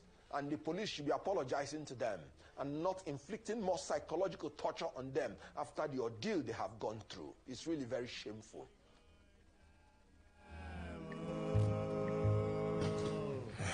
This guy that is sensitive in Hollywood. Only could you talk with that engine. Take it easy. Take it easy. The Nigerian matter, they talk like this. The last person will talk like this. No surprises. I'm surprised to say you still they talk like this. Your friends, them don't they go find food that side. We never hear for doing your cook. They occupy Western as their deputy. I think the advice he don't that give you. Advice on their chairman. He's chopping that side. I couldn't have name. All right, Nigerians and country people, thank you very much. You say you sit down there to listen to the 95.1 FM Voice of the People. And this our program now waiting to happen. At that bongo time they bring your bongo to them, we'll go shock you. You go wonder, say that person they do like this. Now so they can give you. Thank you very much. Official introduction. Person that you voice here, my name is Namazi. Ike God. Ike Wachiku. Ike Wachineke.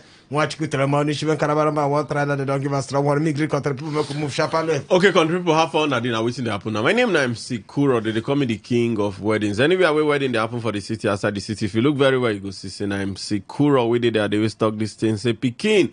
We then carry for back. You need to know say the journey far. But before Mazi continue, our heart goes out to the family of the former chief of defense staff, Lagbaja. We die. Believe say may the family, may God give them the hearts to bear the loss. And also congratulations to Donald Trump. Yes. Well done. May the soul of the former chief of staff. Chief of defense staff. Chief of defense. No, chief of staff, not the defense staff. No, chief of staff. No, I think that's defense. May I check? No. Chief of staff. They get defense. Okay, chief of staff. Chief of staff. Okay, yeah. We'll get defense. We'll get chief of staff. Chief of army staff. Chief of army staff. Yeah, chief of army staff. Yes. So,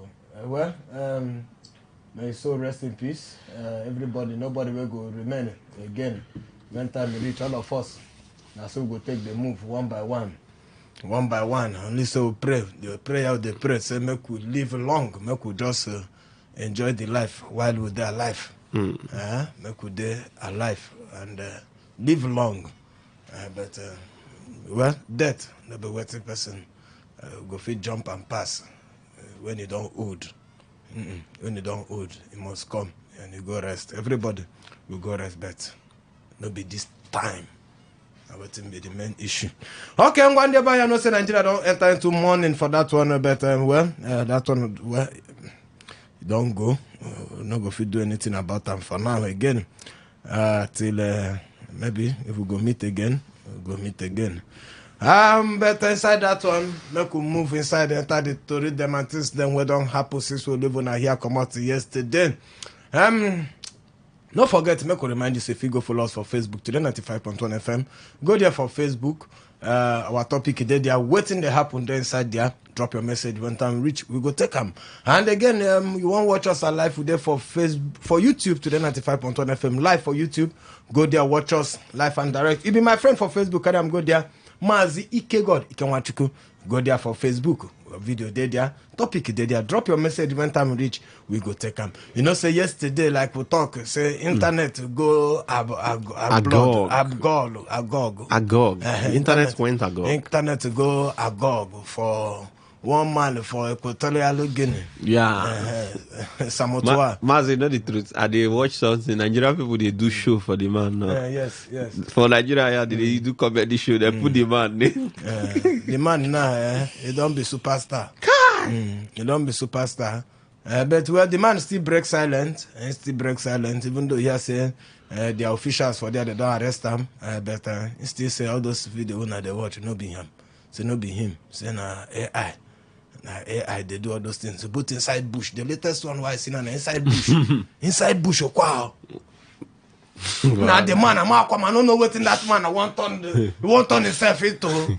I been want to go try. I'm the one animals they do. Say how will human being go there inside house? If book go bush, go do like the way monkey they do there. He wants to be weird. Now the man enter wildlife.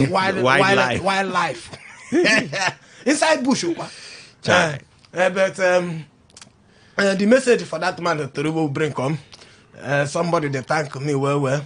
One woman don't come out to come thank me well.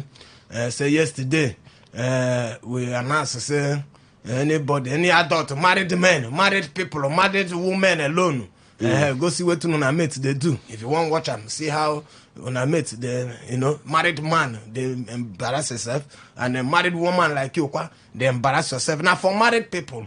So if you be want watch them, make you follow me for Facebook, follow me for Twitter, and if you enter my Twitter from my Facebook, Mazi Ikegod, if you see any of the topic where that man name follow, open and read them, you go see link, we go take you to my Twitter. From my Twitter there, you go see link, we go take you to where you go watch the film. The woman called me, thank me well for my message for Facebook, say the husband will go watch the video. The husband never near her since 6 months now. Try. Say she don't know what she do the man. She's sex starved. She everything. But when the man come back, after he don't go watch the video, He come back. Came and perform. Come perform in husband duty. Oh, Chinekele. This is miracle. I'm not calling miracle. With this one, what do we call this one? Testimony. Testimony. These are testimonial. This is a life testimony that life transforming. No, thing? Use the word life transforming testimony. You see, only God will know if that woman family know for don't scatter by now. Try. But you see how this man, God will use this equatorial man to come reunite the family. So, Mazi, what are you saying? That the Equatorial Guinea man is positively impacting families. That is the thing. I never see this coming. So the man don't go there. You go see because for that link we will put it there. They say almost 400 videos. We never even reach half. The man don't watch him, but they don't finish. He don't go find a wife. So if you're a married woman, a married man, where una never go down the since, go there, motivate your spirit. Motivate your spirit now, so that it will help your family. If you're a single boy, don't go watch boys go for the kids in Amazi. We'll get VAT, where the VAT people, where the where they check whether it be age. If you not be age of 30 and above. What about single men we don't reach 30? You don't know whether they don't marry or not. As you go submit marriage certificate. No go there, go watch and say that man is making for the kid too. Okay, I'm gonna make you carry a mental dementis. Then what I'll share lessons will leave you here. We're not here. This will not be news again. It said our president he don't tell Trump of America. Say well done, oh, you do well. Say together. That's Nigerian president and American together. American president together, then go come body together. Say together, we go make economic cooperation grow. Together. Under the weather. Yes, between our president and the president of America, they go make the economic cooperation. So it go grow. You agree with our president? Say this win, where Trump win now. Say he go bring any benefit to Nigeria from the leadership them. Don't forget to say Trump. Now one no nonsense man. No. You know what they laugh. What they laugh is say I see something for social media. People don't say no, INEC never announced the yes, so they don't disturb INEC well. They don't even advise Kamala Harris. Say make she go Supreme Court. Make she go Supreme Court immediate. Make she no waste time. Make she contact Yakubu. Well, the thing don't happen. Congratulations to Donald Trump. Mazi, like I tell you before now, I tell you, say now Donald Trump will win this election based on my statistics. Well, most see how we go positively affect the Nigerian society. Nothing say go get impact for Nigeria. People they always feel people they talk say Donald Trump na racist. Yes, he don't talk plenty to say rich and to be a person to say I'm like a racist. Resourcing that kind of person. So people they talk say make Nigeria no really expect much from United States. And I would think some people they talk say make we no expect. Say if na Kamala Harris and she get black lineage and all that, but say Donald Trump say many people mind not to go like that. Okay, but what we supposed to learn, we supposed to see the way they are process. You see the process. They never go. Nobody carry anybody go court. No Supreme Court don't judge you say now you be president, you no be president. Nobody fix Supreme Court anywhere. Case just finish. The next day they don't celebrate the new president. Kamala Harris, she go give a press statement according to information we hear. Case closed. Everybody rest. Movement go. But for your person they win, I got advice. You say, why don't you go to court? Okay, no problem. But another question who I've been wanting to ask, who I don't ask since he said Donald Trump, then come out and from office, even as him be president, then win him. That's what they take win good luck, Jonathan. When I say make good luck, Jonathan, come back. If he come back, he go feel win as Donald Trump win so. That one is strong. That one is strong. If good luck Jonathan come back, he go fit do their say Jonathan Trump. Do not go like him. When I go fit vote for him. I don't say this suffer. When I don't suffer, 50 people don't enter like this. He go make everybody say yes. But well, that's one enough for that. If you still want to put your voice inside there, send us message when time we reach or call us when we open phone line. You put your voice inside there. You think said in Donald Trump leadership go bring anything good for Nigeria and Africa general? Let's just leave it for Nigeria. And also you think as a good luck Jonathan, they come out and for seat. Why they fight trouble? Whether if it come back again for 2027, if he can't try him, maybe they go take small blessing from Donald Trump. Can't try him. How not takes him? Okay. Nigerian politics is different. Yes, you. Yes, as you. I'm gonna make we enter another side now. Can I go in? Can make we enter north? Make we no go see what they happen inside the Sokoto. Sokoto government don't come out to come cry. You say, make we come wahala. It don't happen. No, you don't start again. No, bomber people don't raise to power 10. Bomber. You know, bomber people. Tell all this. Bad, wicked people. Bad boys. Where they scatter bows everywhere, they bump up and down. Tell all this. Boko Haram. Boko Haram.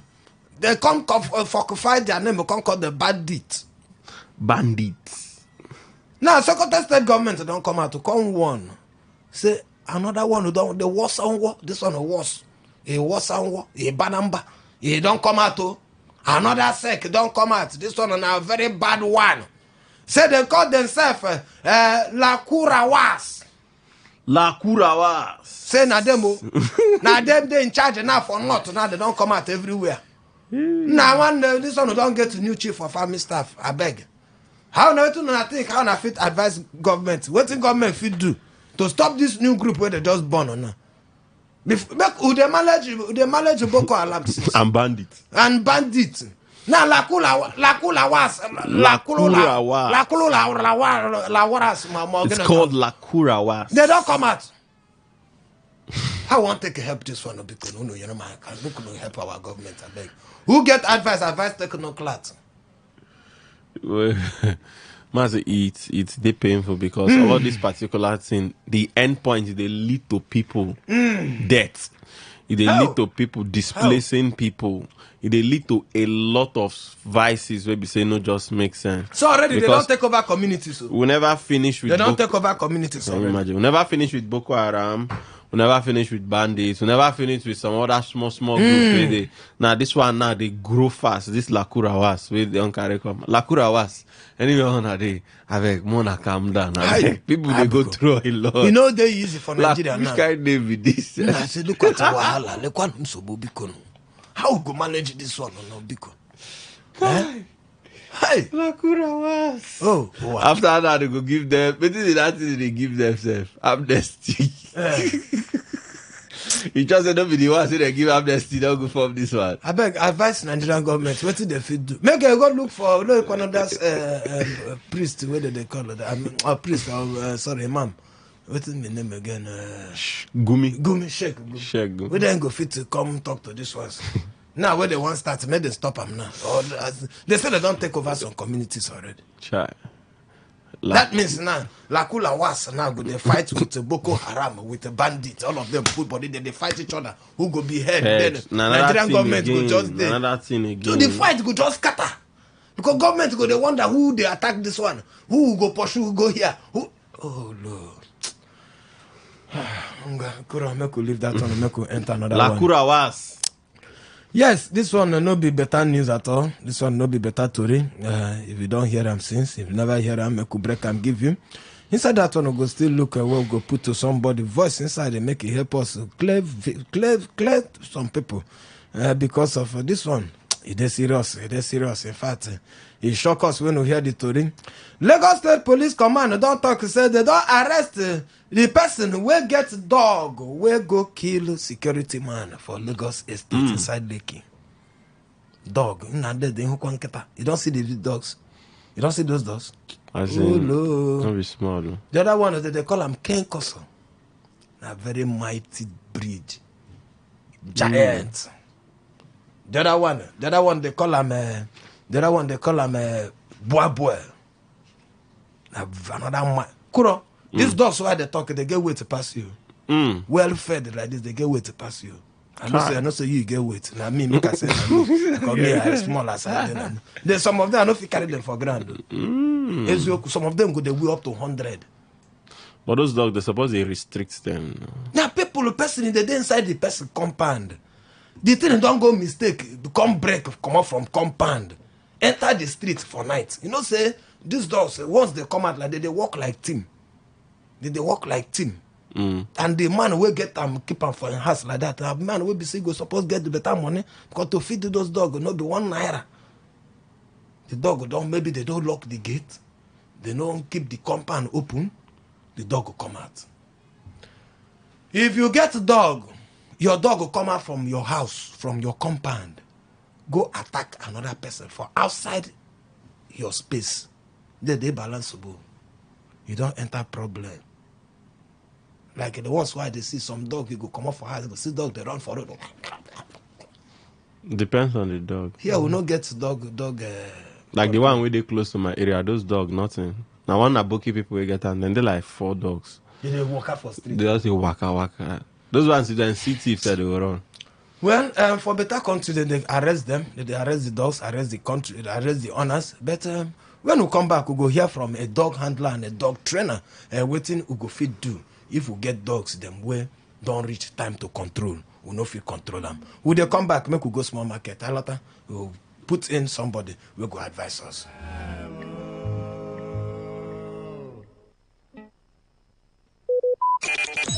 Talk radio. I listen to a lot of talk radio. 95.1 FM. Ade and his babe are driving out for their dinner date. It's their last outing before she travels. Babe, I'll miss us. I'll miss you more. Hello? Guy, that babe where you did with for club yesterday, waiting behind. My babe, they greet you. My babe, they greet you. Chai! Ade! Awkward moments with babe and so much more on Netflix. Stream now for as little as 2,200 naira. Saki, we go slap you well. Bentoni Bass Limited. 100 woven for all packaging. Bentoni. Hey, Bentoni Bags Limited. We dey produce Obenge weaving sacks for companies and markets. You dey produce rice, engagement of all types. Our PP poplin nylon bags. Now top notch. Any business you dey do. Oga, madam, you need our branded bags for packaging. So you go dey move sharply.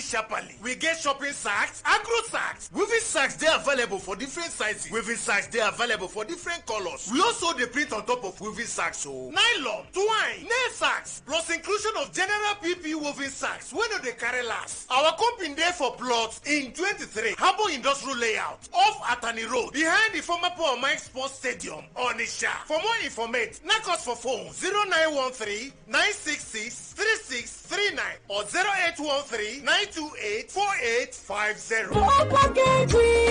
Bentoni Bags Limited. Uniqueness now our name.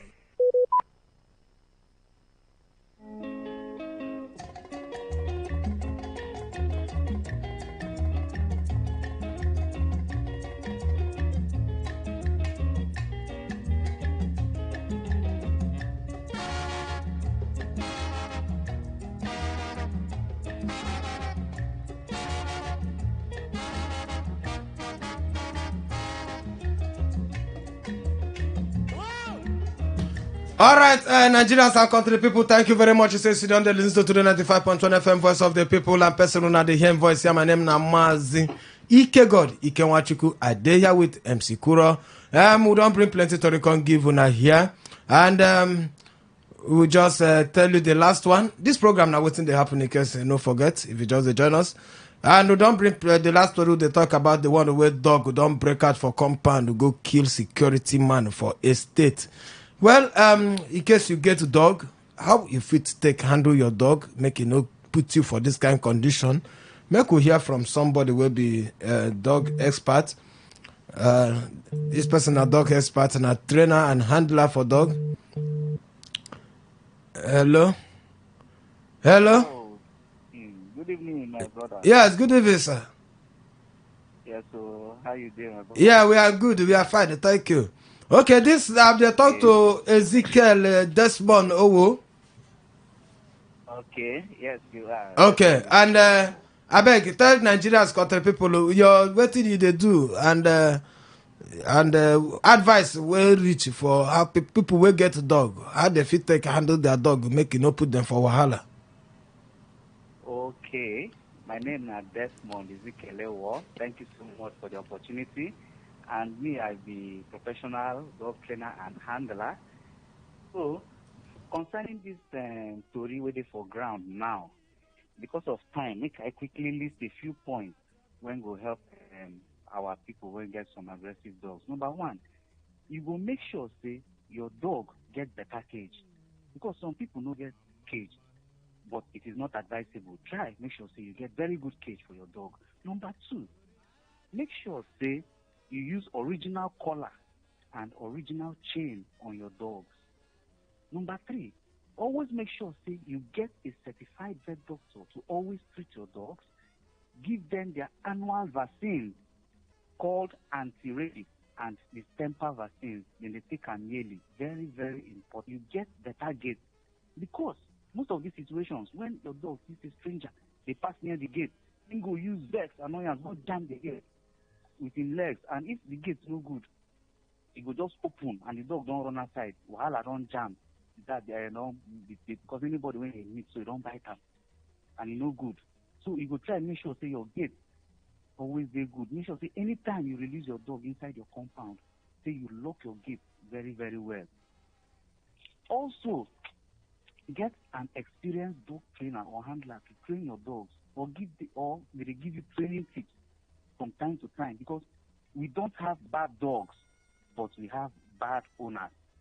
Your dog's characteristics depends on how the owner treats him. Number 6, try, very important, make sure say you feed your dogs well. I repeat again, always feed your dogs very well, because underfed dogs are prone to have a negative mental status. Then fit attack anybody at any time. If you know fit control your dogs again because they don't be aggressive, what thing you go do? Just call your veterinary doctor, and it gets hard in the drum, they will just put them to sleep quietly. Because most times that dog will on the age, and then they mostly they prone to those mental status, and they associated to some particular kinds of breed, not all breeds. So But government my brother, make I come in here, no verse, dog handler. No problem. Government don't talk say it no they good to say make them kill dog. Even the dogs will kill somebody now for for Lagos, they don't arrest the dogs. Government don't handle them, put them for their canine department. Say they no go kill the dog. Even as people don't shout to say make them kill the dog. Okay, fine. Sometimes these dogs feel they innocent. Government no do bad for that place, because they don't probably look the dogs. They need to assess the situation, whether not the dog's fault or not the owner's fault. Then go carry out tests on the dog, find out how old the dog. They check in medical records. If that dog never reach that age where he will start to get that mental derailment, and in treatment they up to date, then go check probably that gate, maybe they no lock and or one thing or the other, maybe the chain no good or the collar. So for there, government know they wrong. But if the dog, if they get mental derailment, you don't age, the best thing to do at that point in time, not to just put them to sleep. Okay, so dog fit day where in head they go they do sky. Exactly. Some dogs they like that. When Okay. they don't age, and sometimes too. They will fit come to do sky for their brain. All right. Thank you very much, sir. You do well for that one. That one, professional dog handler, and don't advise also on how to handle our dog when we get to dogs. Then where don't they get a small square for their head, or maybe the thing they take do as it be. You know fit handle them how you go fit to handle dog where don't they come out from your control. You get anything to add there? Well, like the dog handler don't talk everything finish. Now just say for Nigeria, most of our, wasn't they call them? Then they under agriculture now. veterinary this thing. There's I don't know the particular ministry where they handle now under Ministry of Agriculture. I feel say those ministry are not just they're not even they active. They know because if you see where people they carry dog go even kill, you know, say that ways and do for they know there's no the control dog rights, the animal rights itself, no be dog animal rights, no they fowl they keep fowl when they have fowl blood, you know, even fish itself. Even the way you go use handle dog abroad, self, you go they very careful. Like when I did that my estate, if I go, those aboki people they get like photo. All of a sudden, they just carry paint, black paint. Don't they paint the dog? Oh no! All right, this one advice for now, and even our government need to do something. Put people because it gets even for our blood. They call them K9 department. We not get those kind of department only for inside police now in day. That department not supposed they inside police supposed they with the agricultural department. They will be say when they get issues like this, maybe cow they waka don't mad. Now them go rush immediately, go meet the agri department, go there, catch the mad cow, come out them for road. Or maybe mad dog West Coast on the touch for head. But from this one where I see those dogs, they not be like dog West Coast touch for head. They look like dog where they chop well, belly full. They get the body, then grab well. This one be say maybe then they do their work. But as it be say, just like as the dog trainer don't talk, so if he be say the gate they open, they don't hit the gate, maybe they don't see person because definitely don't this dog them when they see somebody will pass for their gate, whoa, come on there, they here, and if you do mistake, they come out from that compound and that day they can go. So make we be very careful for that one. All right, I'm going to make you carry and give one. I'm going to put on a voice and find inside any of the terrorists there. Don't forget the first story there. You don't hear the voice of Kenneth Okonkwo when they provoke, say, make president apologize to those children where they release. And again, we don't bring to the title, say, president is not saying they go jump, but with the American president where they just elect as Donald Trump for new president seat. Say they go jump body together to grow the economy of the both nations. In fact, they make you put out the way the president take read them. I be the president take talk and say together say they go make the economic cooperation grow well. So they ask you to say in winning you go bring anything to Nigeria or Baba. Good luck, Jonathan. If you try him again, as Donald Trump don't try win, so it is he go get head for 2027. Okay, I'm going again. We don't tell you say Sokoto state government don't complain. They say new terrorist group don't come out. They call them La Kurawas. How we go take do this one? Which advice if you get for government? And the last doctor we don't hear so as even the dog handler Ezekiel we don't call us an advice. I'm going to phone number 0817 0000 951. The second phone number there is 0810 9510 951. WhatsApp and SMS today here. The last woman will call us the take our recharge card. Make you not forget. The number remains 0701 9339 962. I'm going to go phone line. Check who want to talk to us, your name and where you they call us from. Back we don't come your door today there. Hello.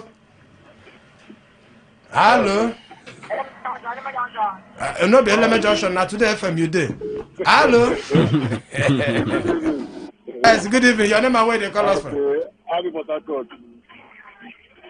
I beg you see Kenneth Okonkwo, he's a very serious-minded person, and that kind of character we need. So I know you guys are doing all those things so that you don't go there over serious and over comedy. But at least let's also try to be conscious of when we are addressing something. You get? Then talk about the new people that come out to the north. We know all those things.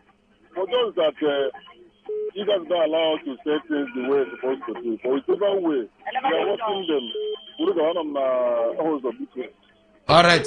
Thank you very much. They go your element junction. You call us again. Make we check who they here. Hello, your name and where they call us from? I have your name. Oh, network no agree also. I can hear you. I send a Samuel. Carry on, Samuel. I think that this was Mr. Don't come out. I think now life. So the position or the people in position, they know say one day they will come and go give their accounts. In no is plan to listen to the people. That when the people will say 13, what will you be remembered for? You will be remembered for Nigeria. You will be remembered for making Nigeria to be sorrowful in the midst of plenty. Let them change. Let them repent. All right. So there is a knock at the door. Thank you. Thank you for that one. That one you don't reach advice. Hello, your name and where they call us from? Hello, ma. Thank you, God. Good evening. Good evening, sir. My name is Frank. Frank, where they call us? I carry on. I call from Port Harcourt. Chapale. So you say another group don't come out for Sokoto, what they call La Crula Was. La Crula One. Well, my son Nigerian government want that because Nigerian government concentrate to buy weapons, buy ammunition to give security people where they go take the intimidate to see people waiting for the country. But to do something where go come out all these boys, their mind to do sincere, they don't want them. So them things say now to buy weapon, buy gun, buy this, they give security people now the solution, not the solution. So let me they look them. All right. Thank you. You know, get advice for government how they fit take end them. Hello, your name and where they call us from? Yes, man. Thank you, God. I greet you. Good evening. Yes, we greet you. There, again. Nah, I'm Samuel. Samuel, where they call us? I call you from Akahia. Carry on, did. I beg you. Say there's a group now waiting. La Crula La Was. La Crula La Was. Okay. What kind of name is that? Is it speaking in tongues? If you ask me who I go ask one. La Crula La Was. They're there for not already. Advise your government what they fit do. Yes, I see that where the state deputy governor of the Lamed said they don't take over 5 local governments. And they employ a youth for 1 million naira as salary. Can you imagine? Now the chief of army staff, they keep all those where they collect money for checkman go there. Tala Krula was them. Because what I'm saying is that Nigeria wants to turn into a terrorist state. They should equip their military sector and make sure that they La Krula was them. Okay. So that they will not affect us in South Side here. Thank you. Nigeria not they turn into terrorist state. We still there as a country, Nigeria. We not be terrorist state. Hello, your name and where they call us from? They off your radio and sharply your name and where they call us. Yes, so this is Papu Tested, aka Goat. Oh, one name, carry on.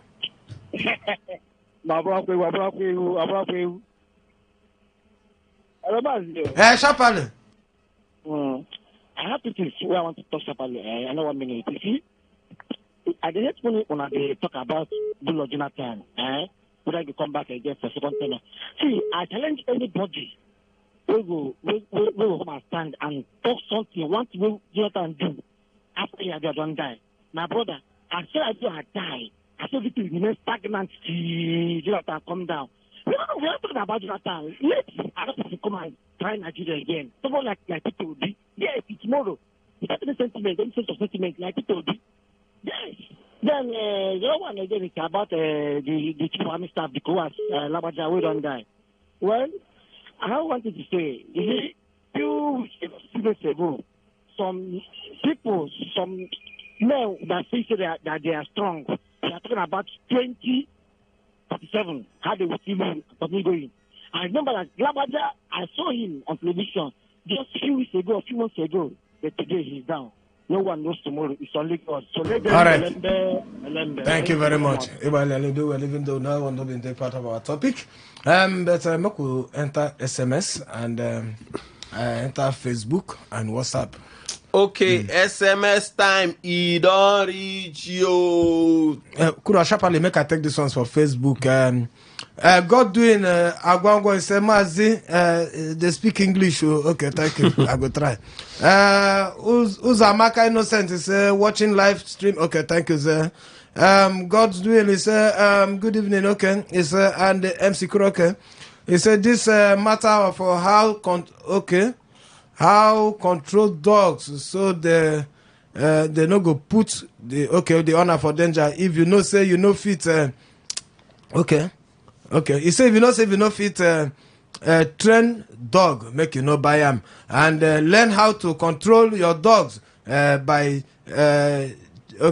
tying with a rope, by giving them food so that the dog no go use person as dinner. I beg, let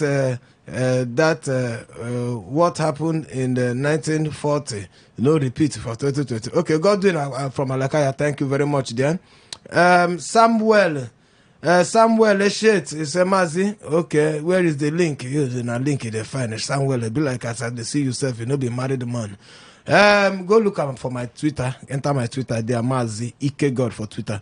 This one is a Mazi. Good evening. And say MC Kura. Okay, say that dog will kill somebody. Need to be seized. Yes, government police don't collect them already, and they're under the police custody. People been the shout to make them kill the dog, but how they want to kill the dog?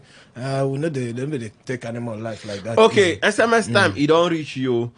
Mazi Ikegod and MC Kuro, good evening. Until Nigerians stand up for the truth, Nigeria is going nowhere in terms of governance. Mazi Ike in Port Harcourt. Mazi, can thank you there. Mazi and MC Kuro, good evening. Kamala Harris no grill. Come Nigeria, come meet our... Okay. Peace. What think concern you issue with this one? Okay. No. Okay, this was a Mazi. I don't understand the relationship between Kamala Harris and FCT Minister. Leave him. Mazi and MC Kuro, the congratulatory message from the president to Trump is hypocrisy. Have they forgotten that they once called Peter Obi Nigerian Donald Trump? Their message to Trump is damage control and it is coming too late. Andy from Port Harcourt. Okay, Andy, thank you there. May government carry the owner of that dog where Lakurawa that man go prison. Ubong from Azara. But what they concern the dog? Which have been saying the owner. We go and carry the owner of the dog. We Lakura no be biting no. Na name of a group. Na name of Bomo. This one say congratulations to Trump. As for Nigeria, don't expect much from him because he is a racist and a government on his own. Can we see how responsible countries conduct polls? Nigeria try and for once learn good things instead of always perfecting on the opposite. Honorable Malon, I send that message. Malon, thank you. This one say, Mazi, greetings. I'm not sure say Tinubu supported Donald Trump for this election. I say Tinubu congratulate Donald Trump for winning the presidential election from thank God ability at Egu. And this was a good evening, Mazi and MC Kuro. You can see no gunshot, no snatching of ballot papers just because they use electronic votes. And Tinubu should do the right thing, you know. And greetings, Marcus, you the nice and now. This one say, Mazi and MC Kuro, I greet you now. You people are doing a great job. Oh. Keep it up. You guys are doing well. Bright Peter Onuga from Bright, thank you. Bright, thank you very much there. So make I enter WhatsApp? Okay, make I enter Facebook too as you enter that side.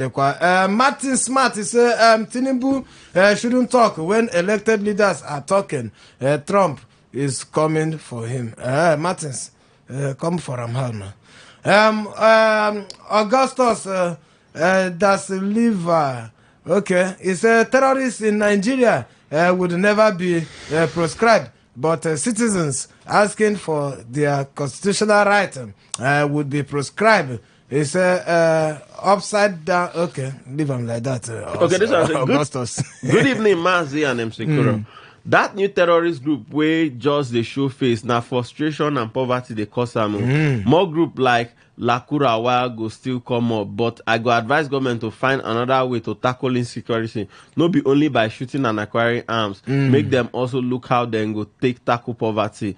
Ask for good luck, Jonathan, making comeback like Donald Trump.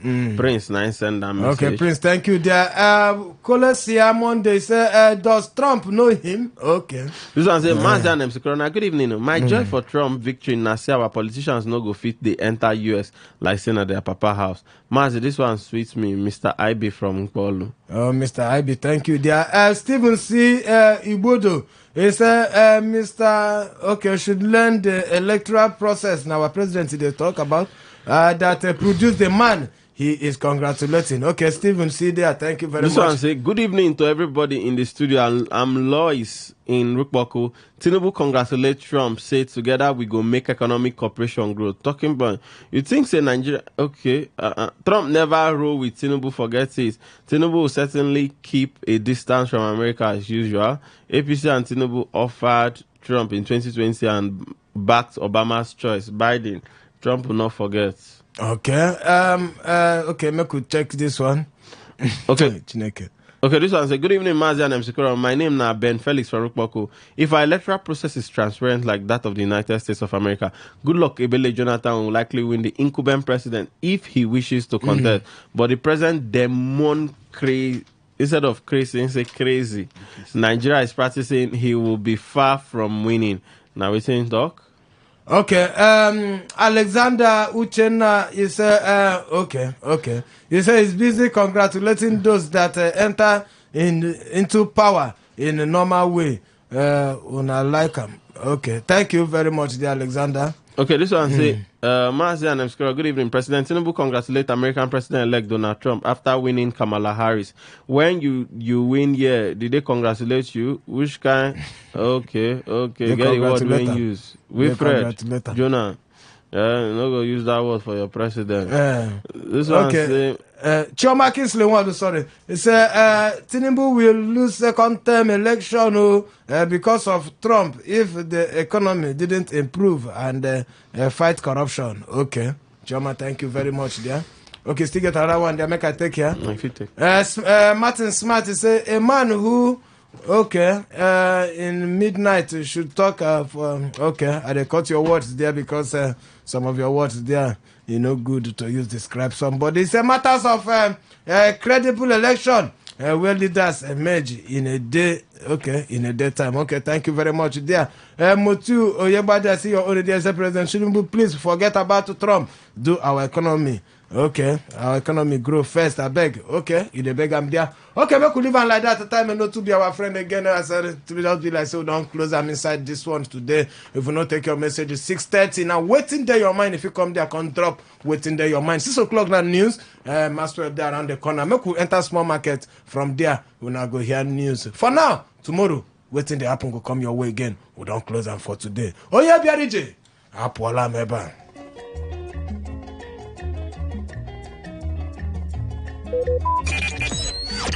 Talk radio. I listen to a lot of talk radio. 95.1 FM.